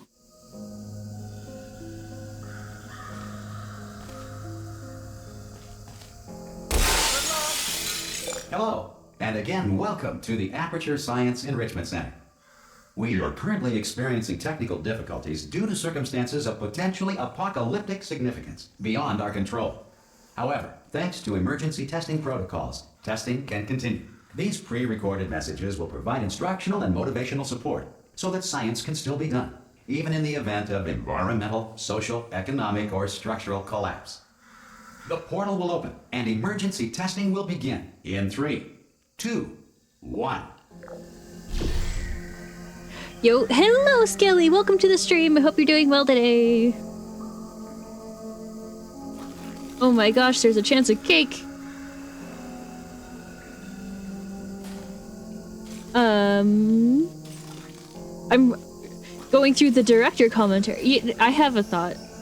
What if this is why Chell doesn't speak? She's in her head, the director's commentary is going on, so she can't even hear what anyone's saying.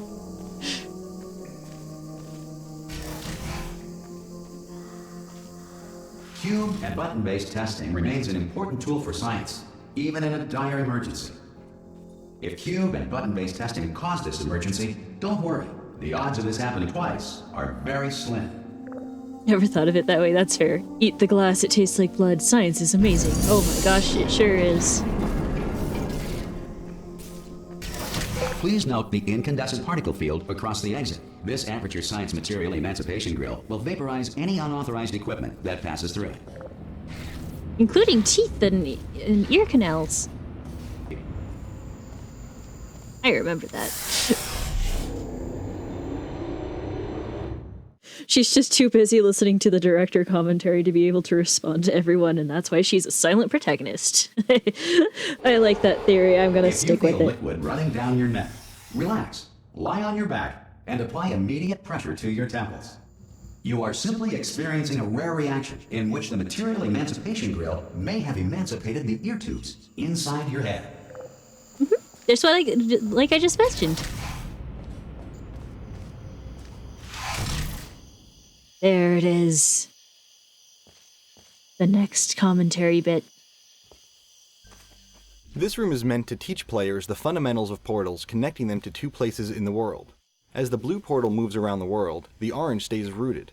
In the original portal, this room had these portals moving by themselves on a timer.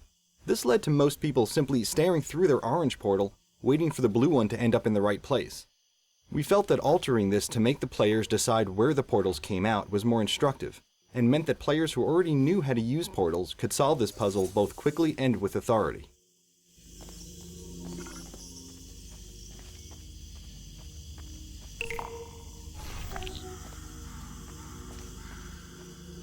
Good. Because of the technical difficulties we are currently experiencing, your test environment is unsupervised. Before re-entering a relaxation vault at the conclusion of testing, please take a moment to write down the results of your test. An Aperture Science Reintegration Associate will revive you for an interview when society has been rebuilt.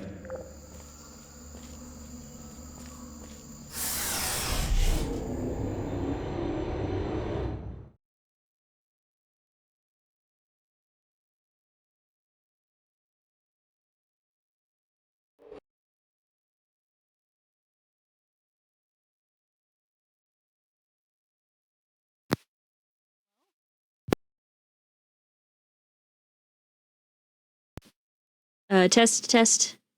Are we back? Okay. Hi. I'm back. I don't know how long my mic was out. There we go. I wonder if all Valve games have a director's commentary type thing. Oh no, the audio for the game is gone again.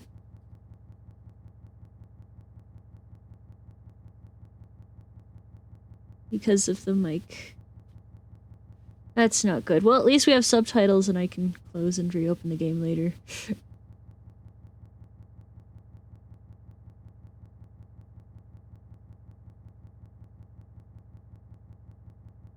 You know what? I'll read it. The subtitles. Hello? Can you see the portal gun? Also, are you alive? That's important. I should ask that first. Do you know what I'm going to do? I'm going to work on the assumption that you're still alive and I'm going to wait up ahead. I'll wait 1 hour and then I'll come back, and assuming I can locate your dead body, I'll bury you. Alright? Brilliant. Go team. See you in an hour, hopefully. If you're not dead. If you're not dead. Right. We thought of making a whole new character for Portal 2, but we didn't want to lose the relationship between GLaDOS and Chell that began in Portal 1. Once we decided to stay with Chell, we wanted to improve her look, updating her leg springs and jumpsuit to a more functional design. At the same time, we didn't want players to not recognize her, so we kept a lot of the iconic elements like the color orange. She was folded down her jumpsuit to show she has essentially rolled up her sleeves and shed some of the aperture label. She is awake again to test, but stronger and more determined than ever.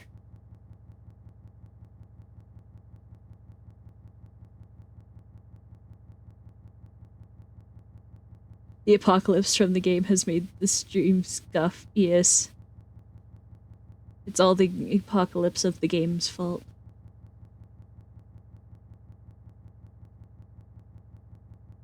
It's not my mic being funky.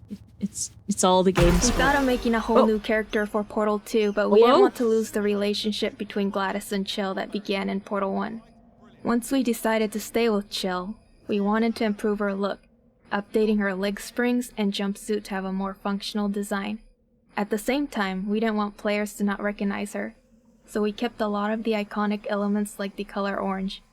She has folded down her jumpsuit to show she has essentially rolled up her sleeves and shed some of the aperture label. She is awake again to test, but stronger and more determined than ever. So all the audio backed up, I guess? And played all at once, because I could hear Wheatley too.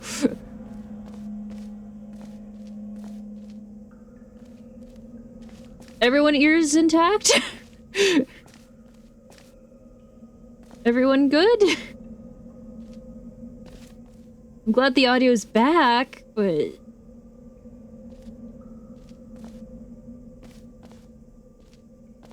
Some emergency testing may require prolonged interaction with lethal military androids.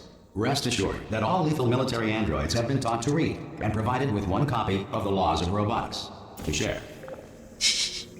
Oh, I heard the appearance description. That's If you feel that a fair. lethal military android has not respected your rights as detailed in the Laws of Robotics, please note it on your self-reporting form. A future Aperture Science Entitlement Associate will initiate the appropriate grievance filing paperwork. It was like the glass came in, and then I heard Wheatley way off in the distance, and then I heard the director's commentary like all start at the same time. And it was, and like Wheatley and the glass were both kind of quiet, but like director's commentary was fine. So at least it works.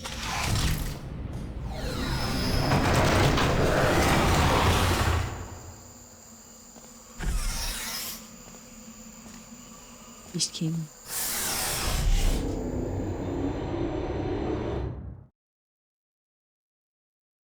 But as long as the audio is back, heck yeah, man. I never had the audio come back after it cuts out before. This next test is very dangerous. To help you remain tranquil in the face of almost certain death, smooth jazz will be deployed in 3, 2, 1. Oh yeah.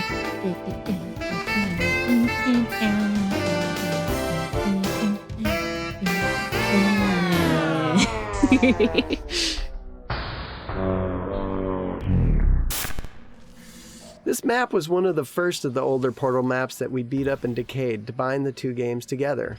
The smooth jazz joke is probably the oldest one in the game. The team discovered through playtesting that smooth jazz was funny to all ages, genders, and cultures. Woo! The power of smooth jazz! It's uniting the world.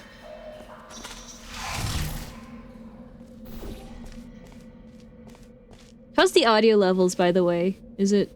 Can you guys hear everything okay? Do I need to change something? What's up? You like it, jazz?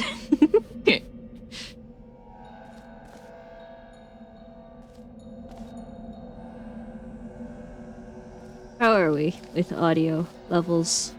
Me, the game, everything.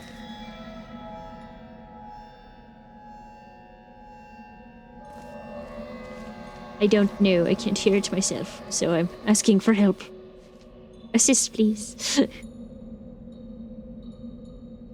Starting out in the ruins of the test chambers from the first portal was our goal pretty much from day one. We wanted to give players a sense of nostalgia for what they had played, but also make it very clear that things had changed. Not only in a fictional sense, but in a graphical one as well. We needed to bridge the gap between the first game's simpler art assets and the much more complex look of Portal 2.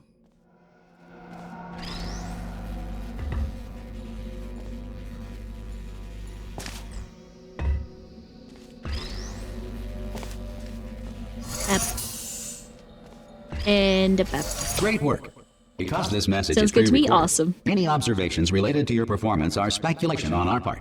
Please disregard any undeserved compliments.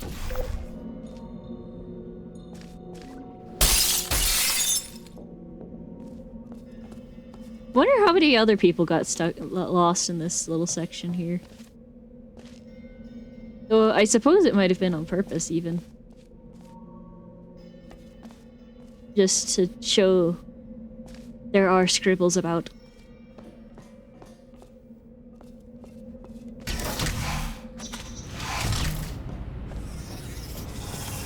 Teeth and ears and teeth and ears, and we've got teeth and ears. I know there's an option to skip between the different ones, but I'm also just like enjoying playing through the game again, so I don't know.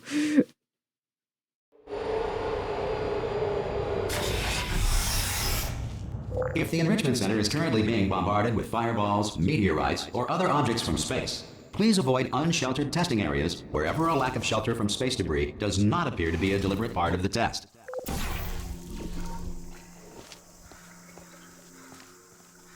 Alright. Oh, no commentary in this room. That's sad.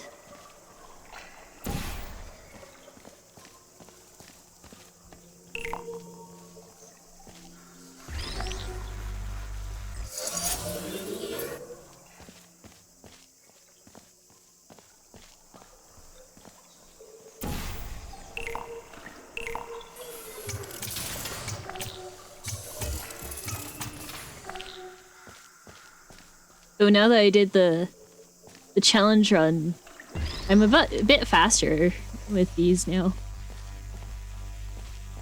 I think. Well done.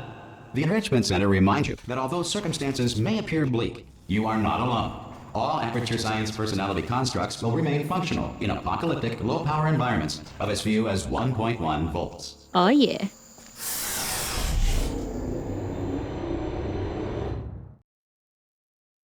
We will always have a buddy.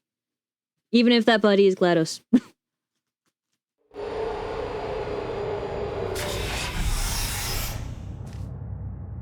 This next test applies the principles of momentum to movement through portals. If the laws of physics no longer apply in the future, God help you.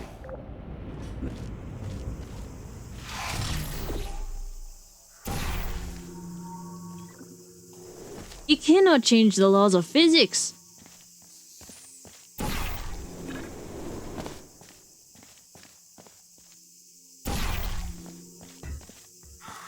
No, my box.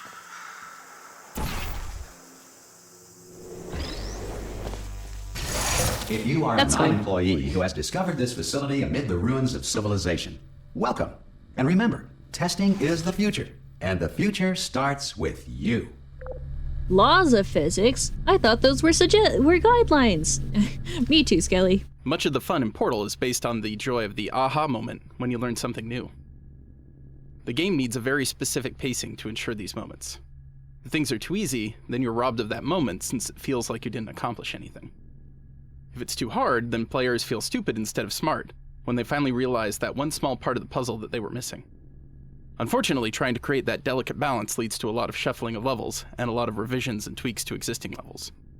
When we started the project, making any big structural change in a level, or the order of levels, would lead to hours or even days of busy work, trying to reconnect things and make sure they lined up again. If we ever wanted to ship something the size of Portal, with the finely tuned balance we desired, then we needed a way to be able to make the big changes to the layout of the game, without paying the cost of making everything line up again. We needed a way to bend space. We needed to think with portals. Yay! Using portals to connect different areas in the world, we could make any type of impossible space work out. You could look through a hallway into the next room, but the hallway might be on the other side of the map, and the room you were looking into might be in a completely different orientation. We could seamlessly insert an elevator, a huge expansive vista, a room that was bigger on the inside than the outside, or even create an infinite fall by connecting a shaft back into itself. Soon every connection between any space was a portal. We could even switch them on the fly. Even a simple door worked like the cartoons, just a facade painted on a wall that seamlessly opened somewhere else entirely. Once the game settled down, we were able to finalize our path and remove all the world portals. There's only one impossible space left in the whole game. See if you can figure out where it is. I don't think it's this one. What do you guys think? What do you think is the impossible space?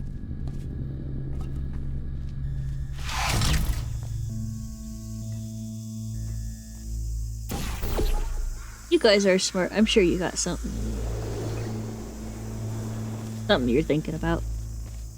For it.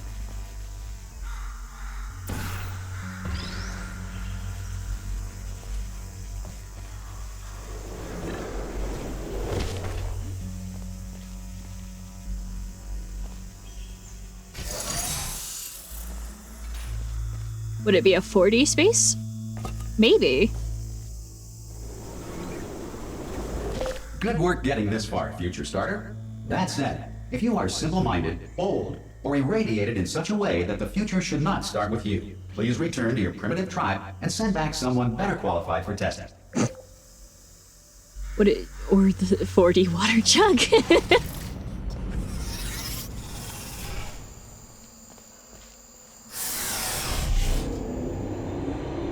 No, I wasn't planning on replaying all of Portal 2 today, but I'm enjoying the the developer To commentary. ensure that sufficient power remains for core testing protocols, all safety devices have been disabled. The Enrichment Center respects your right to have questions or concerns about this policy.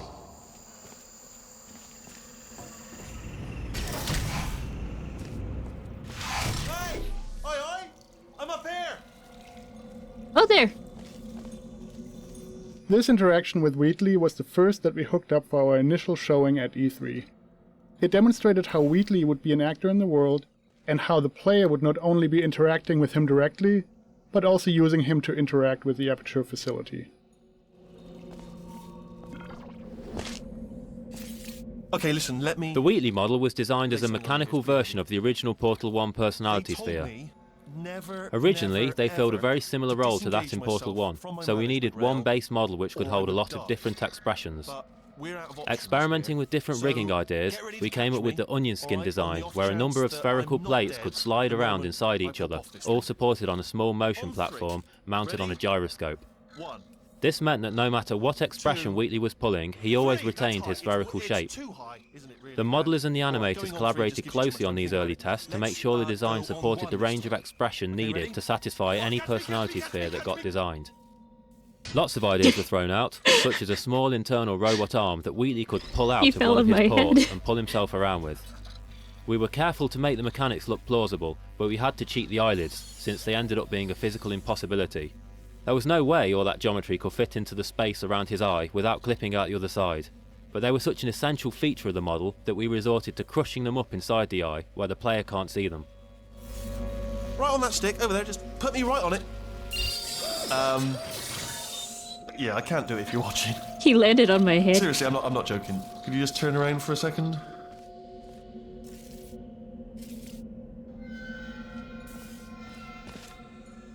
Alright, you can turn around now. Bam! Secret panel. Oh yeah. While your back was turned. Pick me up, and off we go. Look at this! No... How do you make a giant mechanical eyeball express life and emotions, let alone give the impression that he's talking when he has no mouth? The animator's understanding of human behavior came in handy for bringing Wheatley the personality sphere to life. Talking is so much more than just moving a character's mouth. You have to use body language, head attitudes, and rhythm of movement and eye focus to indicate a character's feelings and motivations. Slow, smooth head moves, a steady gaze, and a relaxed eye aperture indicate that Wheatley is calm. Short, sharp head turns, rapid blinks, and glancing around indicate nervousness or deceit. Add a tightly constricted eye aperture and a little shiver to show fear. tilting the body away while keeping the eye focused on the player signals an attempt at cleverness that ultimately only fools Wheatley himself. Suspicion is communicated by squinting his eyelids and handles, which function as very expressive eyebrows and cheeks. It's also fun to remind the player that Wheatley is a machine. When hacking, his eye and body segments become perfectly centered and spin mechanically, inspired by the spinning tape reels on old UNIVAC computers. And when he wants to look far in front, he flips his eye all the way over to the other side of his head. This animation approach, combined with the writing and vocals, makes Wheatley quite a unique and entertaining character. Part human, part machine, all eye, and no brain. Relatable. I'm just a brain cell, man. I totally get it.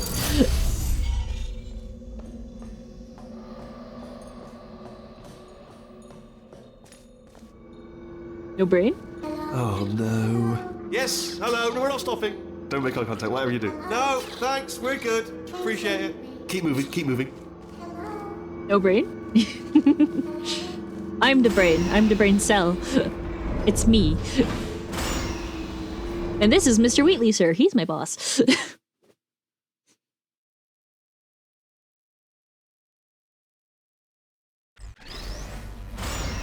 Probably ought to bring you up to speed on something right now. The In order to doors escape, close. we're going to have to Do go they? through her chamber. And she will probably kill us if she's awake. If you want to just call it quits, and we could just sit here They don't. forever, that's an option. Option A, sit here, do nothing. Option B, go through there, and if she's alive, she'll almost certainly kill us. So, if you've got any reservations whatsoever Do they about open this and plan, close? now would be a tremendous time to voice them. No, the reason I found it funny was because I could do it. In case you thought to yourself, I've missed the window of time to voice my reservations. Still open.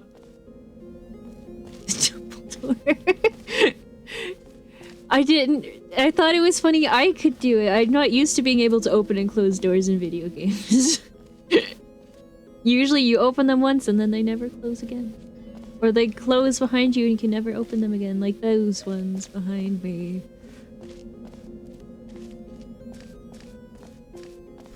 Okay, I'm gonna lay my cards on the table. I don't want to do it. I don't want to go in there. Don't go in there. She's off. She's off. Don't panic over it. She's off. All fine. On we go.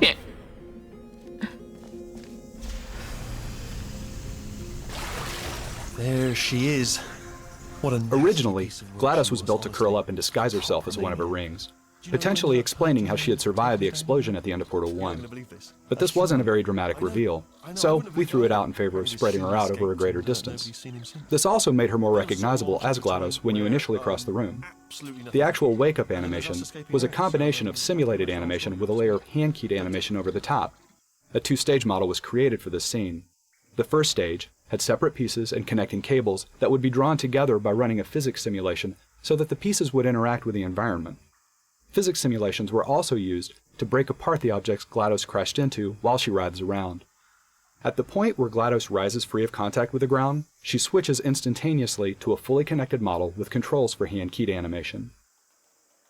From this point, the animator enhanced GLaDOS's awakening by hand, choreographing the violent chaos of her re-emerging consciousness while at the same time conveying the weight of a machine the size of an airliner. Once the hand-keyed animation was done, a final simulation pass was run to animate the cables and dangling parts of GLaDOS's body. The scene was produced very rapidly for an E3 deadline, and a traditional rig for the sequence was never fully realized. This made it difficult when we extended the sequence after E3 to add further animation, but we accomplished it by bearing in mind that GLaDOS herself is pretty broken at this point. The last part of the sequence requires the player to lose control of their view while being immobilized by a giant mechanical pincher.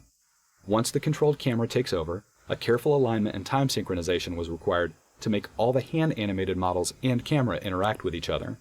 Each of the stages in this wake-up scene contain a variety of processes that are very challenging to achieve live in a game engine. Oh, I bet.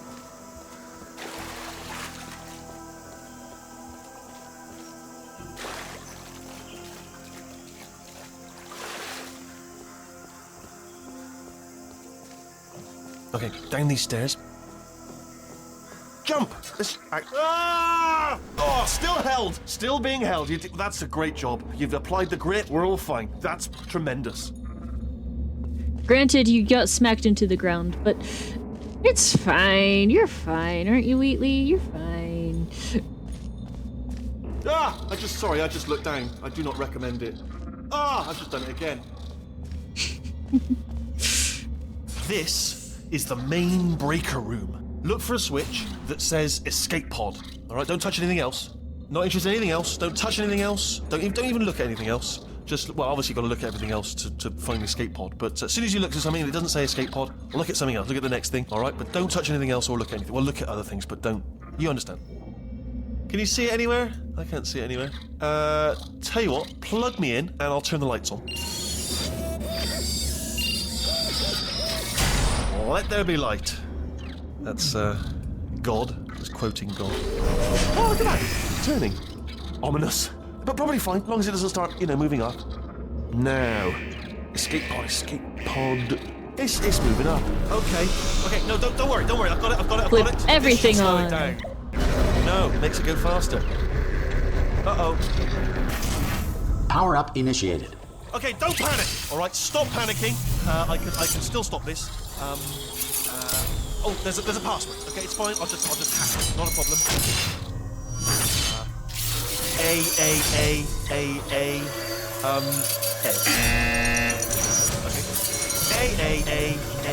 A. C.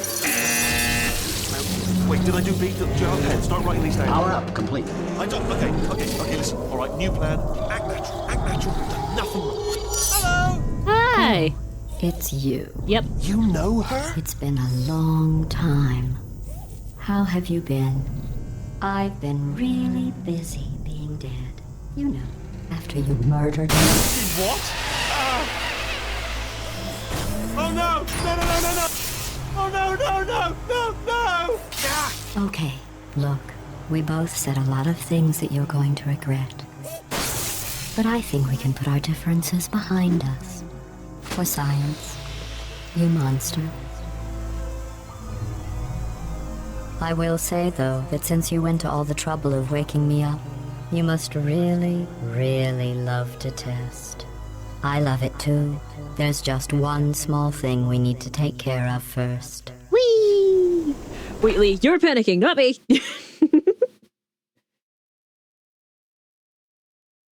Wheatley crab.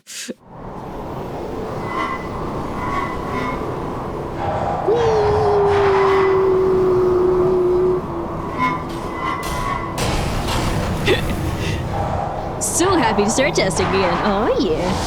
Whee! Here we are, the incinerator room.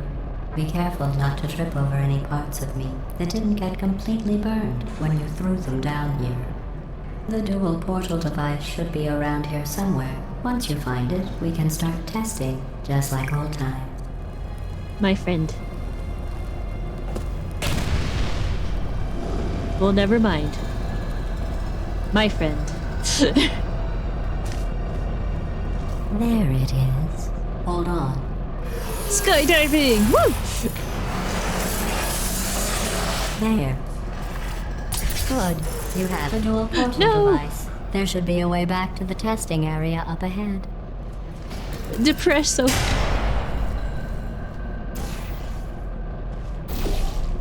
Once testing starts, I'm required by protocol to keep interaction with you to a minimum. Luckily, we haven't started testing yet. This will be our only chance to talk. I keep thinking about how he put his email in the game. Do you think he still uses it? Do you know the biggest lesson I learned from what you did? I discovered I have a sort of black box quick save feature. In the event of a catastrophic failure, the last 2 minutes of my life are preserved for analysis. I was able, well, forced really, to relive you killing me again and again, forever. You know, if you'd done that to somebody else, they might devote their existence to exacting revenge. Luckily, I'm a bigger person than that. I'm happy to put this all behind us and get back to work. After all, we've got a lot to do, and only 60 more years to do it. More or less. I don't have the actuarial tables in front of me. But when the player first encounters the robot arms, we wanted to convey that they were still coming back online. The idea was that GLaDOS was just waking up, and hadn't yet fully regained control of them. Slowly over the course of the first few levels of this act, she gets more sure of herself, and her ability to alter and mess with the lab increases. The arms presented a number of challenges, the key one being the interaction with the player. It was easy for the player to get stuck behind or inside of the models if they did something too complex. So we had to limit most of the arm action to the walls or ceilings of the test chambers, and we restricted their use on a larger scale to areas where we could be sure of the player's location. Oh, sweet of GLaDOS, yeah. Did you know there's a game where she's a dealer for... where GLaDOS is a dealer for, I think it's poker. That's just a concept. Well, it's not a concept, it's like a real game that existed that I'm not sure you can still get anymore, but I bet that would be a fair game indeed, yes. And it had like Sam of Sam and Max at the table too. It was weird. I haven't played it. I want to play it. Thanks for that. Well, I'm curious about playing it. Oh good, that's back online. I'll start getting everything else working while you perform this first simple test. I'd be curious about playing that. How about that? And how test subjects It's more react when accurate. locked in a room with deadly lasers. GLaDOS originally was a lot more cutting in these opening rooms, given that she's talking to someone she perceives as her murderer. Playtests revealed, though, that it was a bit grueling getting browbeaten by GLaDOS this early in the game, so her arc was rewritten to give her more of a slow burn towards the player.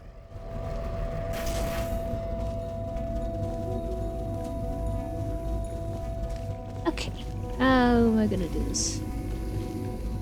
He said it wrong. It's murder!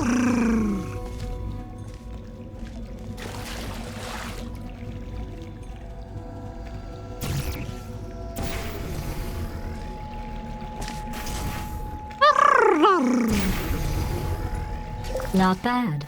I forgot how good you are at this. You should pace yourself, though. We have a lot of tests to do.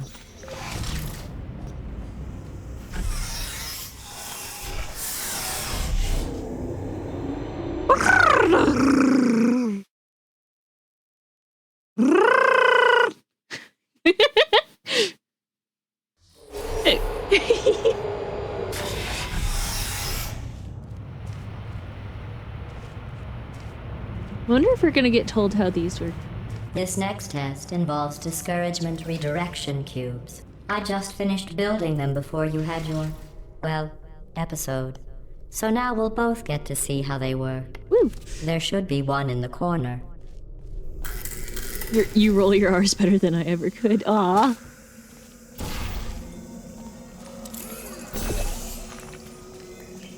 Yay! I get block. Floor block. Oh jeez. Look away if you have potion sickness.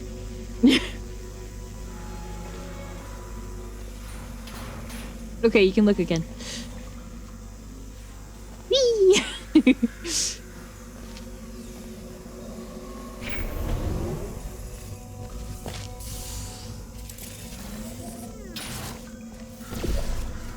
And a boop.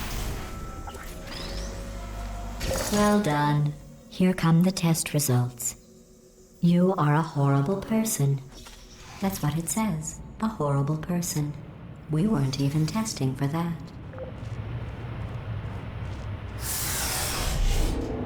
I'm kind of surprised how sporadic the commentary was, but I guess that comes from doing the co-op first, huh? The co-op commentary and it all being kind of squished together. Don't let that horrible person thing discourage you. It's just a data point. If it makes you feel any better, science has now validated your birth mother's decision to abandon you on a doorstep.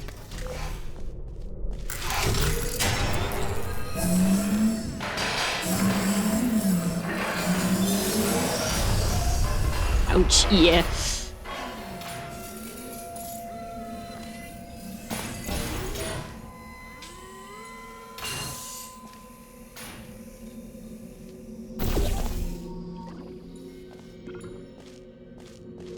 Shots fired, indeed.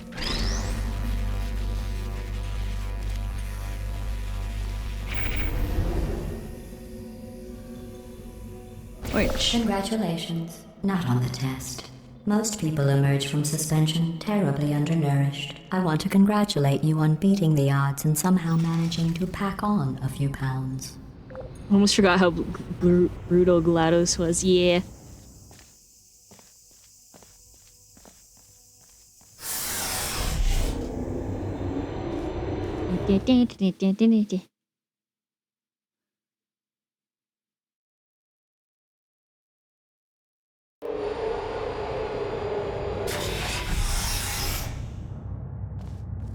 We are 4 hours into the stream. How's everyone doing? You're navigating these test chambers faster than I can build them, so feel free to slow down and do whatever it is you do when you're not destroying this facility. Fantastic, awesome. Here's a fun thing. Portal 1 also has a developer's commentary mode. How is Athena? I'm doing pretty alright, I think.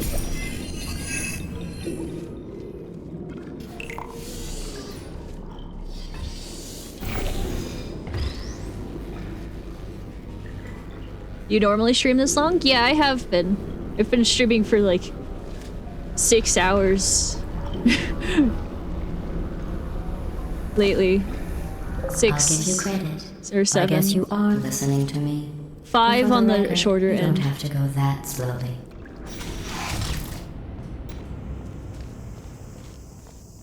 My shorter streams tend to be 5 hours.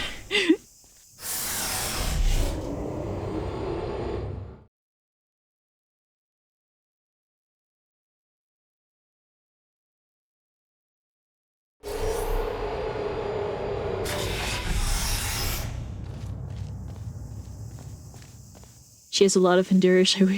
I wish I could borrow some. Aww. You just gotta build it up, Figment.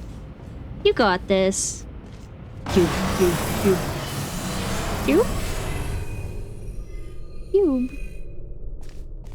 This next test involves the Aperture Science Aerial Faithplate. It was part of an initiative to investigate how well test subjects could solve problems when they were catapulted into space. Yay. Results were highly informative. They could not. Good luck. Woo! This was the first test map that we created when we started to experiment with the aerial faithplate puzzle element. The map underwent many visual refinements, but it's one of the few puzzles that remained almost completely unchanged from its first form.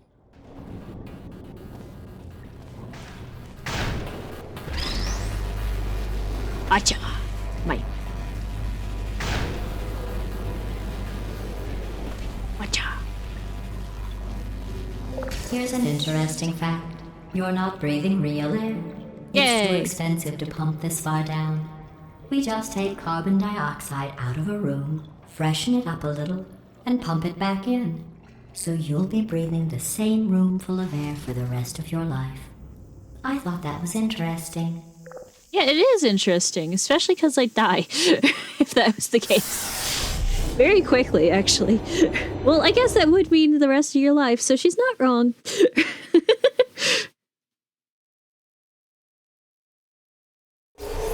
Let's see what the next test is. Oh, advanced aerial faithplates.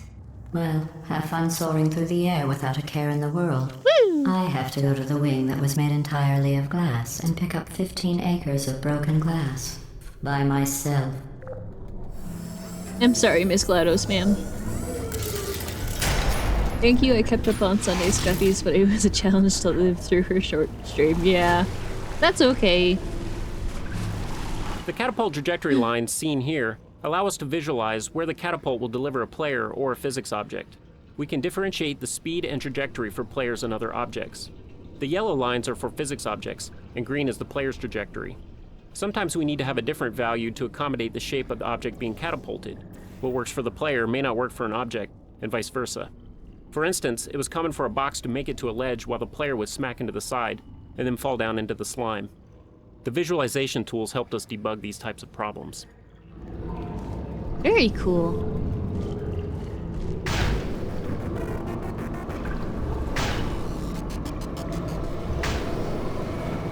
Whee!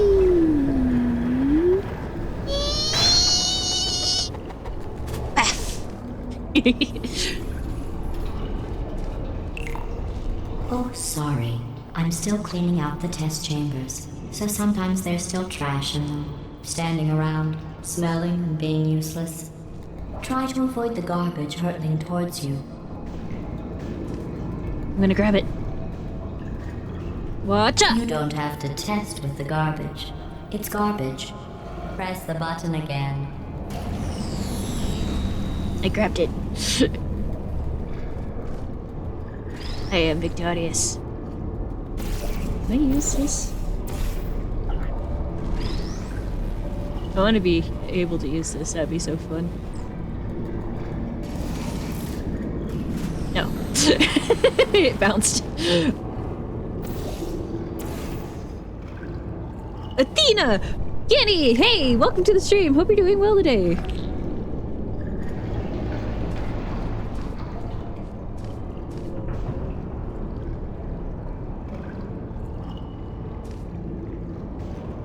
And watch out! I'm doing okay, how are you? I'm doing pretty alright.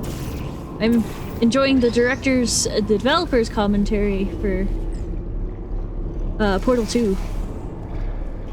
Remember before when I was talking about smelly garbage standing around being useless? That was a metaphor. I was actually talking about you. And I'm sorry. You didn't react at the time, so I was worried it sailed right over your head, which would have made this apology seem insane. That's why I had to call you garbage a second time just now. Makes perfect sense, Miss GLaDOS, ma'am.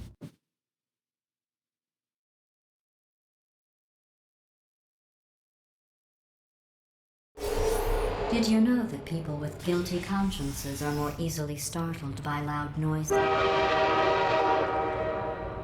I'm sorry, I don't know why that went off. Anyway, just an interesting science fact. Woo! GLaDOS is so cool. She really is. No! I didn't make it. Did I accidentally fizzle that? That scared me. Oh, it's okay, Guinea. I'm sorry. Go ahead and grab another one.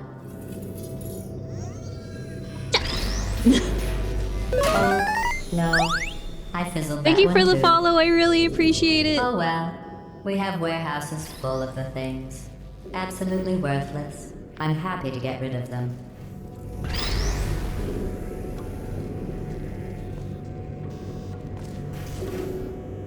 Alright. Oof.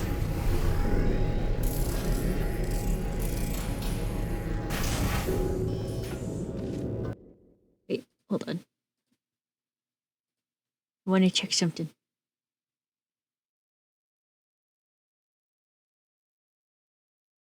Okay. Elliot's still going. I genuinely forgot about that line earlier. That's fair. I don't worry. I totally understand forgetting.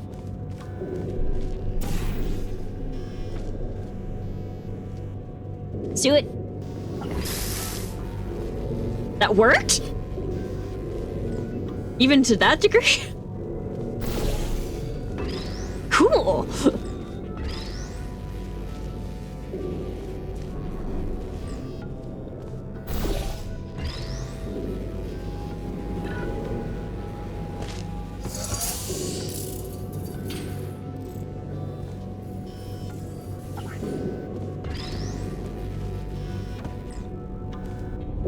Okay.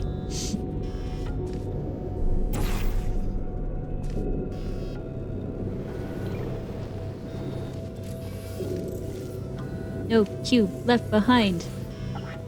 Come on, you can do it.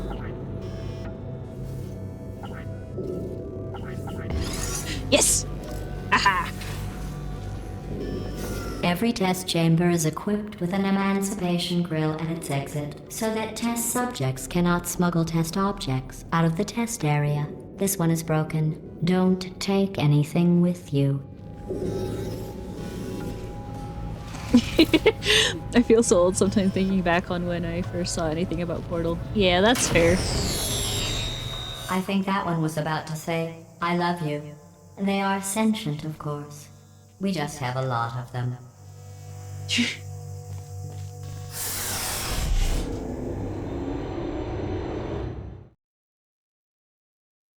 We love Companion Cube. We do.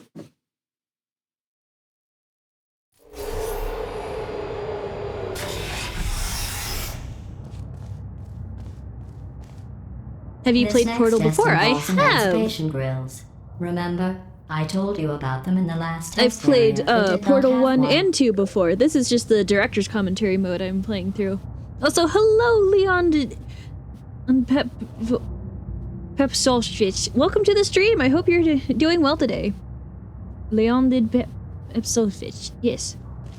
I hope I said that right. I apologize if I didn't. I've also done the co-op mode, like, twice already, I want to say. With 2 different people. It was fun. We needed a puzzle that would demonstrate the different effects that the Fizzler has on the game. This map was consistently the one that most of our playtesters would get stuck on, and we tried various things to make the puzzle easier to understand. Originally, this room had 2 Fizzlers in it and was divided up into 3 distinct areas. This proved to be too complicated and almost none of our playtesters could solve the puzzle. We removed the second Fizzler and simplified the layout of the room quite a bit, but most of our playtesters were still getting stuck on it. We identified the problem to be the space above the Fizzler. Originally, the space was completely open, but that didn't effectively convey to the players that they needed to shoot a portal above the Fizzler. We then tried putting glass with several holes in it above the Fizzler. This was slightly more effective as players would know that the holes are there for a purpose, and would try to solve the puzzle by shooting portals through the holes. The map was still not testing well though, as players could not figure out which side of the Fizzler they needed to be on when they shot their portals. We then changed it to have only a single hole through the glass, moved down to the eye level of the player, so that shooting the portal from either side of the Fizzler would be a valid solution. This change tested really well, and we started seeing most of our playtesters make it through the level without getting stuck on it for a long time. Oh yeah. I love how they say Fizzler, it's great. Did you ever go through the rat holes ever in Portal 1? I did. We originally planned to use the same Emancipation Grid effect we'd used in Portal 1. We were surprised to hear during several of our early playtests that players thought this map was the first time they'd encountered one. Players walked through at least one Emancipation Grid in almost every map. Playtesters also weren't able to report the grid's properties. That indicated to us that we needed to better communicate when an interaction was occurring. Our challenge was to create an effect that was more noticeable to players, but didn't look so solid or so threatening that players wouldn't attempt to walk through it. We chose to keep the cool color scheme and reinforce the non-threatening nature of the field by mimicking the kind of water caustics you'd find in a shallow swimming pool. To communicate that the grid blocks portal placement, we added flashes whenever the player shoots one. To warn players that the grid will destroy objects brought through it, we added a vortex effect that increases in intensity as objects get near. Once these changes went in, playtest feedback demonstrated that players noticed the Emancipation Grids earlier and had a much better understanding of their function.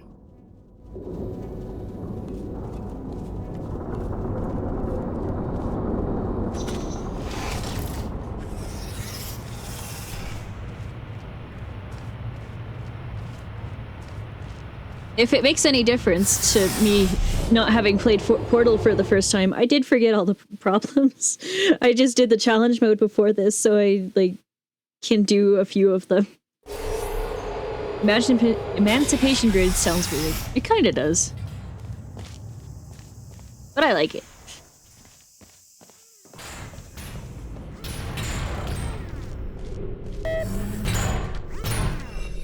Pat, pat.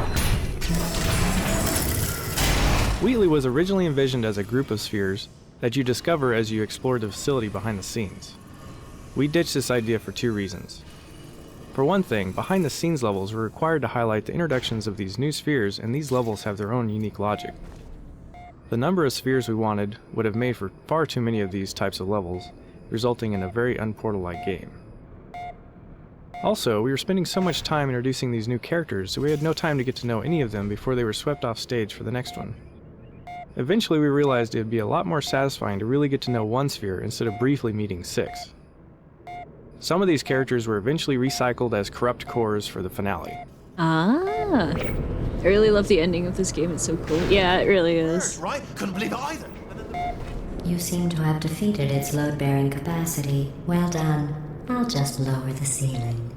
I like the theory I came up with earlier that like the reason Chell is a quiet, silent protagonist is she's too busy listening to the director's commentary. She can't even hear what anyone's saying. I know that's not the truth. I know she's probably just like too angry to speak, but like it's still a funny thought.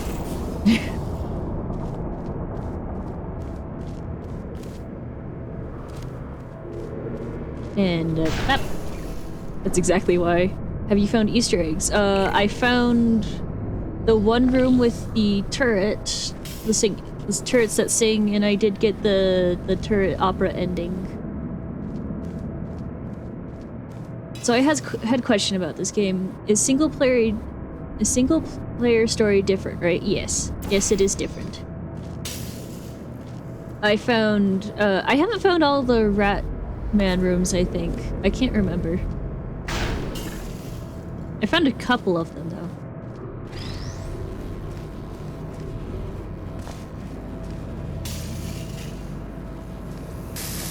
Ow. Note to self, stop doing that.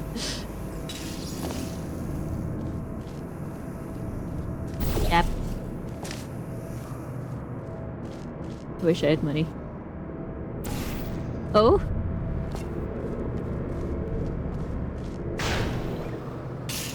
Look at you, sailing through the air majestically, like an eagle, piloting a blimp.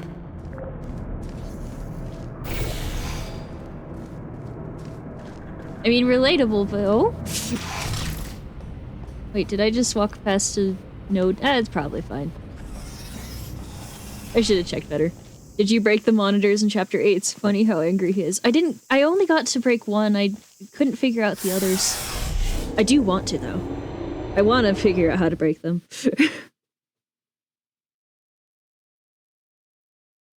I imagine it's a bit like getting the security cameras off the wall Enjoy in Portal 1. this next test. I'm going to go to the surface. It's a beautiful day out. Yesterday I saw a deer. Deer. If you solve this next test, maybe I'll let you ride an elevator all the way up to the break room. And I'll tell you about the time I saw a deer again. Deer. The Faith Plate was originally a robot arm model which we hurriedly placed into the maps to see if the gameplay was fun.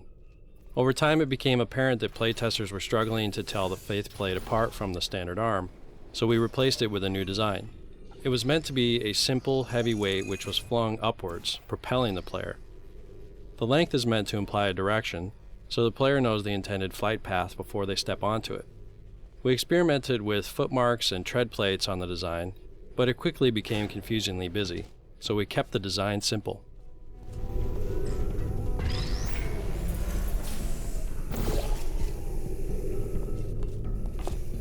I like the music in this room, how it develops with as you solve the puzzle. There we go.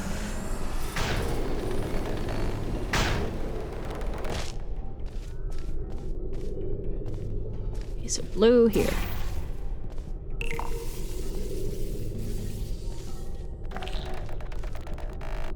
Alright, I go night-night. Bye, Athena. Bye, Guinea. Sleep well.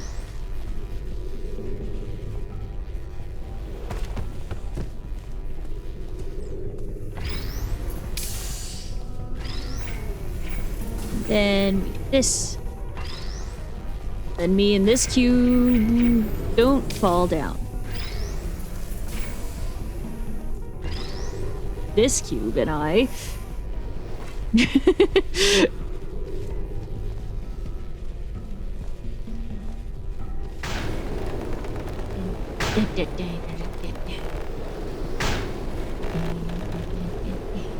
What you?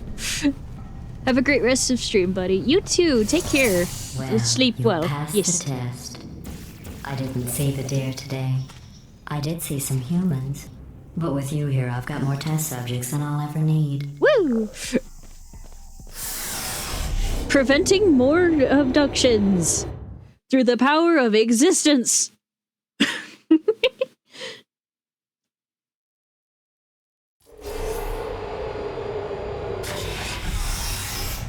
I speedrun Portal 2. I think it's interesting too. Nice.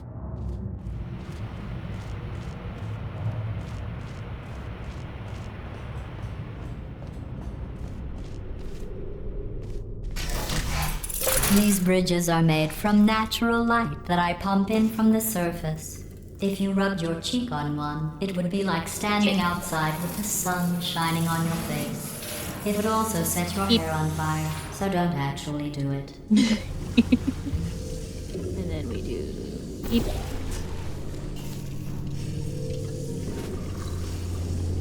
I hope your speedrunning's going well. Which one was this? Okay, orange.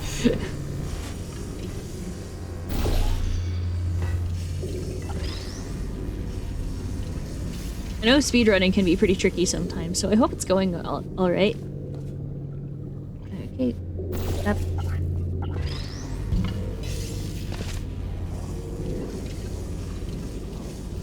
It's hard enough, but I'm learning. Nice.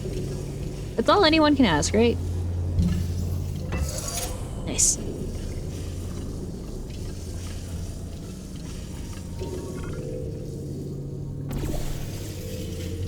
Excellent. You're a predator, and these tests are your prey. Speaking of which, I was researching sharks for an upcoming test. Do you know who else murders people who are only trying to help them? Did you guess sharks?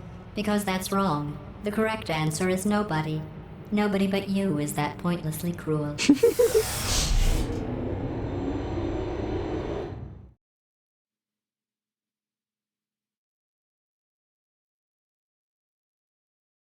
I'm sure you're gonna be a great speedrunner. I figured out what to do with all the money I save recycling your one room full of air. When you die, I'm going to laminate your skeleton and pose you in the lobby. That way future generations can learn from you how not to have your unfortunate bone structure. Oh yeah. Perfect. The door's malfunctioning. I guess somebody's going to have to repair that too. No, don't get up. I'll be right back. Don't touch anything. Touch. Touch. Touch. Hey, touch. Hey, up here. Touch. I found some bird eggs up touch. here. Just dropped them into the door mechanism. Touch. Shut it right down. Touch. Ah! Bird! Bird! Touch. Bird! Bird! Touch. Okay, that's probably the bird in it that laid the eggs. Yeah, probably. Livid. Okay, look, the point is, we're gonna break out of here, alright? Very soon, I promise, I promise. I just have to figure out how to break us out of here. Here she comes, just keep testing. Remember, you never saw me, never saw me. I went and spoke with the door mainframe. Let's just say he won't be, well, living anymore. Anyway, back to testing. Up and up.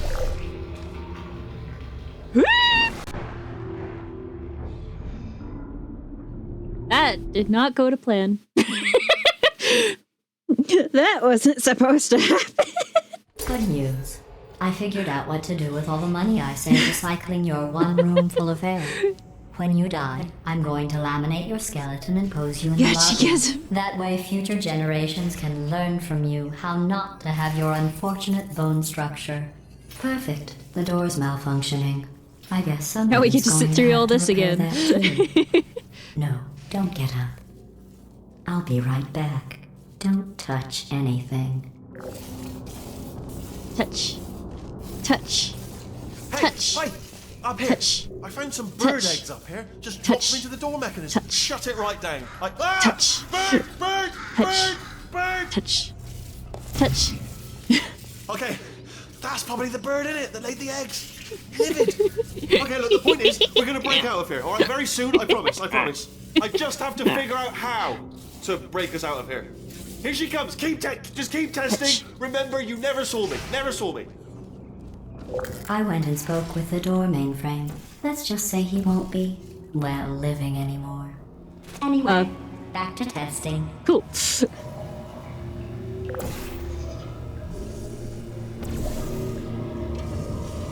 Let me check that this is centered correctly. Yes.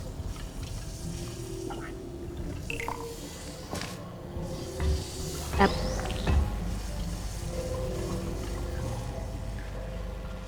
Wait, I can go up back up here.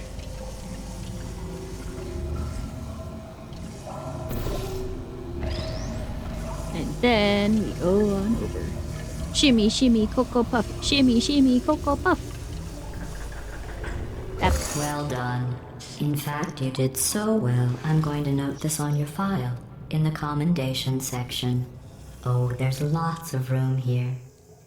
Did well. Enough. Yay! We did well enough, chat! Let's go!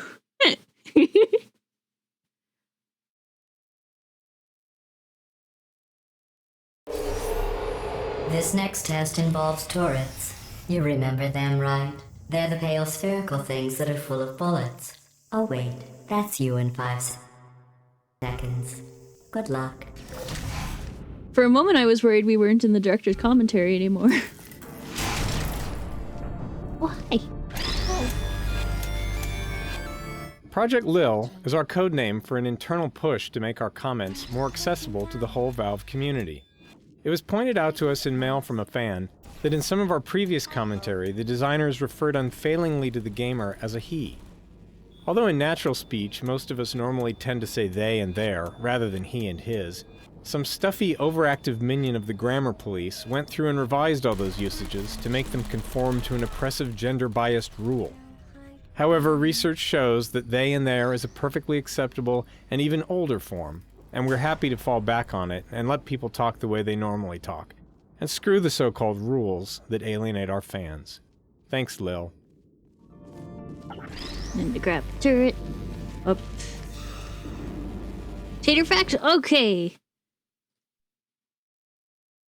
Potato fact number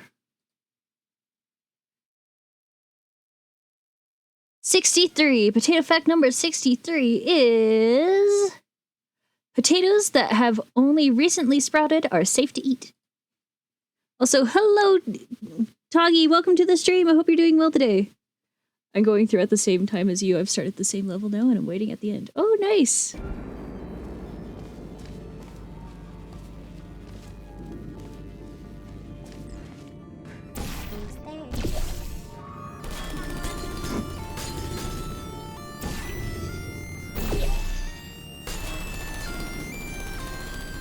Wonderful, wonderful.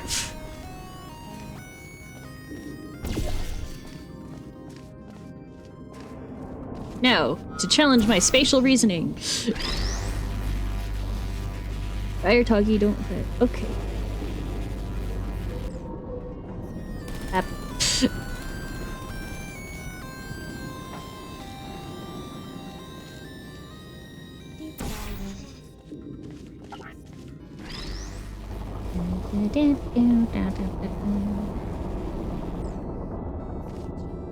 Darn it. I missed.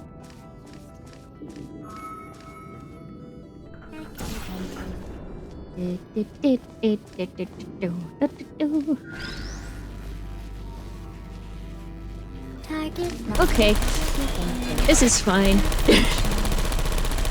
Watcha! Oh yeah, button. I forgot about it.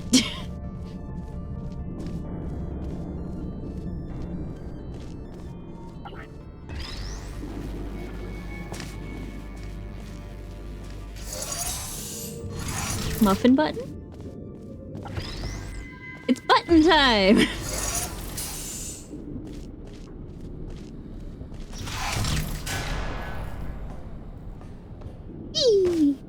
Okay.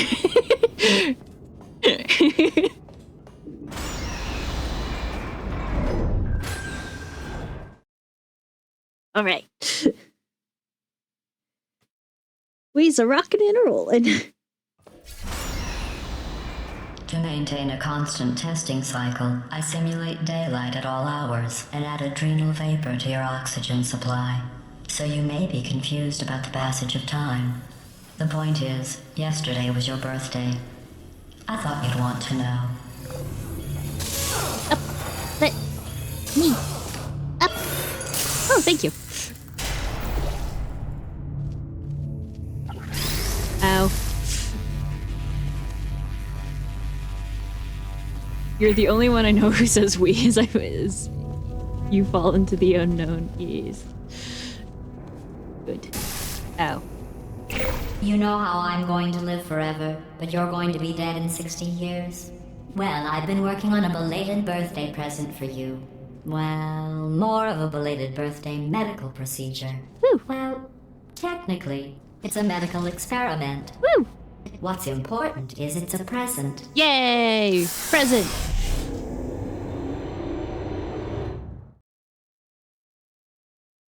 I can't wait. That jumpsuit you're wearing looks stupid. That's not me talking. It's right here in your file. On other people it looks fine. But right here a scientist has noted that on you it looks stupid. Well, what does a neck-bearded old engineer know about fashion? He probably... Oh, wait. It's a she. Still, what does she know? Oh wait, it says she has a medical degree. In fashion. From France.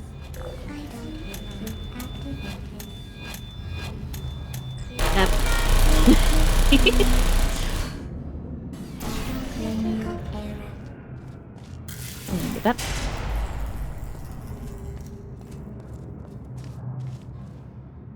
I like presents, GLaDOS. Yes. Yes, you do, young boy.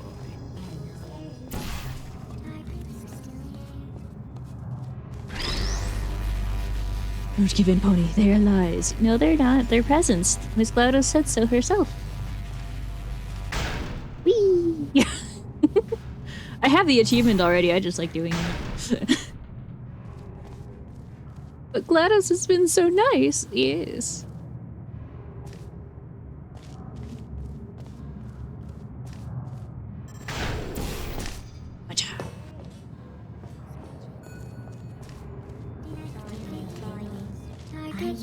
Watcha!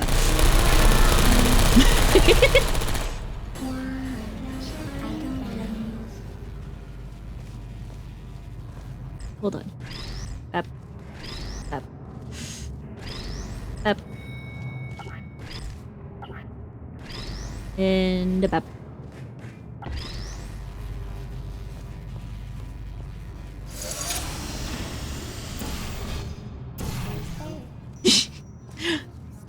It's all ruse, just like the goose. The goose? Not the goose. What goose?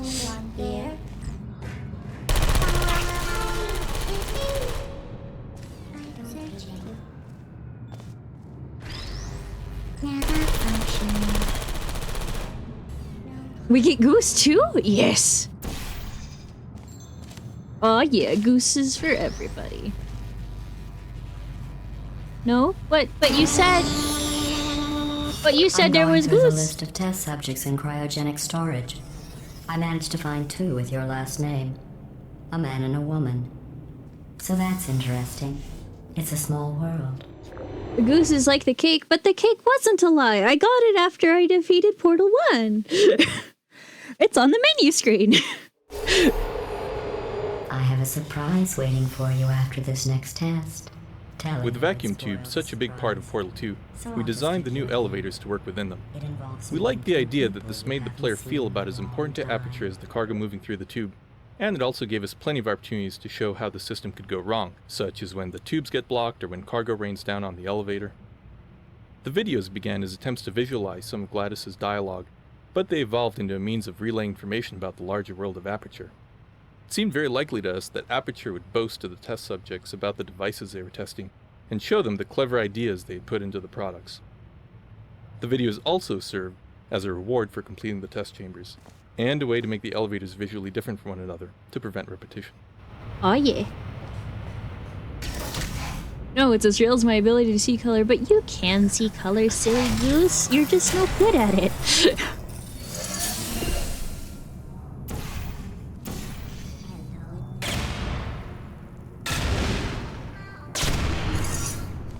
I can't see colors. You've said before that you are red-green colorblind, not just full-on colorblind. Show me a color, miss. Well, you're looking at a lot of them right now. What color is this? This ring around it.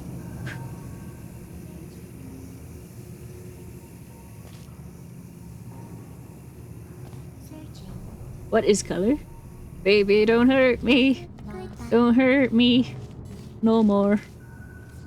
Wait, that's not right. Ow.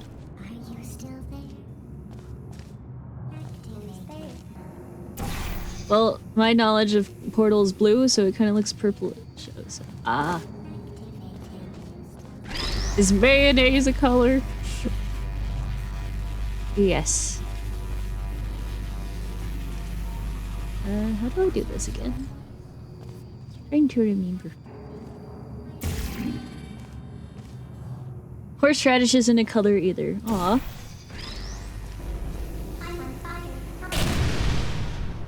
There we go. I wonder if there's one in this room.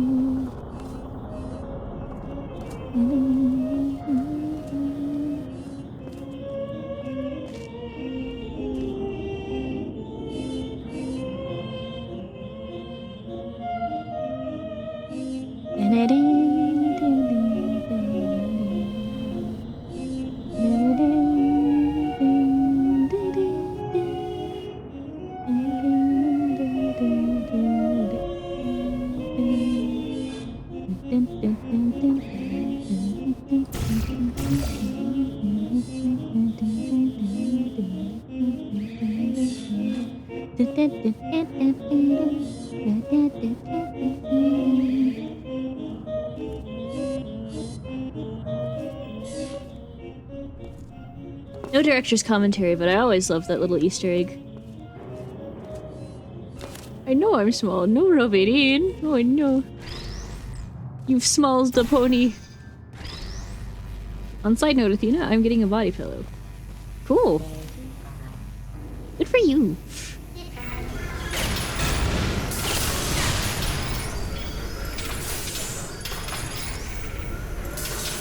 Oh no. It's too centered.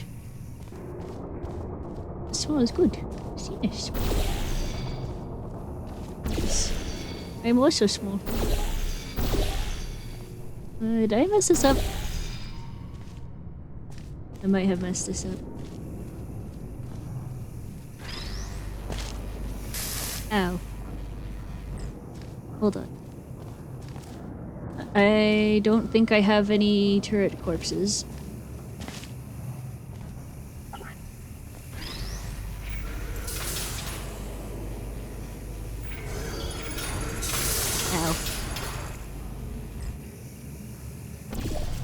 Oh, oops. It's also gonna have butter on it. You're gonna have a body pillow with butter on it?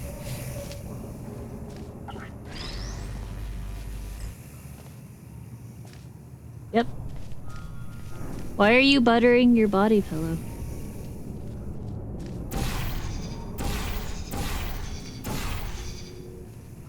You put butter on your pillows? I've done something wrong.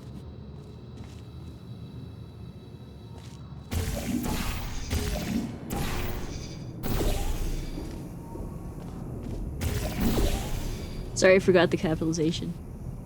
It's got me and butter. Oh! Oh, it's merch! Got it! Got it.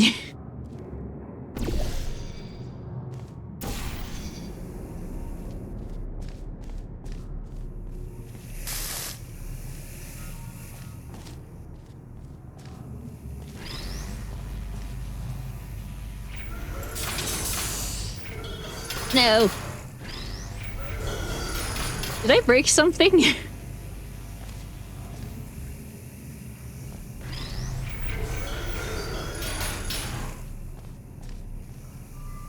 Athena Mercy coming soon. Oh? Huh? Oh, Athena merch coming soon. Yes! Maybe reposition the— I tried. I can't. Goodness. Mercy Damada. Merch! Merch! Athena merch! Yes! It's not working. I'm confused.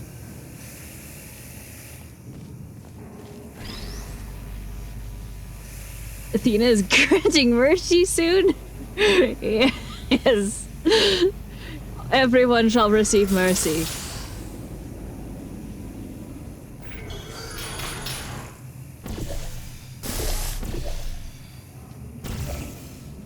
Oh, maybe. There we go. No mercy for Athena. No! I have no mercy.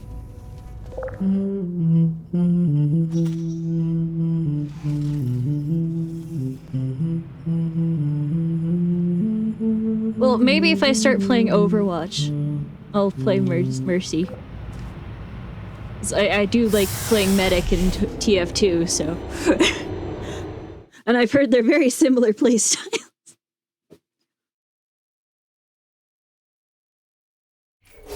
So then there will be Mercy. But this next test until was then, designed by one of Aperture's Nobel Prize you'll just winners. have to settle for merch It doesn't until say then. what the prize was for. Well, I know it wasn't for being immune to neurotoxin.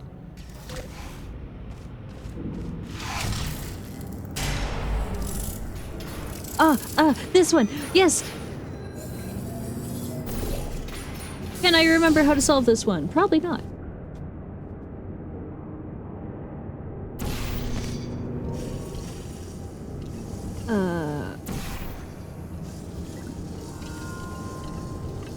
Hi, Lunar Waffles! Welcome to the stream! Hope you're doing well today. I see you've been watching the VODs on YouTube. How's that been? Oh, it's the rat. Oh, yeah.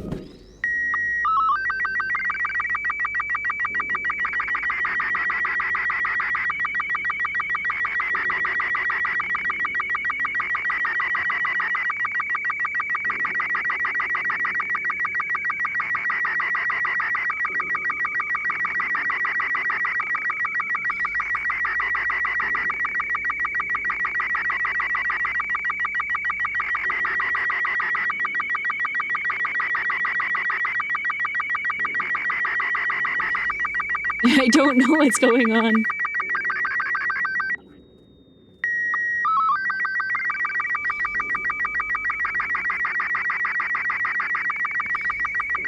I'm going to head off. Okay, take care, Skelly. Who's faxing out here? Adam Foster, apparently. Bye, Athena. Bye, chat. Take care. Mugs. You can watch the mugs fall down the stairs. Use the pause button. I'm gonna beat up Adam Foster. There you go. I wonder if it's like binary. Morse code, I mean. If it's Morse code, that would make sense. And it is a Ratman cave, so...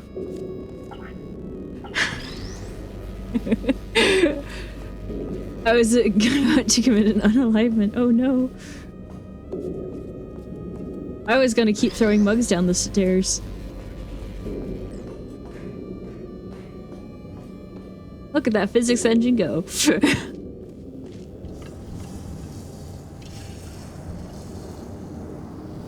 Alright, how was I supposed to do this? What was I doing again?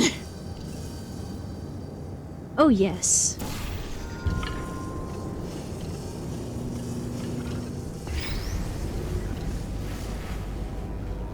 Yes, that's right.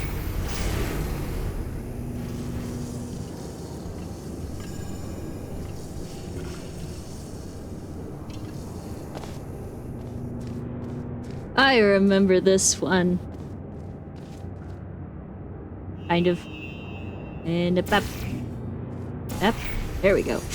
I bet you think I forgot about your surprise. I didn't. In fact, we're headed to your surprise right now. After all these years. I'm getting choked up just thinking about it. You know, I kind of assumed that last developer's commentary was a surprise. It was my chat surprise, at least, apparently. Because, ow. Thanks, Adam Foster. I'm glad you're a robot.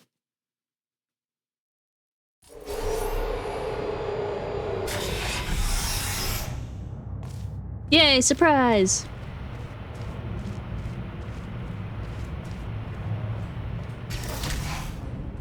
Initiating surprise in 3, 2, 1. Surprise! I made it all up. Yay!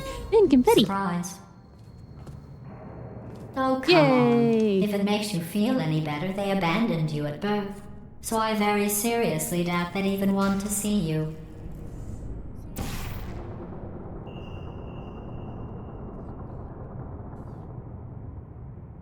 How did I do this again? I forgot.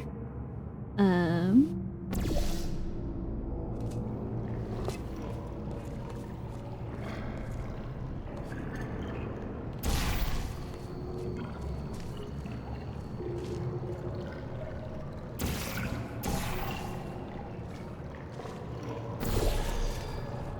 up. Ah, yes. Now I need to get back over there.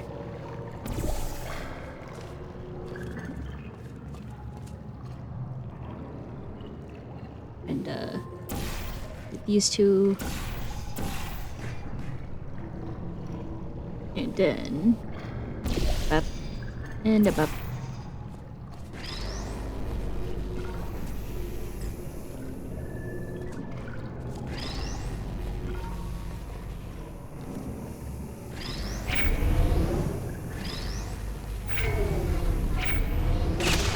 There's that.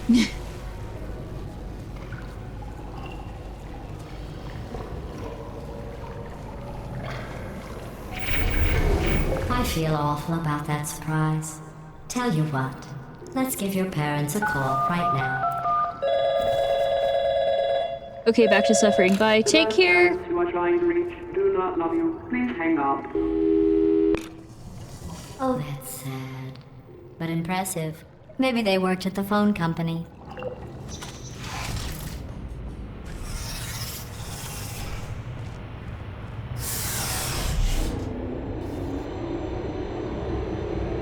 We are 5 hours into the stream. How's everyone doing? Hey, how's it going? I taught my way onto the old nanobot work crew rebuilding this shaft. They are really small. So, I know, Jerry. No, I'm on a break, mate. On a break. And just hang in there for 5 more. What, Jerry? You can't fire me for that. Yes, Jerry. Or maybe your prejudiced work site should have accommodated a nanobot of my size. Thanks for the hate crime, Jer. See you in court, mate. Anyway, look, just hang in there for 5 more chambers. Doing lovely. Awesome. I'm glad to hear it.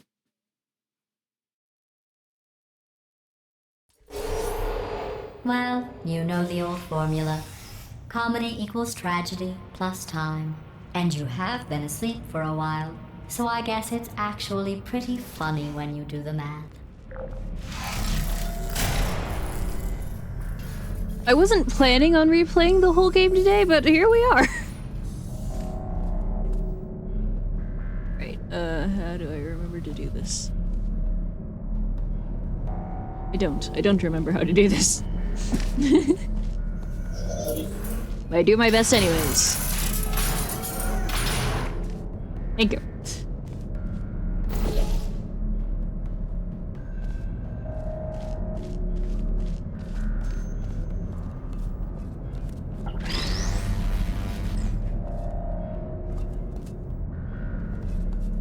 It's all anyone can really ask, right? Just you try your best.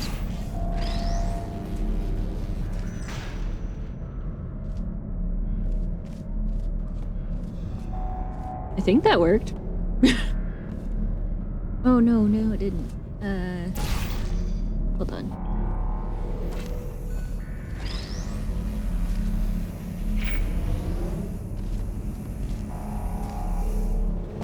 Oh, wait, maybe it did. I don't know what that powered.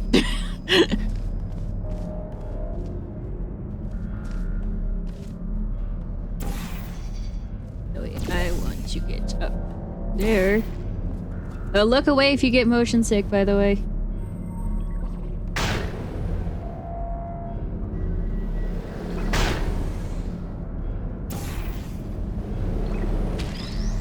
Mine.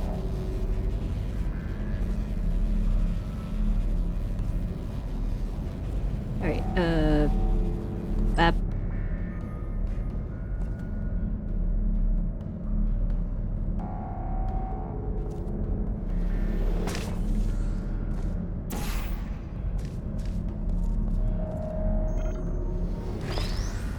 Okay.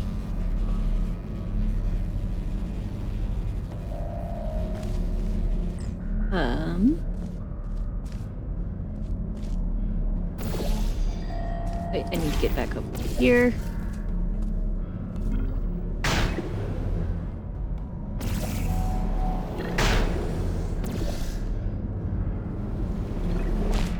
Okay.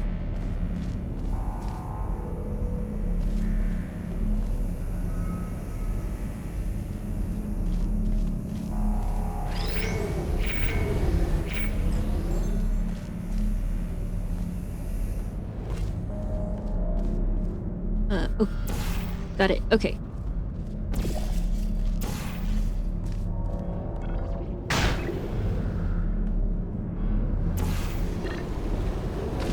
Oh, I forgot to bring up a thing.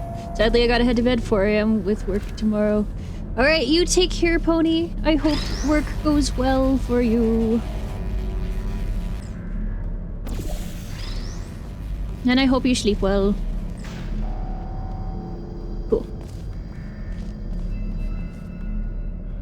Hope stream goes amazing. Look forward to many, many more. Aw, yeah.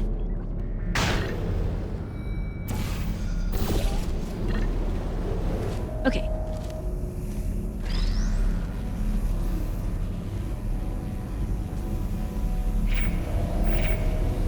Cool. Got that. Now...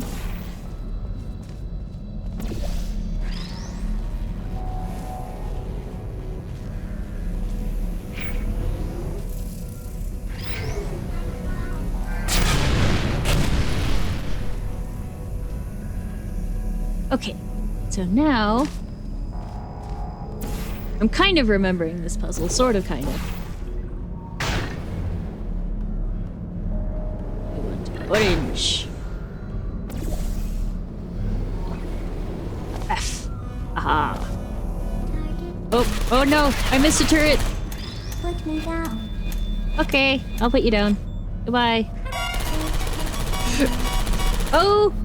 Thank you for the raid, I really appreciate it. Welcome back, Ashley. Hello, hello, raiders.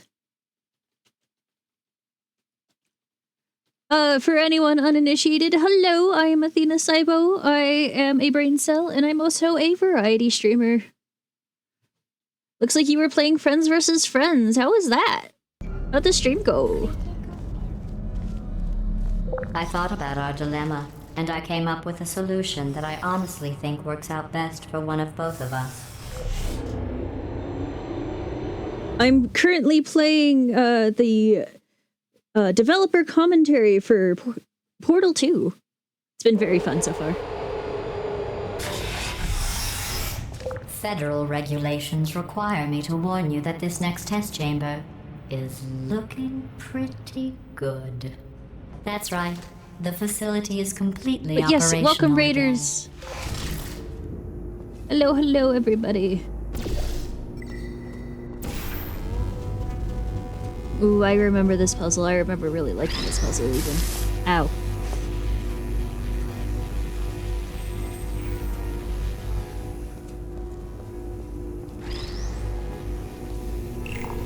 Okay.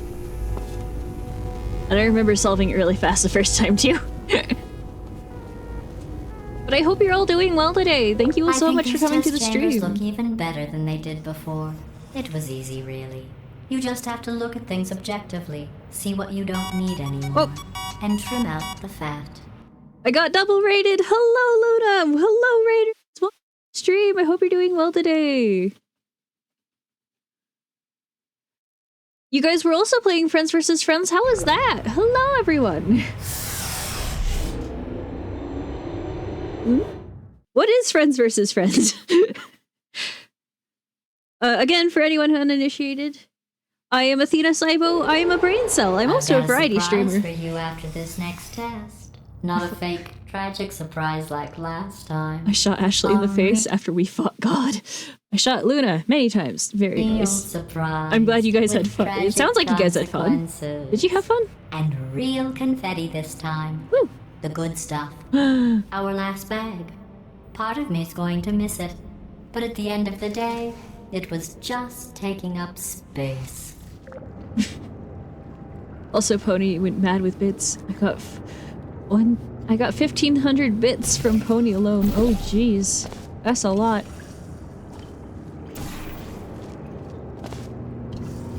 And that. What's going on? Who turned off the lights? 1-bit Pony. Oh, there it is. The breakout sequence here was originally a lot longer, involving Wheatley talking to you in a horrible American accent, assuming GLaDOS can't hear him. Simultaneously, we'd have GLaDOS commenting on the entire ridiculous exchange because of course she can hear him. When we playtested the concept, every player made a beeline for the opening, so we either had to ditch all the dialogue or figure out a reason for the player to stand around for 5 minutes, even though they could escape at any time. We ditched the dialogue. Come on! Run! I would have liked the dialogue. Okay, quick, my earning for September is $43 already. Nice! Just keep running. Quick word about the future plans that I've got in store. We're gonna shut down. It took me like 7 months to reach my first 50. Oh wow. Again though, for the moment, run! I love the music in this section. The irony is you were almost at the last test. Here it is. Why don't you just do it? Trust me, it's an easier way out than whatever asinine plan your friend came up with. There's not a director's dialogue thing over there. I'm not going.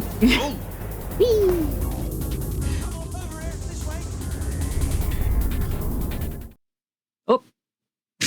Okay. Loading screen. Woo! Okay. I don't think there's no one of those in that spot in the normal game.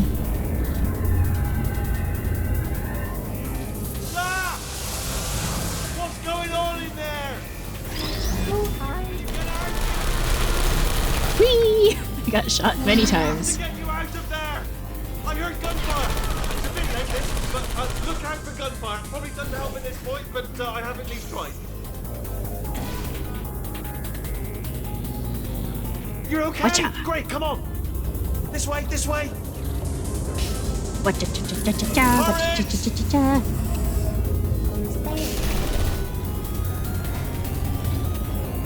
go, go, go! Hey, Macarena! Do you remember the 21st night of September? I fear for when my subathon starts. That's fair.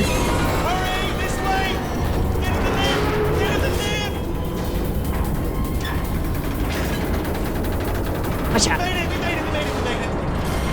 Oh, squishing. Squishing indeed.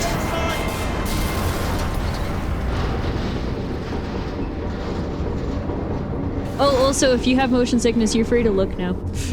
I think I forgot to say that earlier.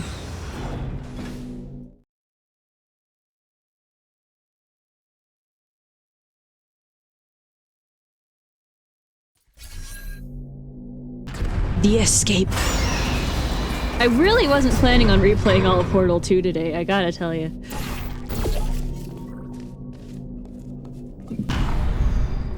Ah, brilliant! You made it through. It is what happened. Okay, follow me. We've still got work to do. At least you can't touch us back here. What's that mean? It's dark. Okay, don't move. This is my subathon cap is November 5th, and we start on the 28th. But it is bloody nice. dangerous. Here we go. Of October. Ah. Oh, I was gonna assume if I ever October. turned this flashlight on, I would die. They told me that about everything. I was hoping I it don't even wasn't know why they bothered September. giving me this stuff if they didn't want me to use it. It's pointless. Mad. Ooh. It's dark down here, isn't it? Yes, it's very spooky. They say that oh, the my old gravy. caretaker Yes, of this hello. place went absolutely crazy. Chopped up his entire staff of robots. All of them robots. They say at night you can still hear the screams of their replicas. All of them functionally indistinguishable from the originals. No memory of the incident. Nobody knows what they're screaming about. Absolutely terrifying. Though obviously not paranormal in any meaningful way.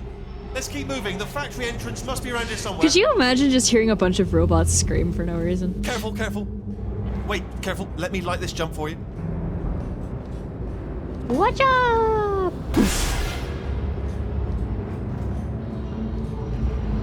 Okay, this looks dangerous. I'll hold the light steady. Okay. Oh, nicely done.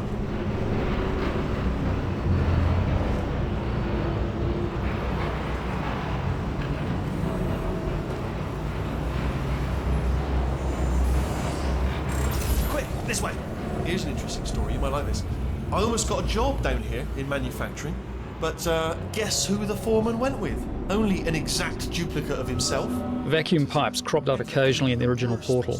This time we wanted to show that this was the main way that Aperture transported all of its supplies about the facility.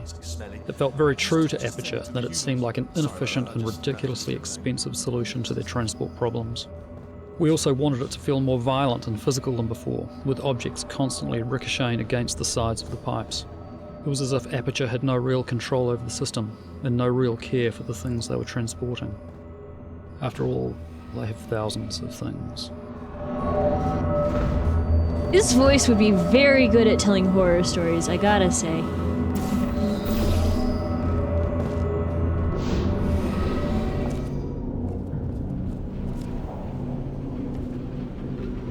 We've got to get you out of that room.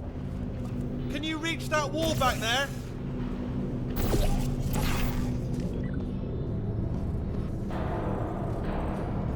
Okay, there's another wall over here.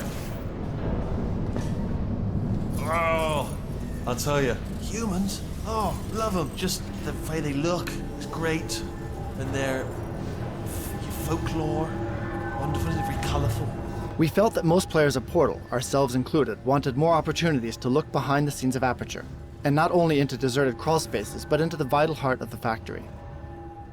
The turret factory was a way for us to satisfy this desire, while also answering the nagging question of where all the stuff in the facility came from. Because we constantly allude to the turret creation process throughout the game, it is satisfying from a story standpoint to finally stand before the machine you've been hearing about.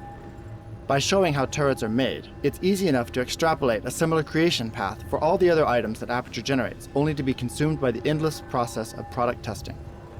We designed an entire life cycle for the poor doomed turrets, from creation, product testing, error detection, packaging, and their ultimate unpackaging prior to being recycled. In fact, the turrets never make it to shipping. As soon as a turret is completely finished and packed in a box, it is immediately sent to the unboxer, where it goes on to recycling and begins its life anew. Thus, we show Aperture continually building and repurposing its items in the most inefficient way imaginable. We never got around to building the actual unboxer, but what we pictured was that it was located immediately below the boxing machine. And while the turrets would be reduced to their components, the boxes would be discarded and end up in a steadily growing mountain of unrecycled packing materials. Oh dear.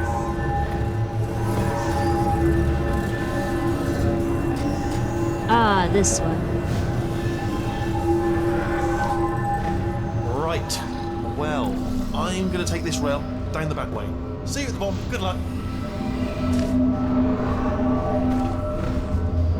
I survive! Wahahahahaha!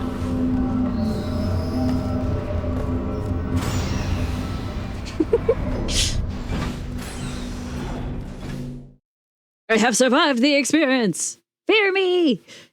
Rawr!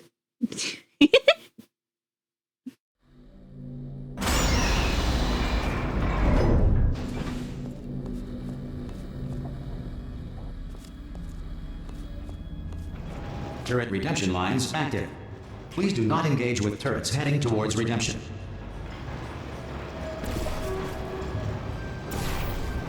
Turret redemption lines are not rides. Please exit the turret redemption line.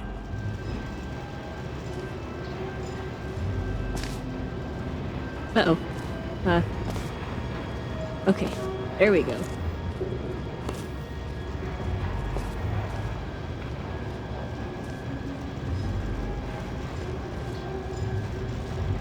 Our little friend turret. Thank you.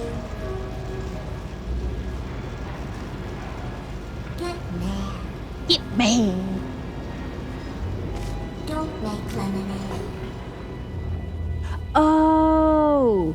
I know what it's referencing Prometheus now. was punished by the gods for giving the gift of knowledge to man. He was cast into the bowels of the earth and pecked by birds. It won't be enough. I know the answer is beneath us. I knew the mythology behind that, but I didn't really. Oh my gosh! There's so much foreshadowing in this turret. I will remember that. I'll remember all of that now. That's all I can say.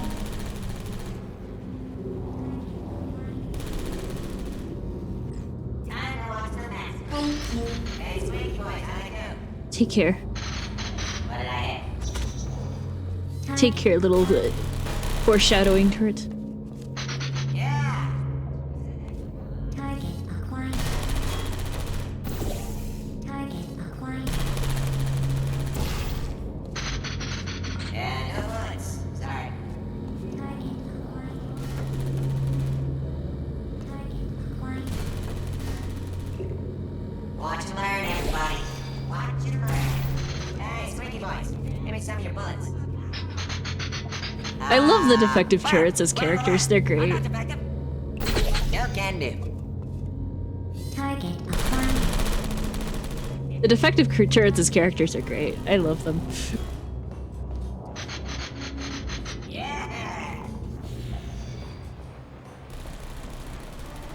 Response. Wait.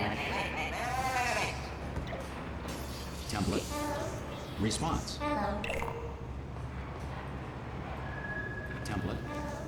Response. Okay, I'm gonna catch it. Template. Response. Not effective. Ah, come on. Oh, thank Fine. God. You saved my bacon, pal. Where we go? Is this a jailbird? Can't say a thing.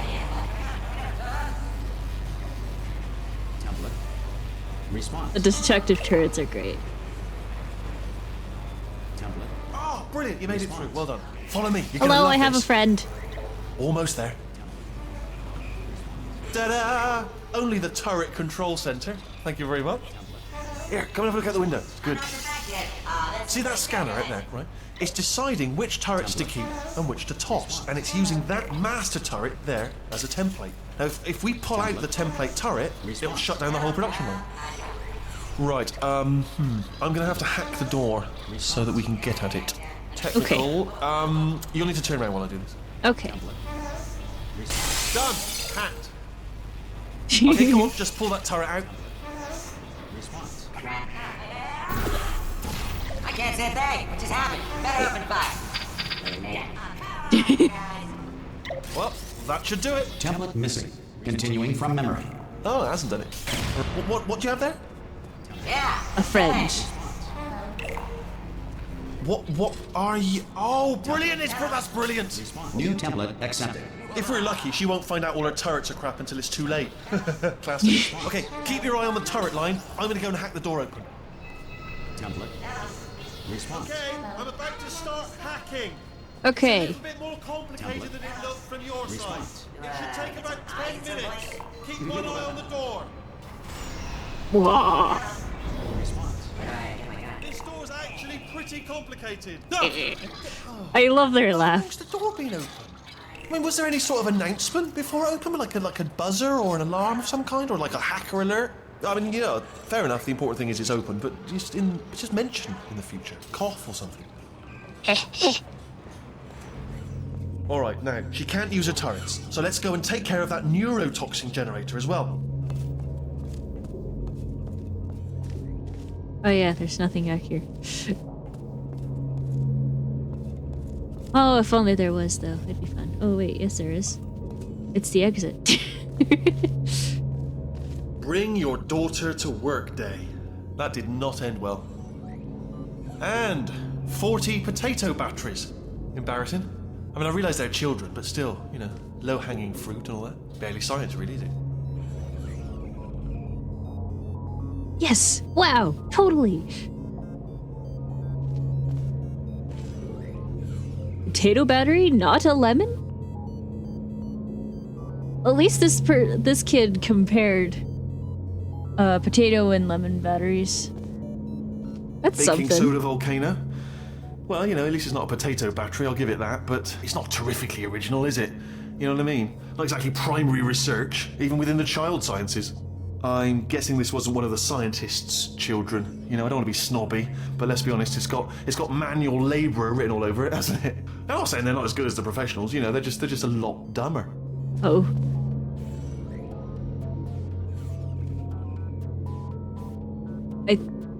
Is that a portal powered by a potato? Wonderful. Look at that, it's growing right up into the ceiling. The whole place is probably overrun with potatoes at this point, isn't it? At least you won't starve, though. Yay!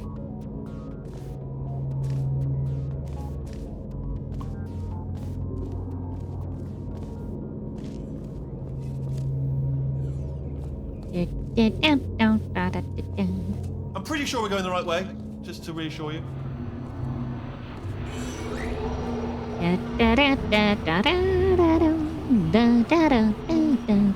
You can see my portals way off in the distance.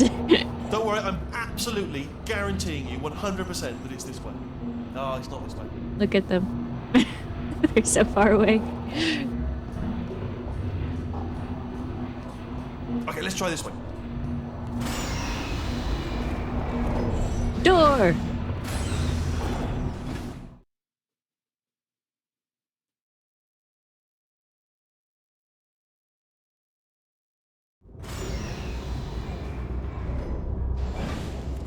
We're about 5.5 hours into the stream. How's everyone doing?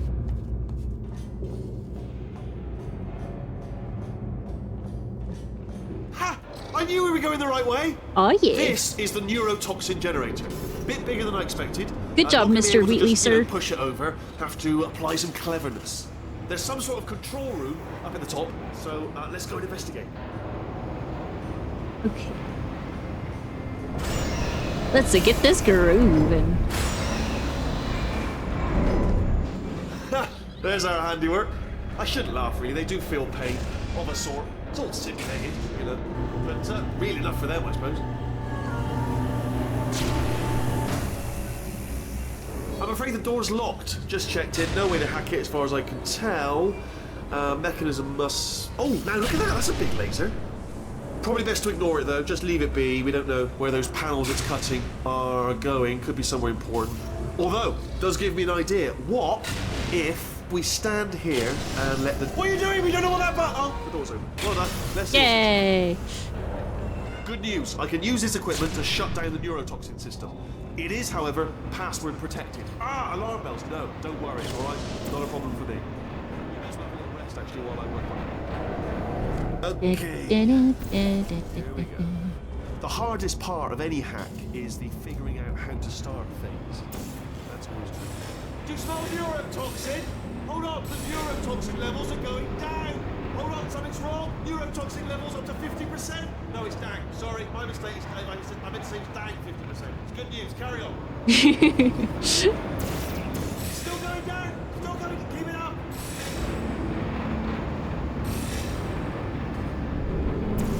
That did it. Neurotoxin at 0%. Yes. Hold on. Warning. Neurotoxin pressure has reached dangerously unlethal levels. Oh yeah. Oh no.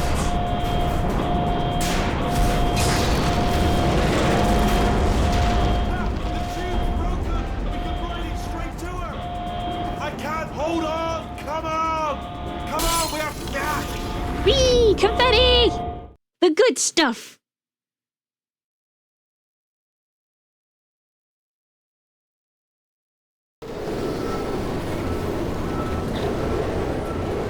Hi, Wheatley. This should take us right to her. I can't believe I'm finally doing this. Woo! I knew this would be fun. They told me it wasn't fun at all, so they said it's not fun at all. And I believed them. I don't know what to afford to myself. Oh, and I'm loving this. Way of a time.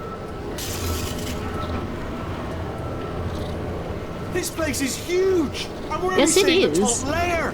It goes down for miles. All sealed off years ago, of course. We should be getting close. Oh, I cannot wait to see the look on her face. No neurotoxin, no turrets. She'll never know what hit her.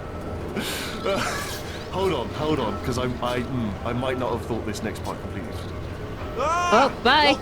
I'm going the wrong way. Get to her. I'll find you. Okie dokie.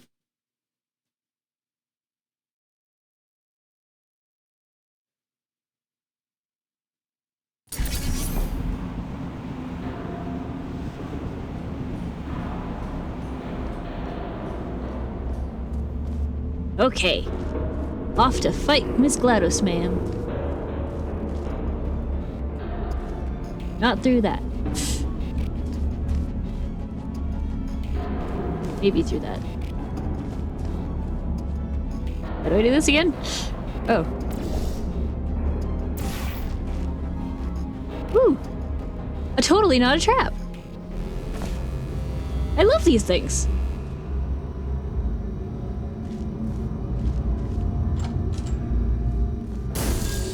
I honestly, truly didn't think you'd fall for that. Aw, man. I devised a much more elaborate trap further ahead for when you got through this easy one. If I'd known you let yourself get captured this easily, I would have just dangled a turkey leg on a rope from the ceiling.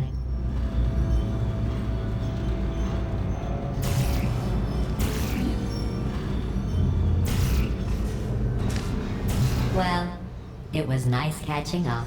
Let's get to business. I hope you brought something stronger than a portal gun this time. Otherwise, hello. I'm afraid you're about to become the immediate past president of the Being Alive Club. Seriously, though, goodbye. Also, leave it to Aperture to make us neurotoxin hammer that implodes if it doesn't have enough neurotoxin. Yeah.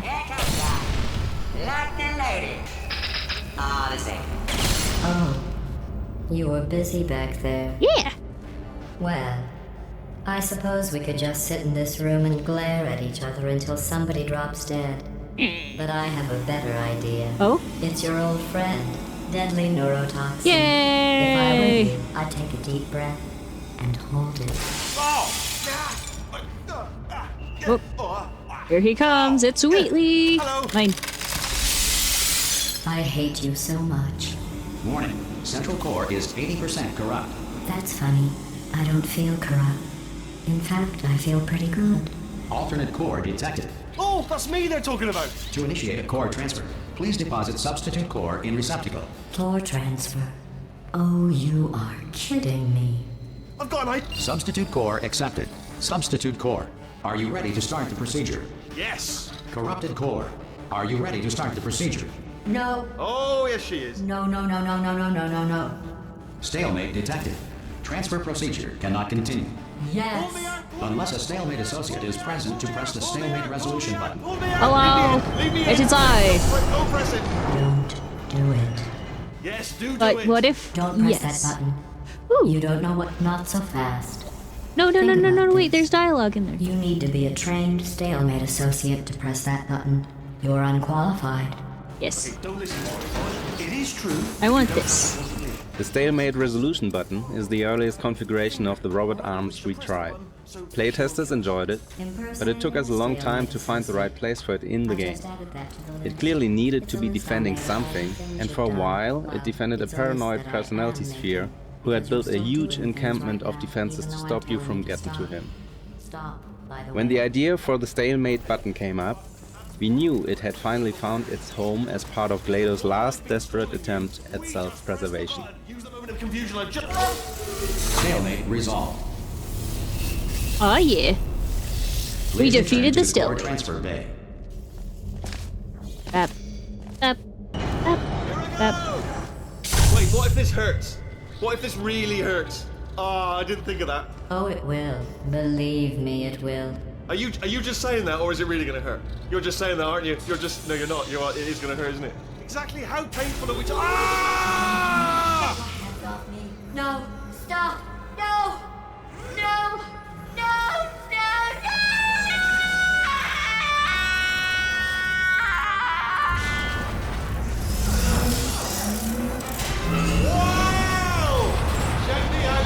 Our initial idea for this version of Wheatley was to replace GLaDOS's eye with Wheatley's, but it wasn't a big enough change to see the difference. Instead, we put Wheatley onto GLaDOS's rig and gave him a puffed out look, like he's trying to make himself look big, using wall tiles. There we go, lift cooled. Look how small you are down there. I can barely see you. Very tiny and insignificant. Let me tell you, I knew it was going to be cool to be in charge of everything, but wow, this is cool. And check this out, I'm a bloody genius now. Estás usando este software de traducción de forma incorrecta. Por favor, consulte el manual. I don't even know what I just said, but I can find out. Oh, sorry, no, the lift, yes, sorry, keep forgetting. This You're body's okay. amazing, seriously. I can't get over how small you are, but I'm huge.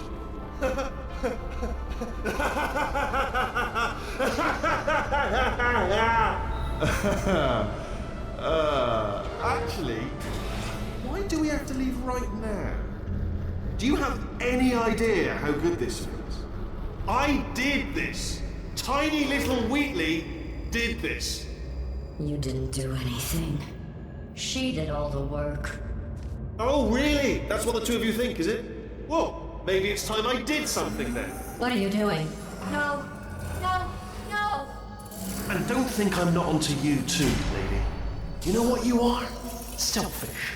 I've done nothing but sacrifice to get us here. And what have you sacrificed?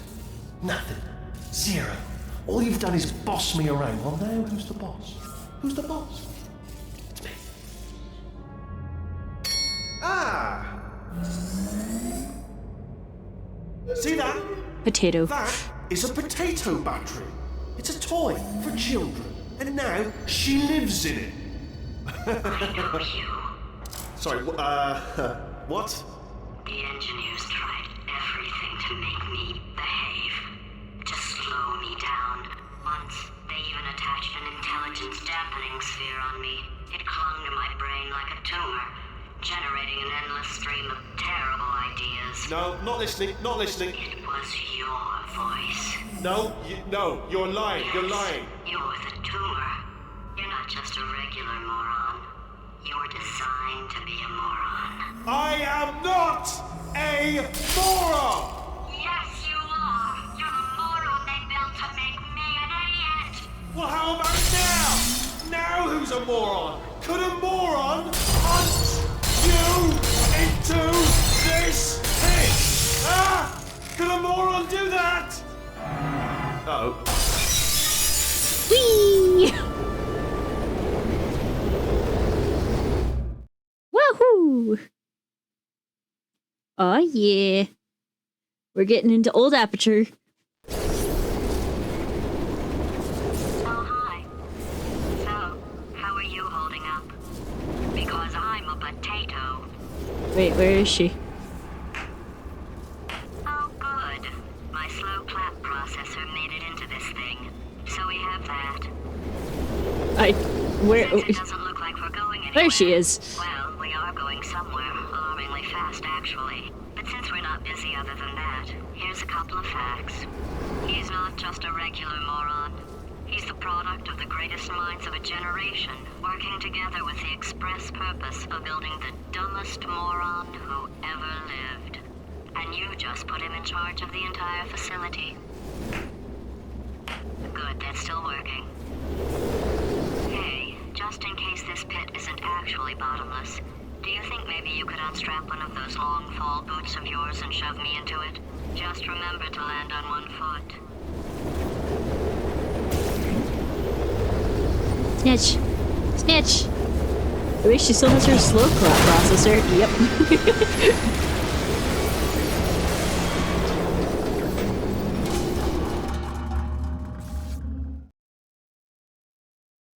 Aperture science.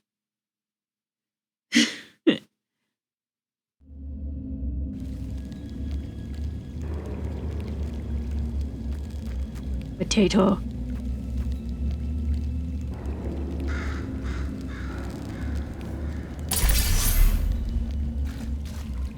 Okay.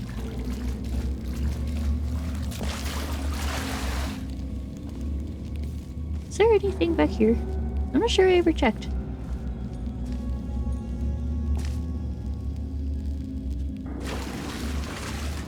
Not that surface, apparently.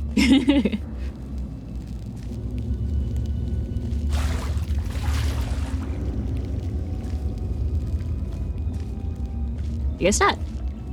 While making Portal 2, we explored our way through vast quantities of reference material. Inspirations included photos of NASA's Apollo and Shuttle programs, CERN's particle accelerators, both modern and obsolete, industrial robots, derelict Soviet space shuttles, overgrown temples, Brussels metro stations, seedy American motels, junkyards filled with rocketry equipment, Chinese apartment blocks under construction, Polish shipyards, neutrino detectors deep underground in nickel mines, corporate headquarters from a variety of eras, commercial nuclear reactors, experimental fusion reactors, rain-sodden book depositories in Detroit, peculiar cameras, forgotten space probes, you name it.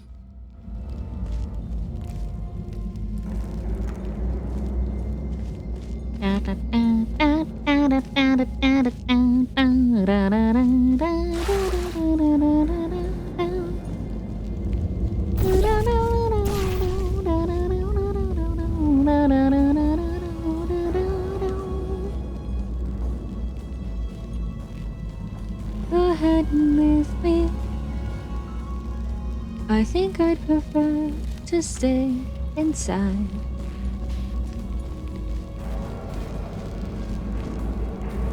Maybe you'll find someone else to help you. Maybe Black Mesa. That was a joke. Haha, bad chance.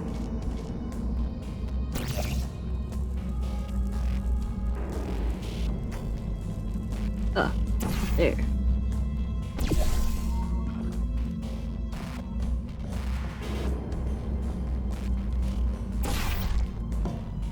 Random singing is always fun.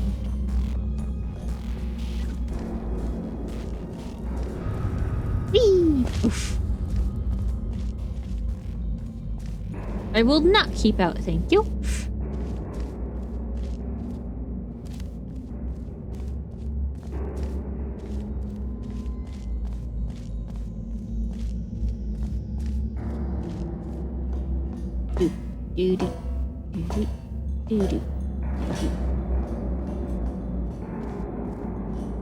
The size of the gigantic transition seal lock was a happy accident.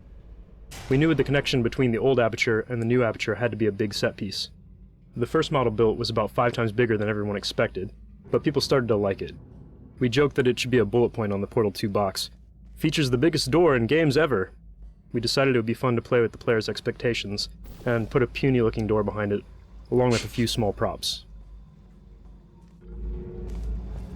Yeet.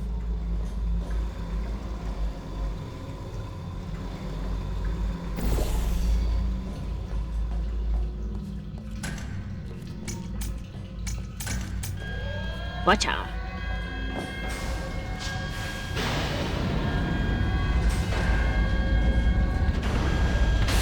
Behold, the biggest door in gaming!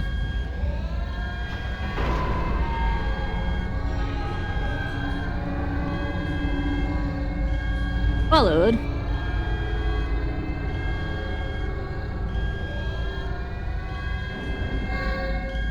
by a normal door in gaming.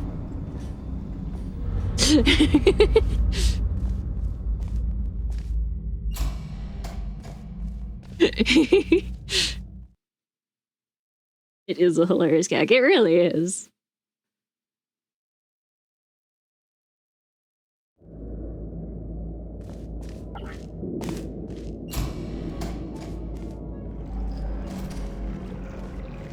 The lake map marks a total reset to the aesthetics and scale of the environments up to this point in the game. You come into the underground cave compressed, and as you progress further into the map, your eye is drawn upwards by the elevator tower, sparking cables, falling debris, and finally the test spheres which recede vertically into nothingness.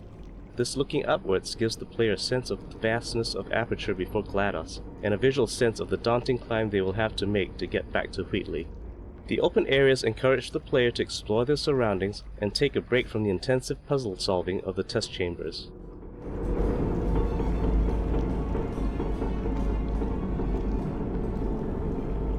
Up. Behold, up.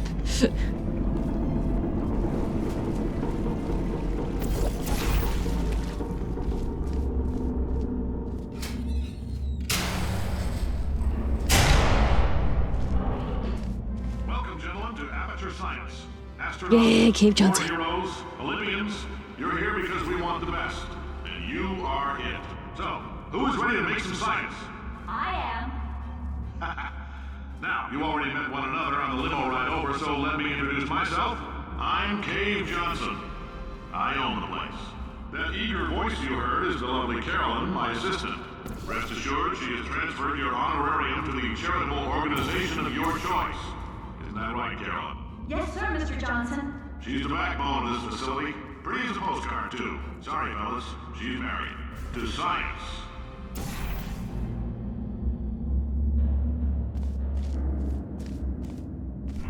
Except the ones who are done.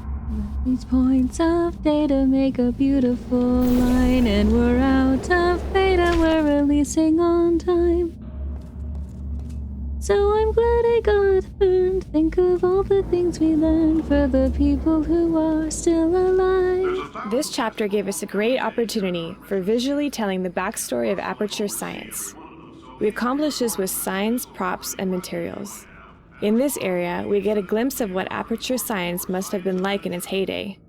We used rich, warm colors and materials like carpeting and marble to indicate that Aperture had a lot of money at one time. Cave Johnson and his staff were just starting out in their enterprise, and everyone was eager to do science. This stands in contrast to the stark, cavernous environment outside and the materials you see in Aperture Lab from later decades. As the player makes their way through more recent areas of the lab, the materials become cheaper, with an abundance of plastic and linoleum showing that Aperture had fallen on harder times and could no longer build high-quality offices for its workers. Oh wow, the Rhombus of Ruin theme does not do your singing voice justice, and it's not like that was bad or anything. Aw. That's very sweet of you to say. It's hard to find songs that really do my singing voice justice. So I just end up singing whatever I want.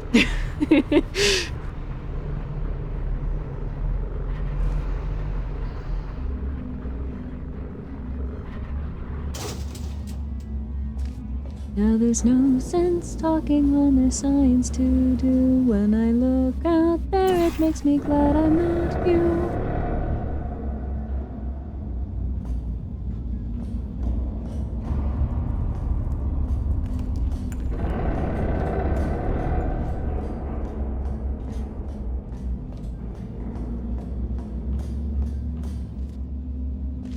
And watch out! Here we go. Oh. Oops. That was the wrong one. Hold on.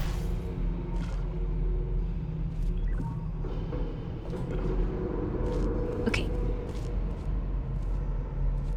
And now, a long walk back up. No, wait.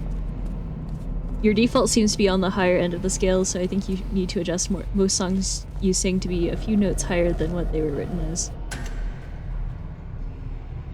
That's fair. I can also sing very low, and I think I mostly try to sing low just because people who are familiar with singing don't tend to let me use my lower range as much, which is a shame.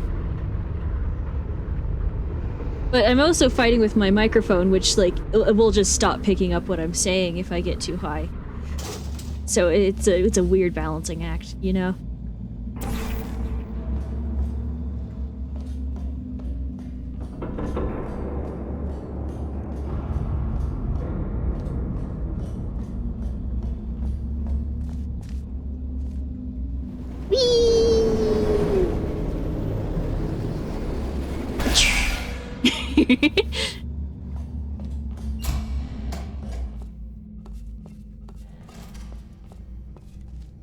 Those 2 people we hear cave fire got so lucky, yeah.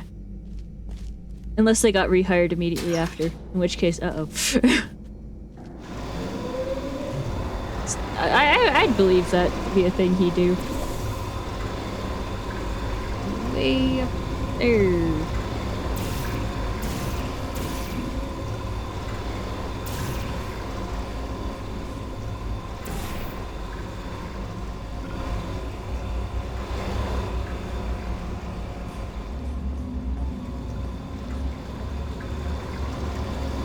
They say great science is built on the shoulders of giants. Not here. At Aperture, we do all our science from scratch. No hand-holding.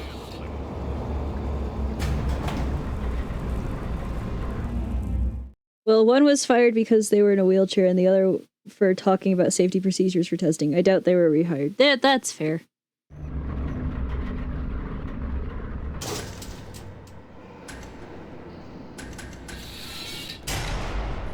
Ah. All right, let's get started. This first test involves something the lab boys call repulsion gel. You're not part of the control group, by the way. You get the gel. Yay! Son of a gun got blue paint. All joking aside, that did happen. Broke every bone in his legs. Tragic, but informative. Or so I'm told. Repulsion gel. Repulsion gel, there we go. Repulsion gel was Aperture's first attempt to create a dietic pudding substitute. It's true, the gel is a sweeter, slightly less non-toxic form of fiberglass insulation that causes subsequently ingested food items to bounce off the lining of a dieter's distended stomach and out his or her mouth. For various reasons, this product was pulled from shelves. Similar to the way the student game Narbacular Jop became the original Portal, the paint mechanics in Portal 2 come from a student game, Tag: The Power of Paint. The repulsion gel in Portal 2 is modeled after the bounce paint from Tag, but was redesigned to fit better within Portal. The original bounce paint always bounced the player at a fixed height and activated whenever the player touched the paint. We changed the repulsion gel to reflect the player's velocity, such that they will bounce back up to the height that they fell from. This mechanic lends itself better to puzzles involving portals because players have to think about gaining and preserving height. We also changed the repulsion gel to only activate if the player jumps off of or falls onto the gel. This was done because players would often accidentally walk onto repulsion gel that they didn't see and then trigger an unwanted bounce. This was a particularly nasty problem in Portal 2 because the player couldn't get rid of paint once it was applied, whereas in Tag the player can erase paint at any time they want. The lab boys just informed me that I should not have mentioned the control group. They're telling me I ought to stop making these pre-recorded messages. That gave me an idea. Make more pre-recorded messages. I pay the bills here, I can talk about the control group all damn day.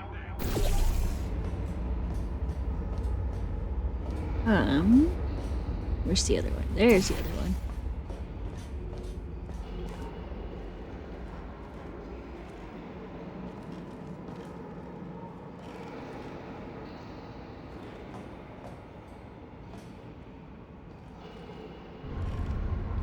As a character, I really like Cave Johnson. He's great.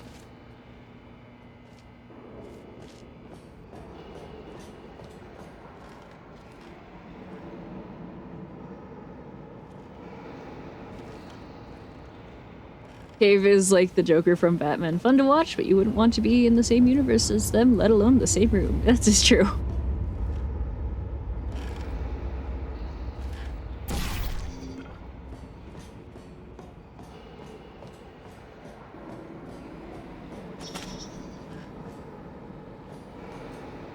Not the door.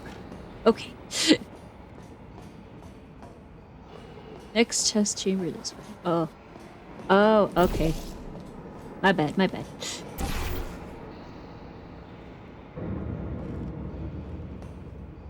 For this next test, we put nanoparticles in the gel. In layman's terms, that's a billion little gizmos that are going to travel into your bloodstream and pump experimental genes and RNA molecules and so forth into your tumors. Now, maybe you don't have any tumors. Well, don't worry. If you sat on a folding chair in the lobby and weren't wearing lead underpants, we took care of that too.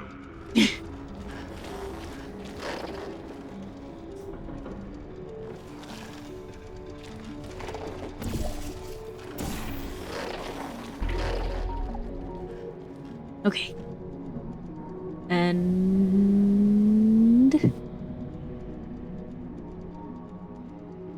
go.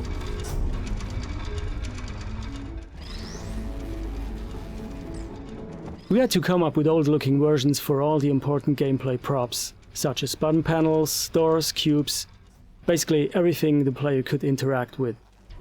We came up with this fictional character, Janitor Bob. He'd be the guy who had to maintain all of old Aperture. A guy who doesn't understand anything about science, but can fix everything with duct tape and a screwdriver. He would use everything he could get his hands on. The result might not look pretty, but it would work. So whenever we got stuck designing props for Chapter 3, we'd ask ourselves, well, how would Bob build it? Nice.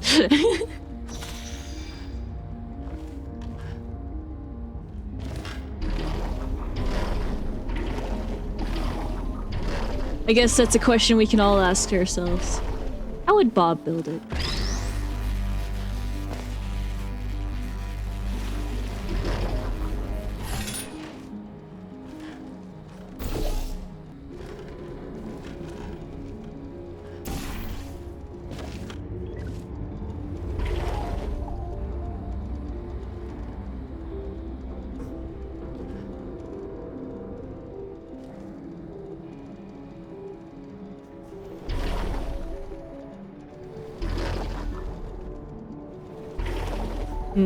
How was I supposed to do this? I forgot.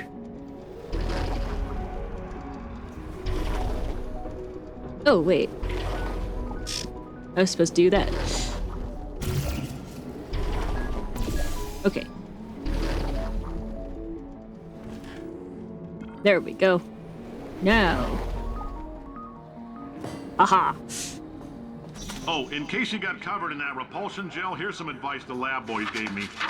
Do not get covered in the repulsion gel. We haven't entirely nailed down what element it is yet, but I'll tell you this, it's a lively one, and it does not like the human skeleton. We are almost 6 hours into the stream. How's everyone doing?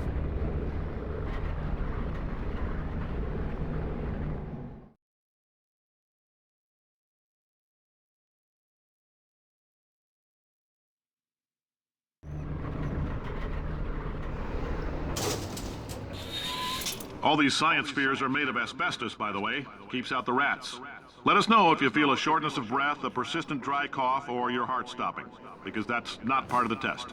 That's asbestos.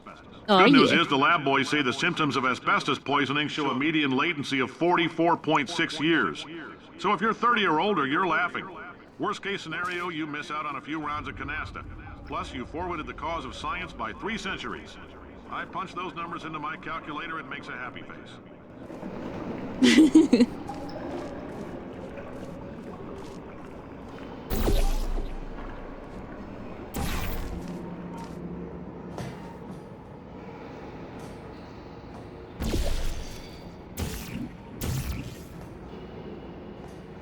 Ah, there's a text bubble in there. How get in? How in get?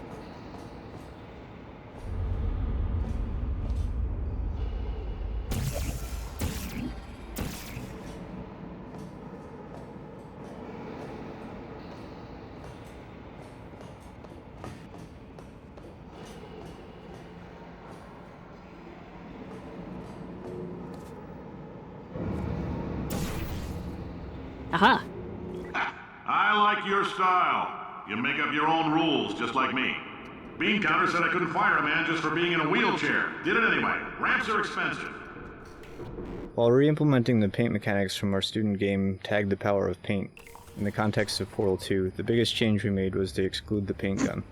In Tag, our paint gun allowed the player to paint the environment freely in an abstract outdoor environment, but in our gameplay experiments, that was very difficult to constrain without contrivance in Portal 2's indoor spaces.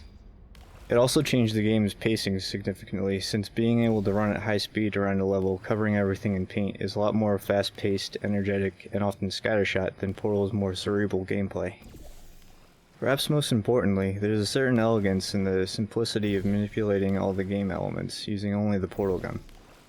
Adding a new gun would inherently add complexity and force us to start from square one, training the player how to use this new tool instead of focusing on the game's namesake. Instead, we decided to use the established mechanism of the delivery tubes and have players redirect the flow of the paint with their portal guns. This felt like a good compromise.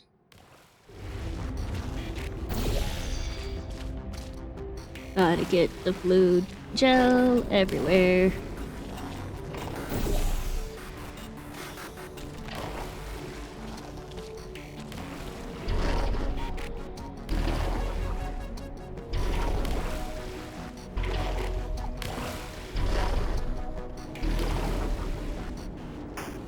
Okay.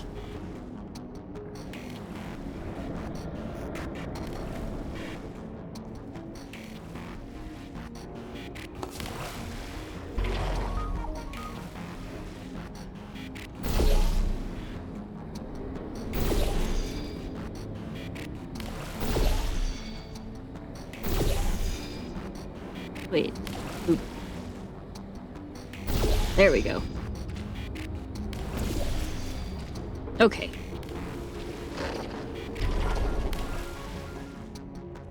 Cool. So now... Watcha.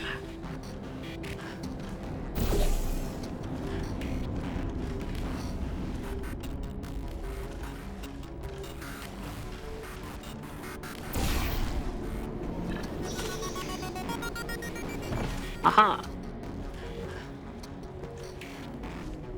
No, wait. I needed more glue.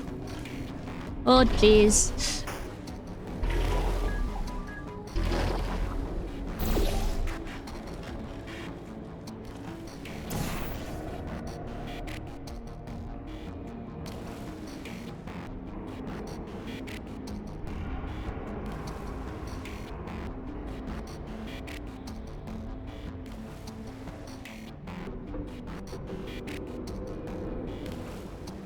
Okay. Now we should be good.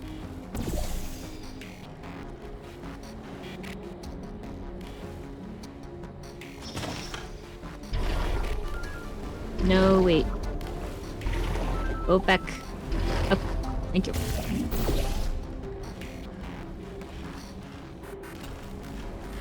And down.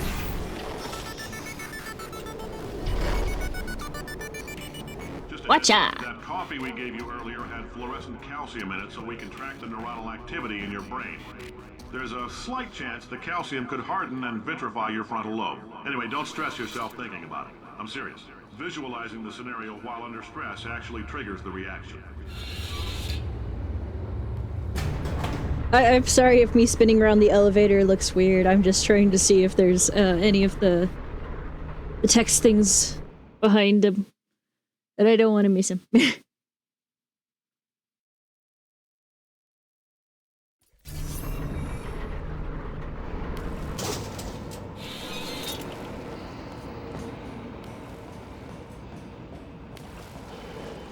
Now, if you're part of Control Group Kepler-7, we implanted a tiny microchip about the size of a postcard into your skull. Most likely you've forgotten it's even there. But if it starts vibrating and beeping during this next test, let us know. Because that means it's about to hit 500 degrees, so we're going to need to go ahead and get that out of you pretty fast. Perfect.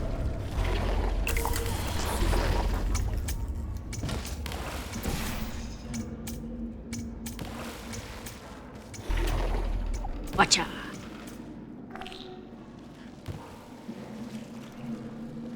I'm telling them, keep your pants on. All right, this next test may involve trace amounts of time travel. So, word of advice, if you meet yourself on the testing track, don't make eye contact. Lab boys tell me that'll wipe out time. Entirely. Forward and backward. So, do both of yourselves a favor and just let that handsome devil go about his business.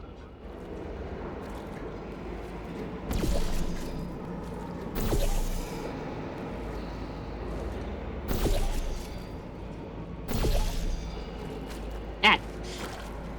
You got me.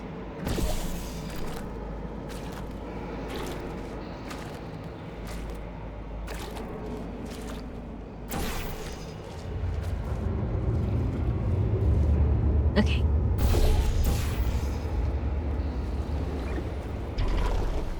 Watcha! It's nice that I'm playing through this a second time, because I kind of know the puzzles, but I also don't really...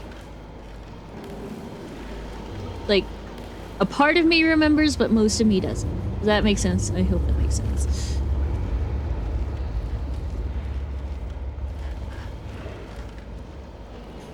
And I'm not, like, overthinking quite as much as I had previously done, I think.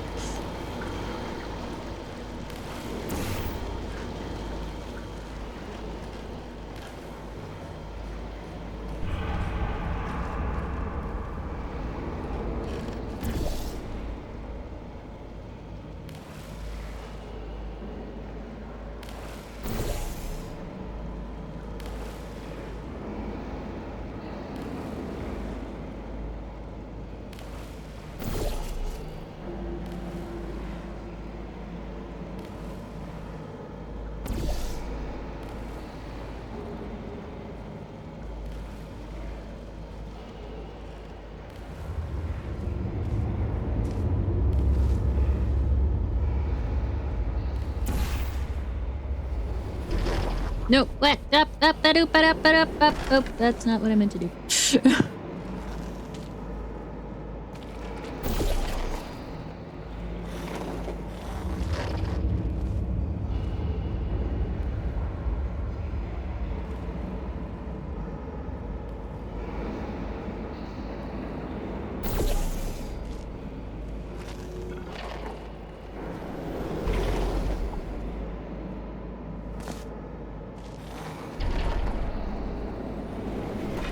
Okay. I need to get back up there. Cool. So, what we gotta do? Let's do this. Oh, darn it. Did I miss that spot? I guess I did.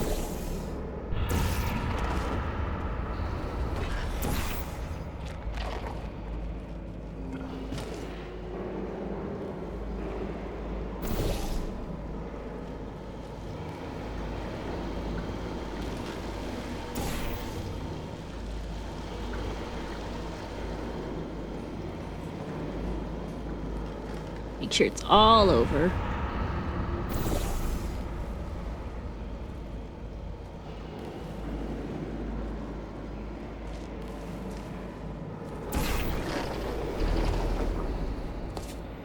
Watcha!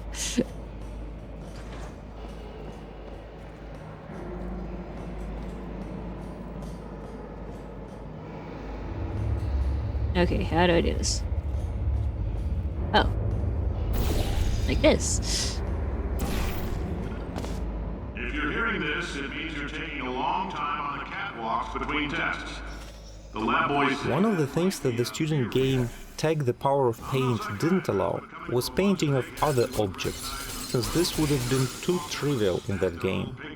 In Portal 2, however, moving paint around became a puzzle in and of itself, so we began to create puzzles that depended on painting objects.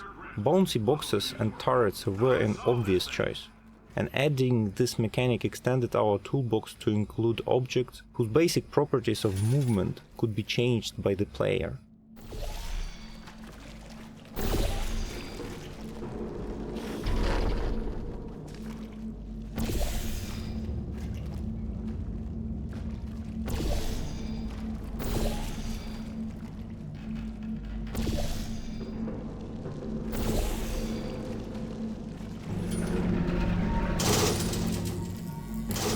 Science isn't about why, it's about why not. Why is so much of our science dangerous? Why not marry safe science if you love it so much? In fact, why not invent a special safety door that won't hit you on the butt on the way out because you are fired? Now you test subject, you're doing fine. Yes, you, box your stuff, out the front door, parking lot, car, goodbye.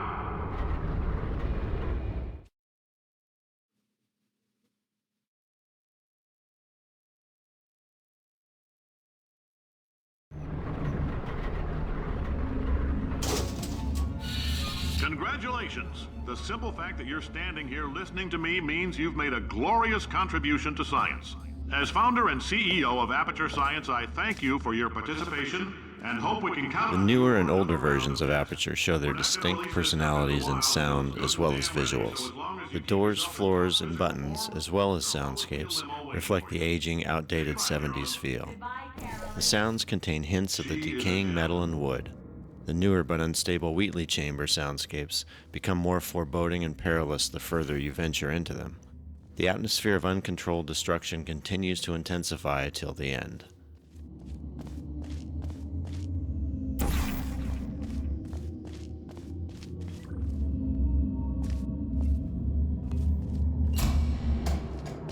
Okay. Oh, I remember getting stuck on this one. Not the solution.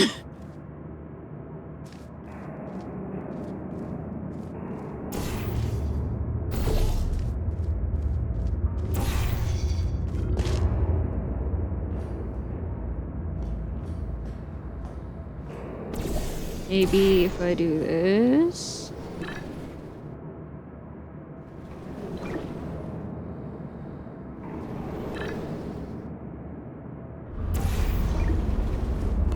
Oh. Huh. Okay. Well, that went well.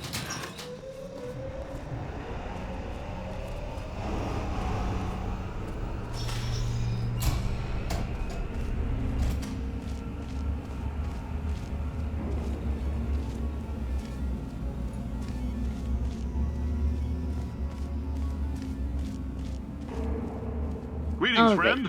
I'm Cave Johnson, CEO Hello. of Aperture Science. You might know us as a vital participant in the 1968 Senate hearings on missing astronauts. And you've most likely used one of the many products we invented, but that other people have somehow managed to steal from us. Black Mesa can eat my bankrupt... Sir, the testing? Right. Now you might be asking yourself, Cave, just how difficult are these tests? What was in that phone book of a contract I signed? Am I in danger? Let me answer those questions with a question. Who wants to make $60? Cash. You can also feel free to relax for up to 20 minutes in the waiting room, which is a damn sight more comfortable than the park benches most of you were sleeping on when we found you. So, welcome to Aperture. You're here because we want the best, and you're it. Nope. Couldn't keep a straight face. Anyway, don't smudge up the glass down there. In fact, why don't you just go ahead and not touch anything unless it's test related.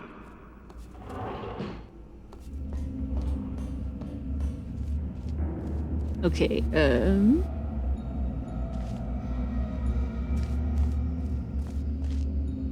I remember there was something else in there.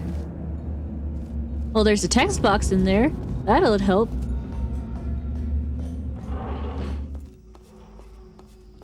But how do I get to it?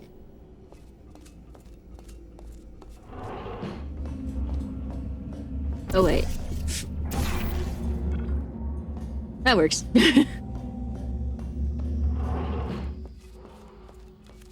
No, it doesn't. Where am I?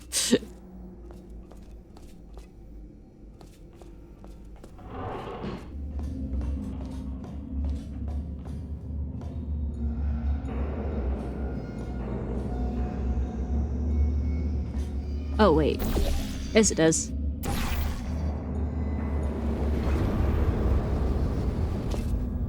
Ah.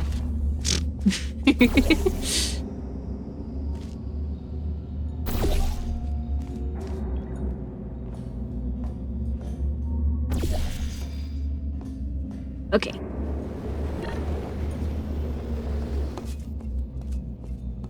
Now we're working. Say, you're good at murder. Could you... Ow! Oh, thanks. The character of Potatoes was actually the hardest one to crack for us, and was the last character to get recorded. We'd always wanted to switch things up for the sequel, so that Gladys would become your unwilling buddy cop partner against a new threat. But this ended up being far more entertaining as a concept than an execution. It's one thing to have an omnipotent villain chastising you while you're testing, it's quite another to have a little potato on your gun doing the same. Playtesters wanted to tear her off the gun, and we didn't blame them. So we were faced with the unsettling prospect of making dry, robotic supervillain GLaDOS more human and relatable. This ended up being one of the hardest writing jobs in the game. Oh, I imagine.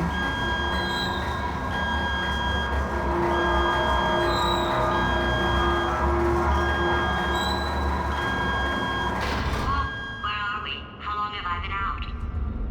That extra half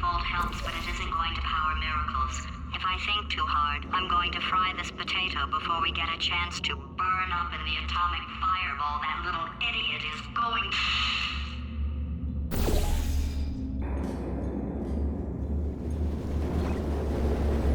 Woo!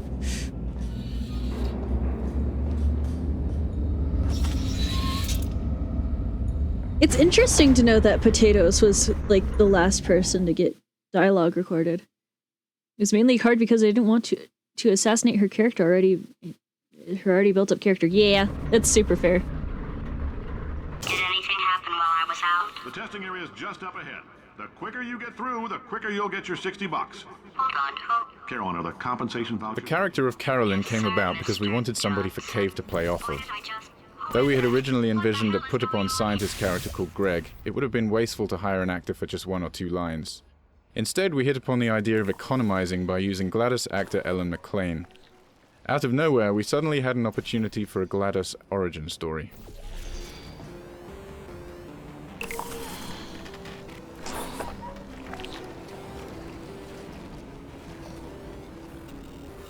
Alright.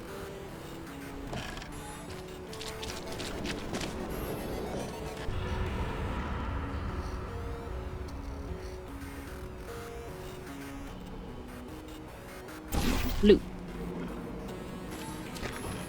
Oh, wait. No, this is fine. We got this.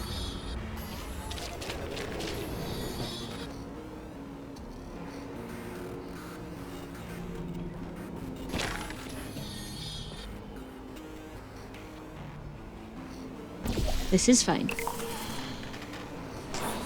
Yep. Just fine.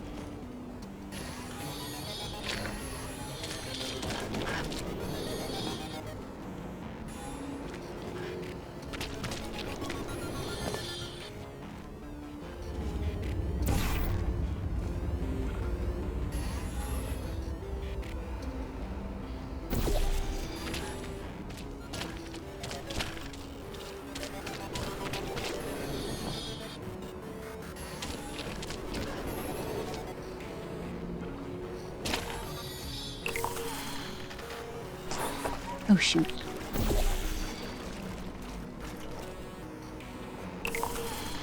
Double do that just to make sure.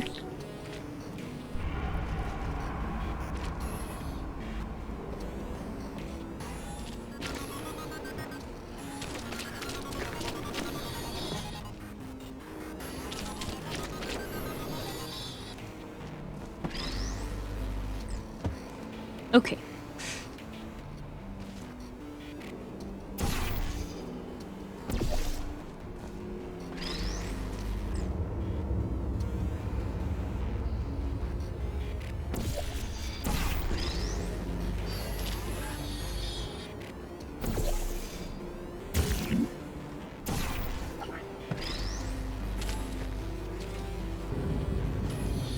Ruby Ooby.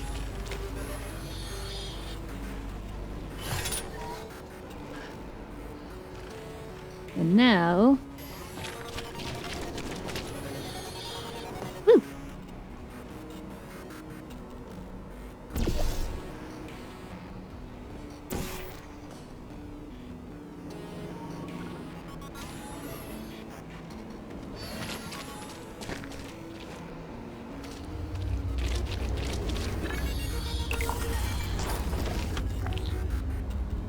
Oh yeah. I guess emotional outbursts require more than 1.6 volts. Now we know that. We just need to relax. We're still going to find out what the hell's going on here, but calmly.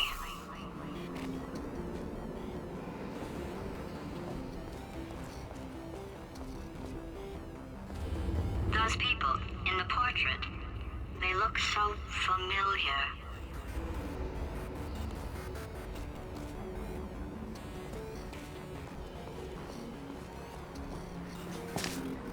We'll figure him out, GLaDOS, ma'am. We always do.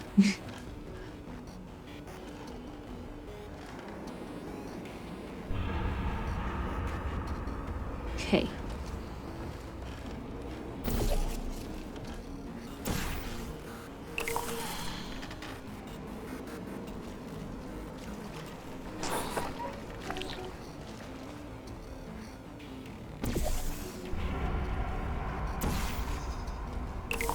Oh, that's the wrong button.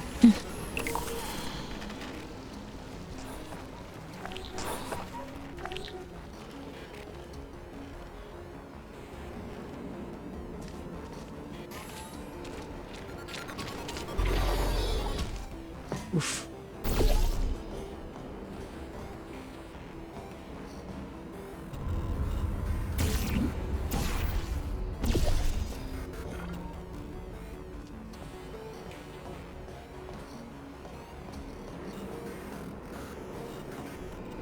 Okay. So now, how do I get down?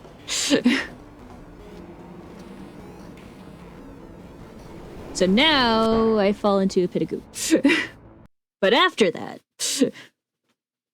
oh yeah, it can't save. So now I have to start from the top. Did anything happen while I Yeah, was that out? top. The testing area is just up ahead. The quicker you get through, The character of Carolyn came about because we wanted somebody for Cave to play off of.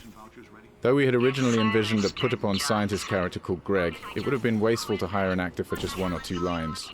Instead, we hit upon the idea of economizing by using GLaDOS actor Ellen McLean. Out of nowhere, we suddenly had an opportunity for a GLaDOS origin story.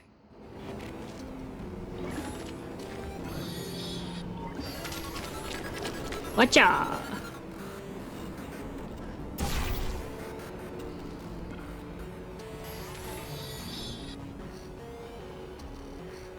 Okay. That's the wrong button.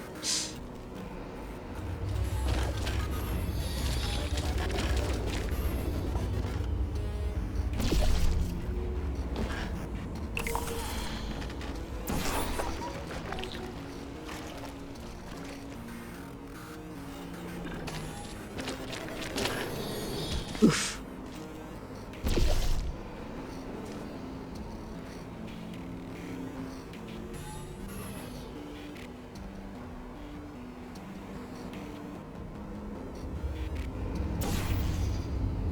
Sorry, I was just like processing.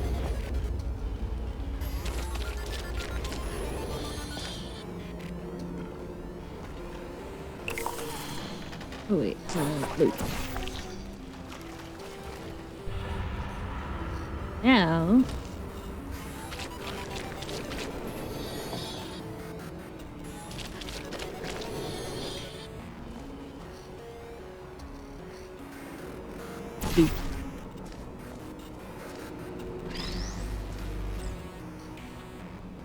Ooh.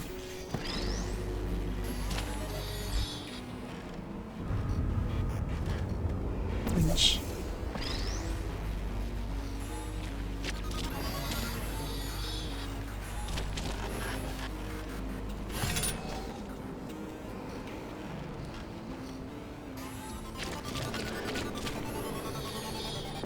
Okay, now.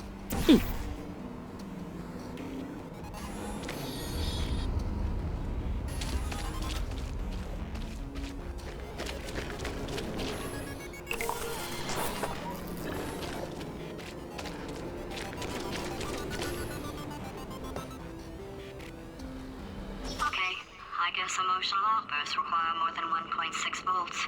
Now we know that. We just need to relax. We're still going to find out what the hell's going on here, but calmly. Okay, so.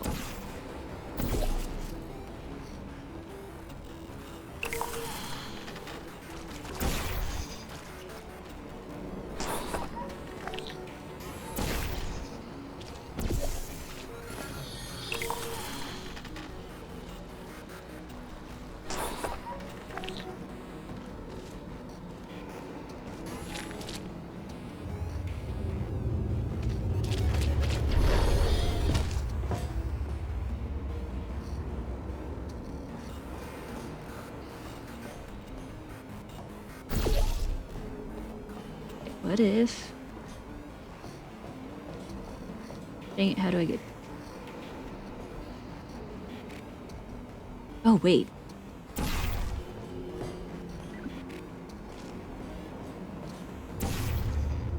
Aha!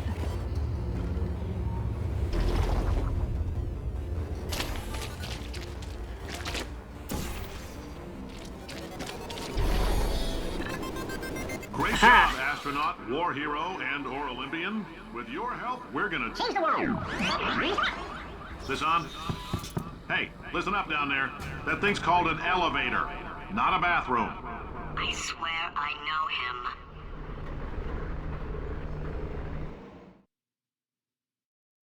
him. We are about 6.5 hours into the stream. How's everyone doing?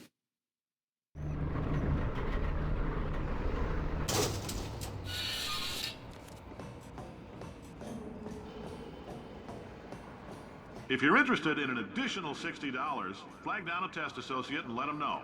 You could walk out of here with 120.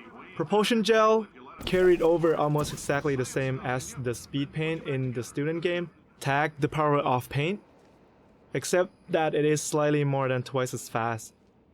Propulsion gel combined well with the existing mechanics of Portal, such as flinging, and it also went well with the repulsion gel for long jumps. We had to tweak the player's control on propulsion gel to feel right in the Portal universe, and also added a slight funneling effect to help guide the player when they're speeding into a portal.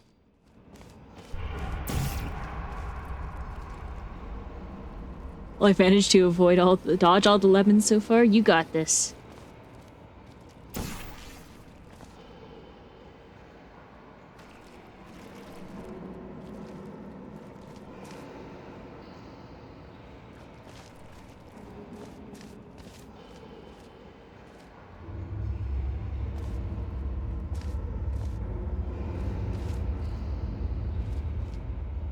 Oh, wait.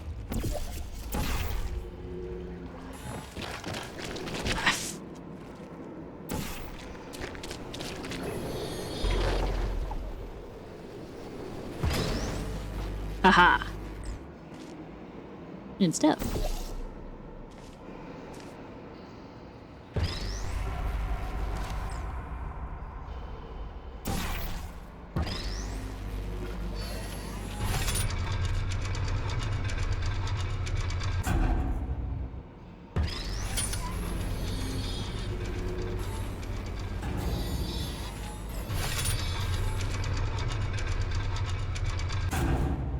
Oh, wait.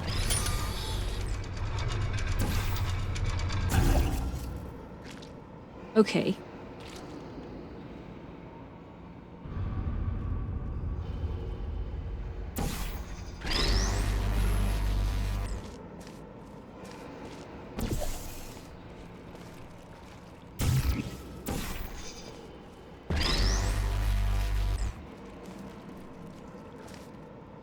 I'm catching on. I'm catching on. Slowly but surely.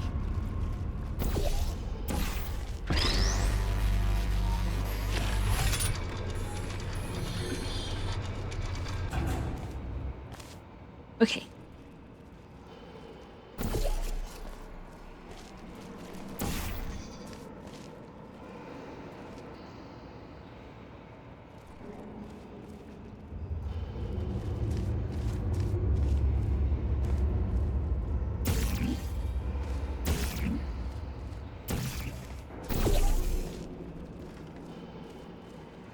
Ugh.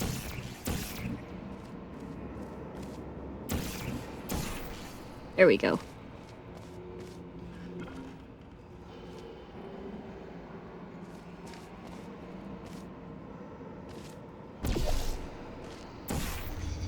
Okay.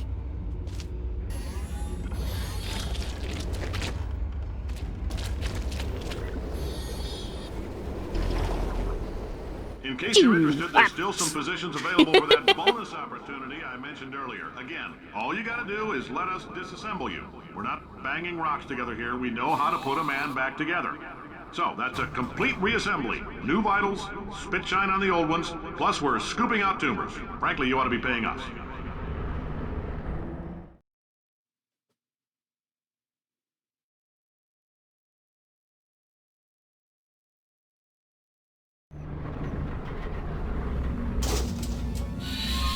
Thank you. I can't believe I'm thanking these people. For staggering your way through Aperture Science's propulsion gel testing, you've made some real contributions to society for a change, and for that, humanity is grateful. If you had any belongings, please pick them up now. We don't want old newspapers and sticks cluttering up the building. For many of you, I realize $60 is an unprecedented windfall, so don't go spending it all on, I don't know, Carolyn, what do these people buy? Tattered hats? Beard dirt? To quote my mom when she heard that line, yeah, the tumors you gave them. Yeah.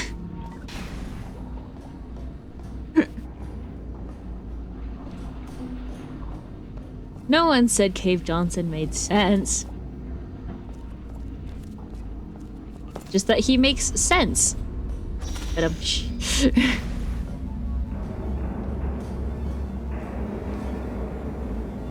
okay. Probably not. Oh. Yes, that direction. What was I saying?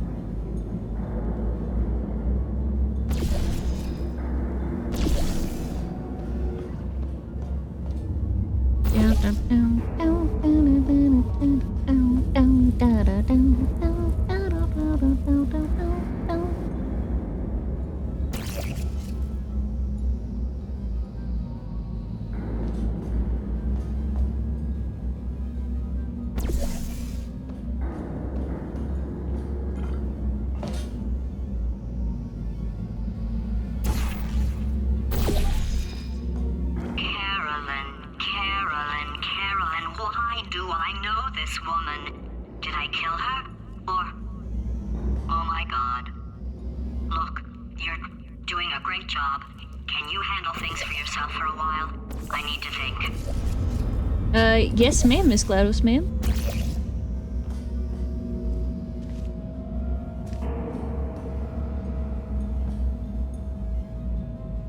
How was I supposed to do this?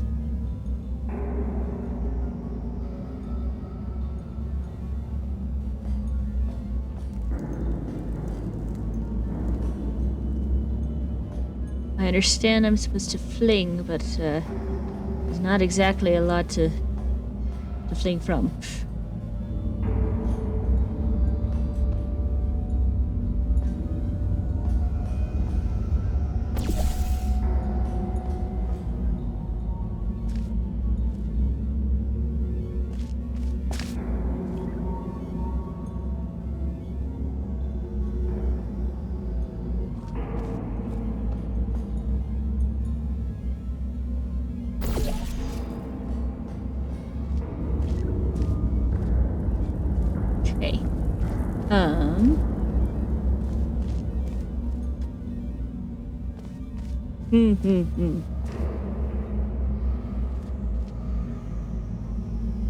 Tina, super important question. What's up, Giddy?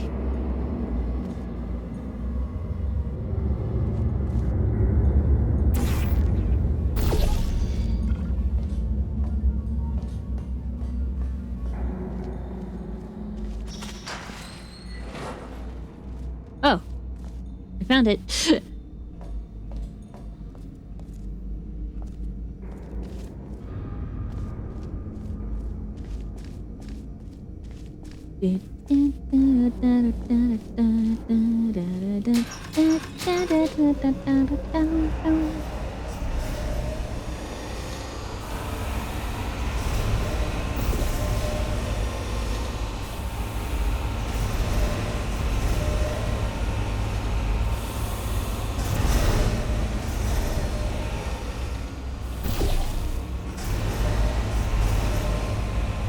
I really want to play Rocket League, but it's updating and taking forever. Should I just give up and eat or wait for the update?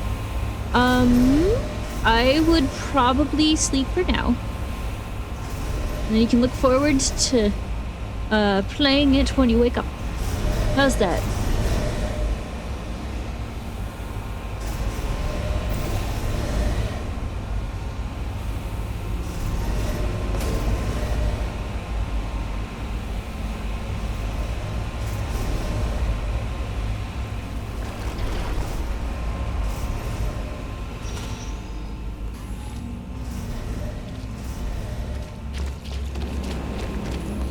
Okay.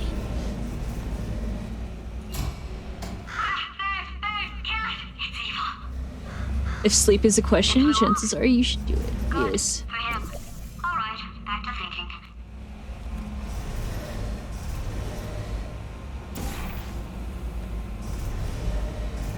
Is it hard being so smart, Athena? I do it on accident most of the time. Welcome to the Enrichment Center. To the point I'm not sure I'm being smart most of the time. Since making test participation mandatory for all employees, the quality of our test subjects has risen dramatically. Employee retention, however, has not. As a result, you may have heard we're going to phase out human testing. There's still a few things left to wrap up, though. The bean counters told me we literally could not afford to buy $7 worth of moon rocks, much less 70 million. Bought them anyway. Ground them up, mixed them into a gel. And guess what? Ground up moon rocks are pure poison. I am deathly ill.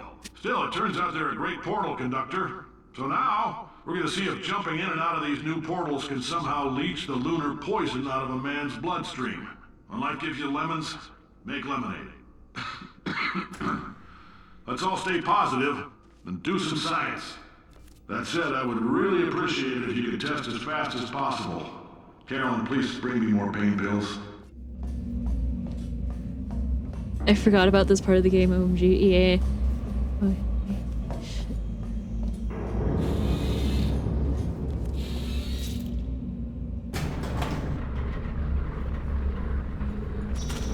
Maybe at some point we can convince Elliot to play Portal 2.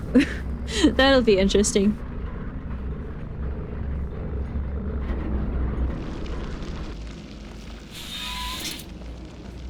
Okay. Portal Paint was the last paint we added to the game, and for a long time we weren't sure of the best way to use it.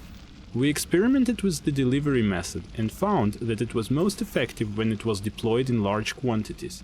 Another important factor was the angle of application. Dropping the paint at an angle allowed the player to play more freely with the paint, which gave them the liberating feeling of breaking the rules by being able to place portals where they couldn't before. He's going to for a subby. Ah! Chapter 3 is where most of the more is. How can you forget it? Very carefully. The first implementation of the blob was integrated in the source engine back in 2007. Over the years, the code has been significantly optimized, but was still way too slow to run on game consoles. The blob was a key feature of Portal 2, even though we didn't know if we could make it work for consoles. In summer 2010, we were still considering using completely different tech for consoles, one that would certainly not look as nice. On the 360, even with a very low quality blob, we were barely within a performance budget. But we really wanted to have the same high quality blob among all platforms. Meanwhile, the code was poorly suited for PS3 SPU. We ended up rewriting all the blob code, so it would take better advantage of multiple cores on SPUs, giving us quality blobs on all platforms while staying within performance and memory constraints.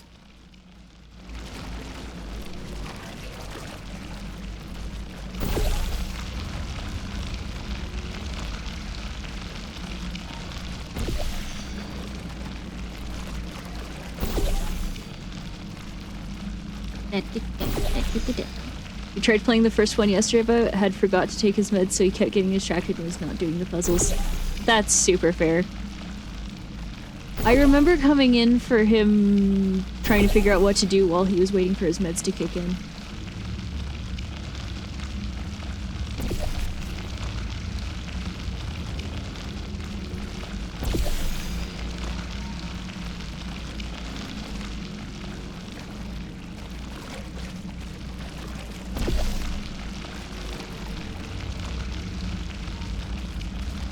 And I remember suggesting placid plastic ducks. So that's my contribution to science, I guess.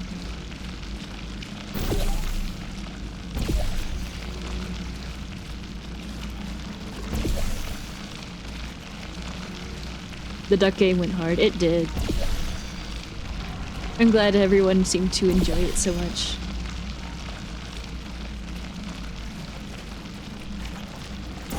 Alright, cool. Up. Okay. So now...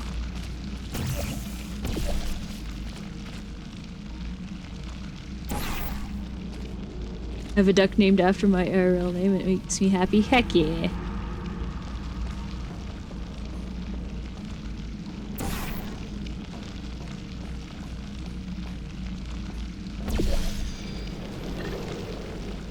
Watcha! Alright, I've been thinking. When life gives you lemons, don't make lemonade. Make life take the lemons back. Get mad! I don't want your damn lemons! What am I supposed to do with these? Take the lemons. Demand to see life's manager. Make life rue the day it thought it could give Cave Johnson lemons. Do you know who I am?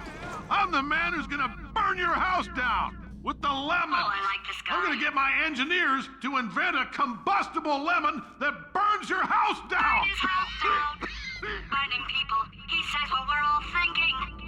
The point is, if we can store music on a compact disc, why can't we store a man's intelligence and personality on one? So I have the engineers figuring that out now. Brain mapping, artificial intelligence. We should have been working on it 30 years ago. I will say this, and I'm gonna say it on tape so everybody hears it 100 times a day. If I die before you people can pour me into a computer, I want Carolyn to run this place. Now she'll argue. She'll say she can't. She's modest like that, but you make her. Hell, put her in my computer. I don't care. All right, test's over. You can head on back to your desk. Goodbye, sir. It's weird because we're actually starting to do similar things with AI. Oh! Yeah! Huh.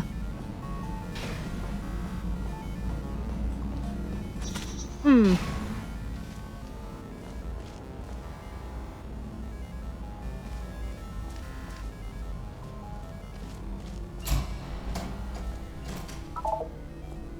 Well, that's a thinker thunker.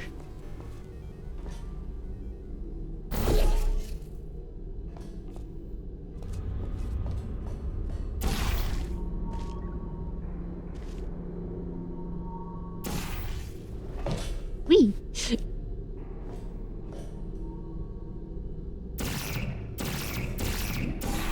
There we go. Okay.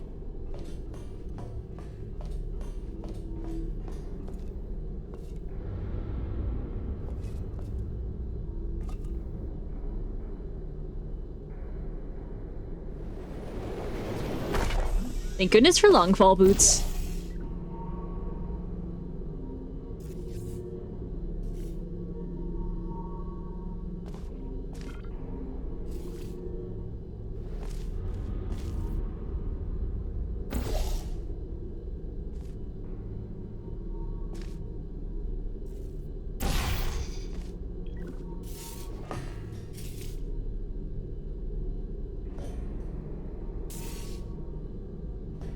Okay.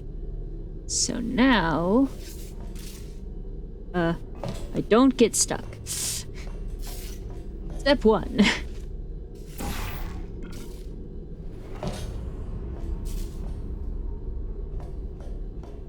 Step 2. I don't get stuck in a different direction.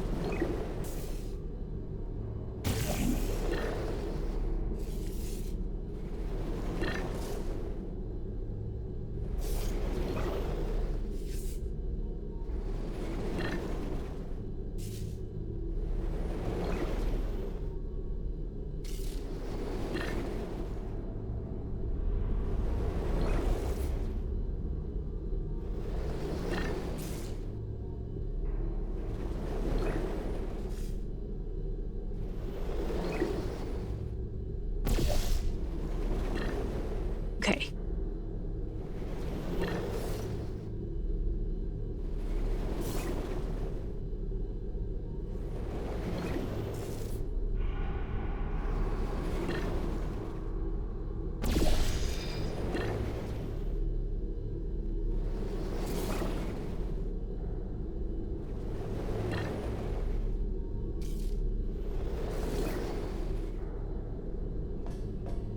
Okay. I love how much better the momentum works in this one. Yeah.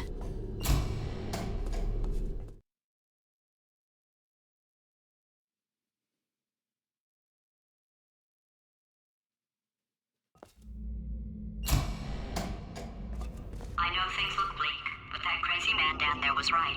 Let's not take these lemons. We are going to march right back upstairs and make him put me back in my body. And he'll probably kill us because he's incredibly powerful and I have no plan. Well, I'm not going to lie to you. The odds are 1,000,000 to 1, and that's with some generous rounding. Still, though, let's get mad. If we're going to explode, let's at least explode with some dignity.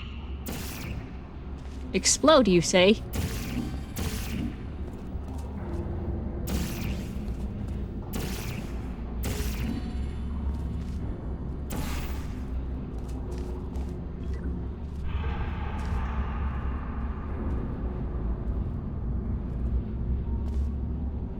I like how Gladys figured out Cave was crazy but still thinks she's sane.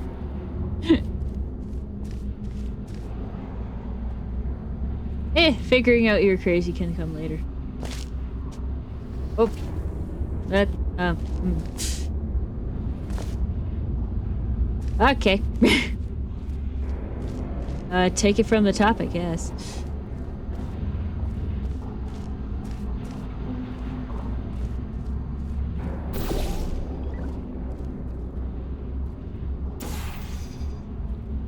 Oh, okay.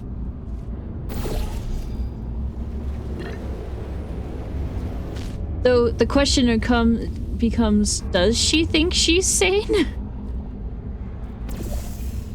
She might not. Have you played Portal Still Alive? I don't think I have. At the very least, that name doesn't sound familiar.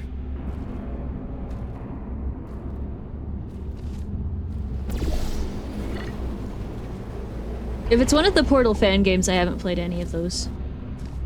Not yet.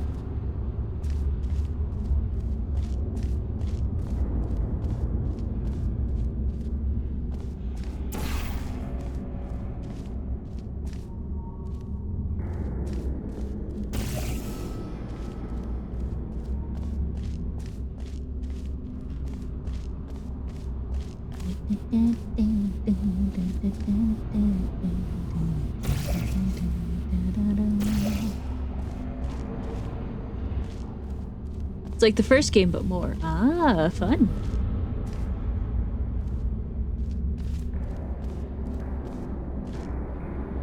Oh.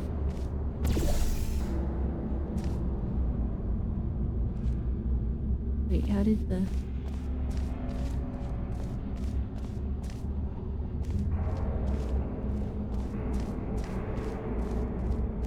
How do we get the gel again?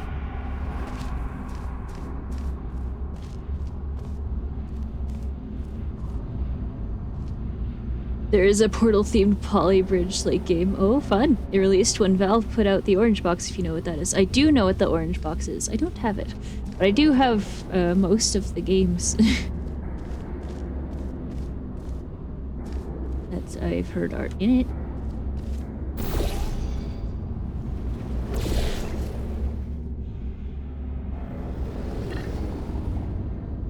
Okay.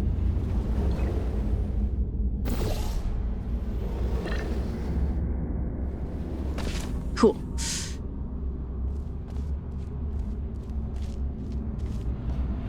We're almost 7 hours into the stream. How's everyone doing? With the gel sounds for Portal 2, we wanted to create something whimsical that would add to the player's enjoyment of the mechanics, without crossing over the line into ludicrousness. For example, our initial pass at the blue gel bounce sound included a rubber playground ball, a pitch-bent harp string, and a processed mouth harp. The resulting sound captured the idea of fun, but was off the charts on the goofy scale. After several iterations, we settled on the current, less over-the-top sound, which features a piece of metal bar bouncing like a diving board, and a heavy dose of synthesis. It's not as wacky, but hopefully, it's still fun.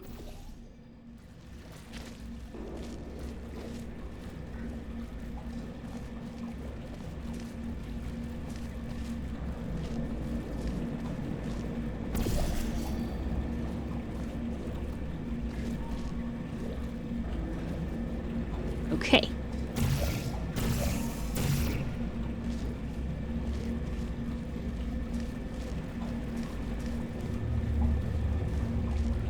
Now to remember what I'm supposed to do.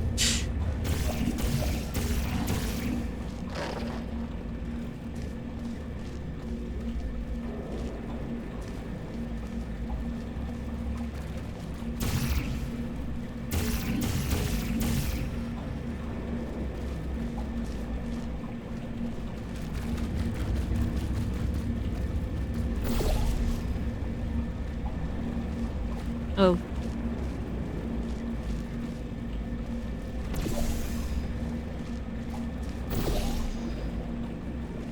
I feel like that's right. It's just about figuring out how to make this more right.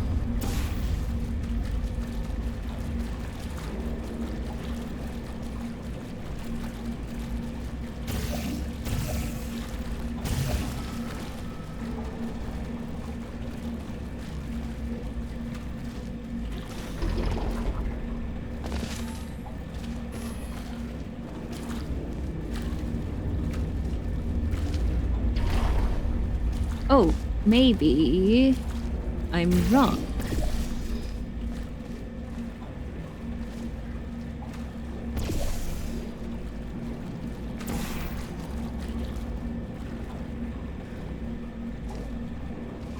Typically, when given the white gel, I paint the room white first, then figure out the puzzle. Fair.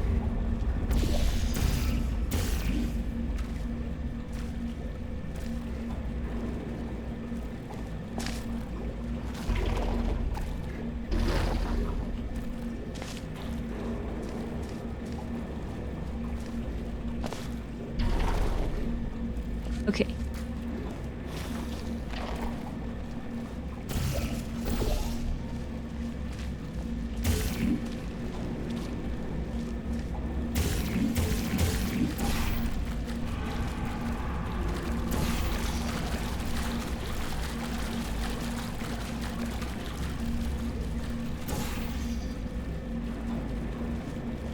Okay. There we go. That's more to work with.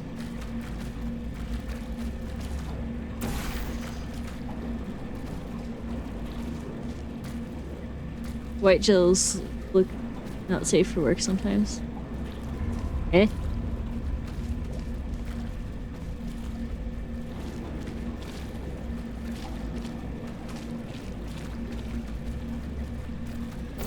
Wait.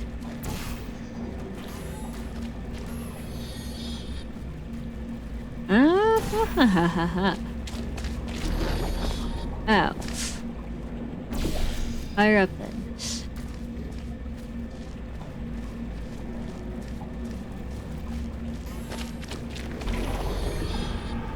Aha! I see, I see, I see.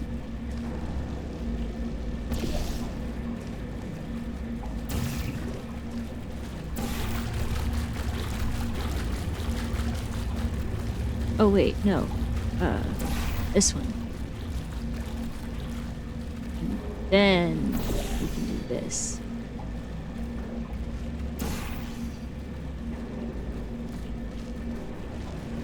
Okay.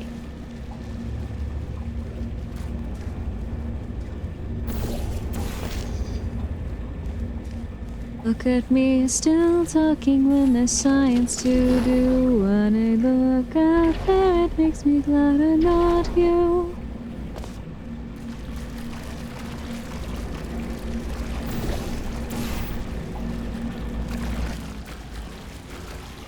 Okay.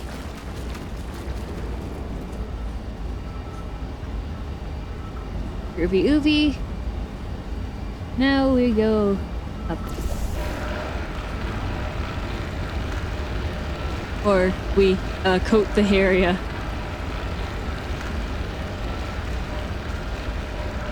And then we go up.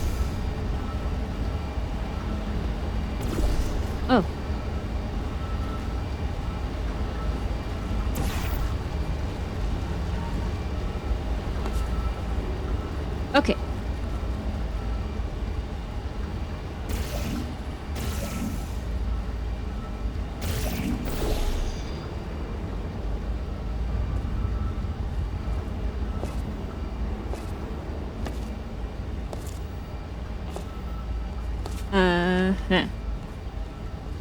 Oh.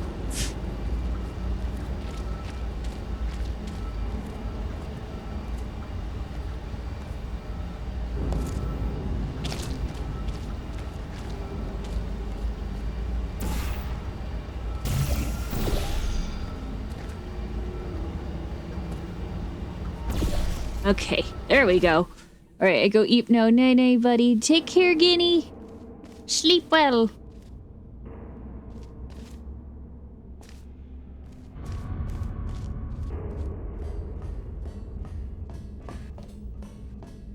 Did you just ungravity? Yes. Yes, I did. I don't know how else to explain that outside of... Yep.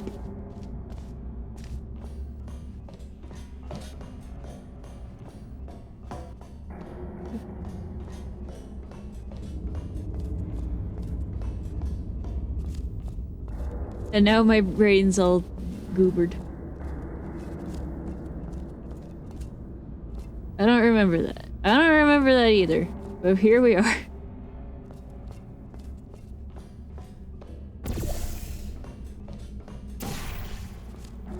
Optical illusion because of portal orientation. Well, certainly optical illusion did in my general direction.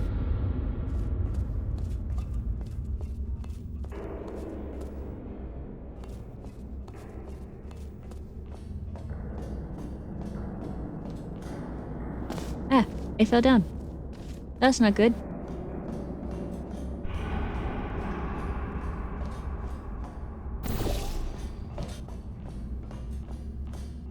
That didn't help brain much, but thank you.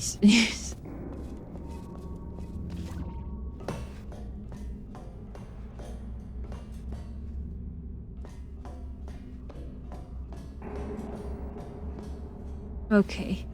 Mysterious door that I can't do anything about. But that's where they're hiding the intelligence, don't worry.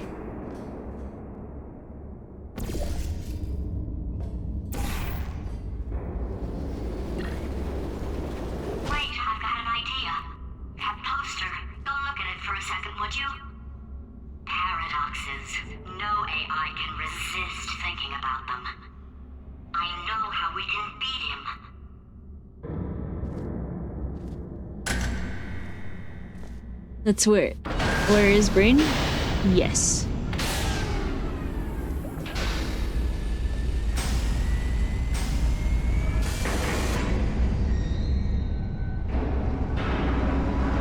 We stored the brain in the intelligence. I should know I live there.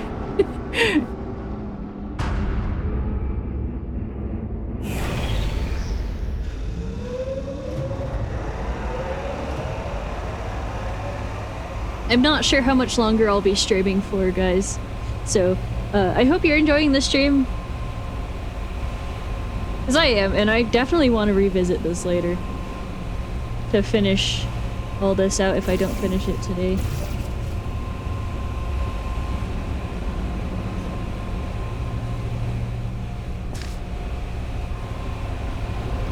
Oof.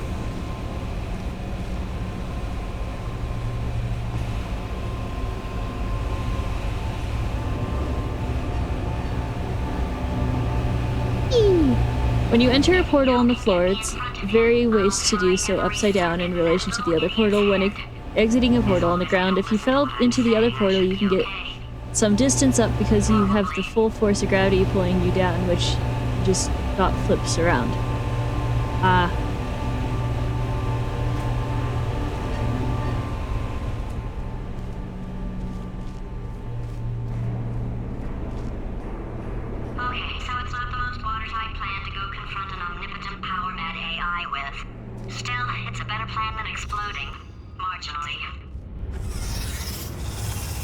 That doesn't explain how to walk up wall. Yeah, the walking up the wall part is more what confuses. Athena, I am so close to being done with the subclass. I only have one ability left. You got this, Marcel.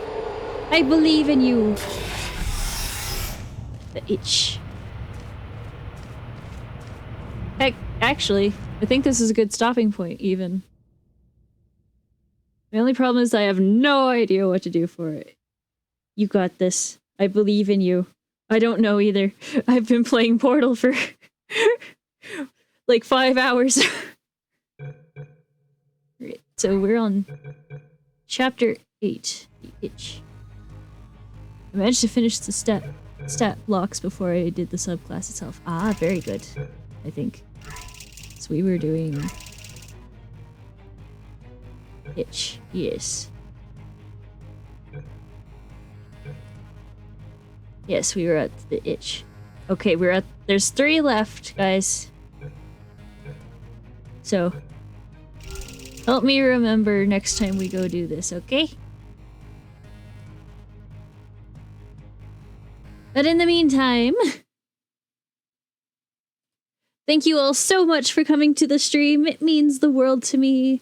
If you enjoyed and haven't already, do feel free to follow or subscribe if you're watching this on YouTube. If you're watching this on YouTube, do feel free to leave a like too, right? Yes, I will do that after I say my goodbye stuff. I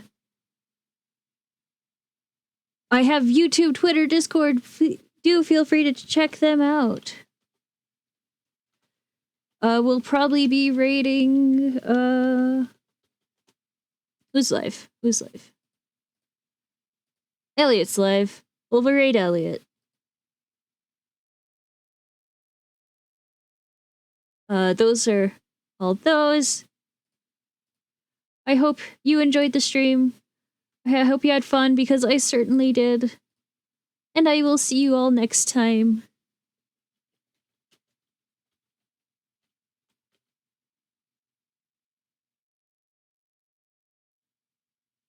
I went to subscribe, but apparently I already was subscribed. Nice!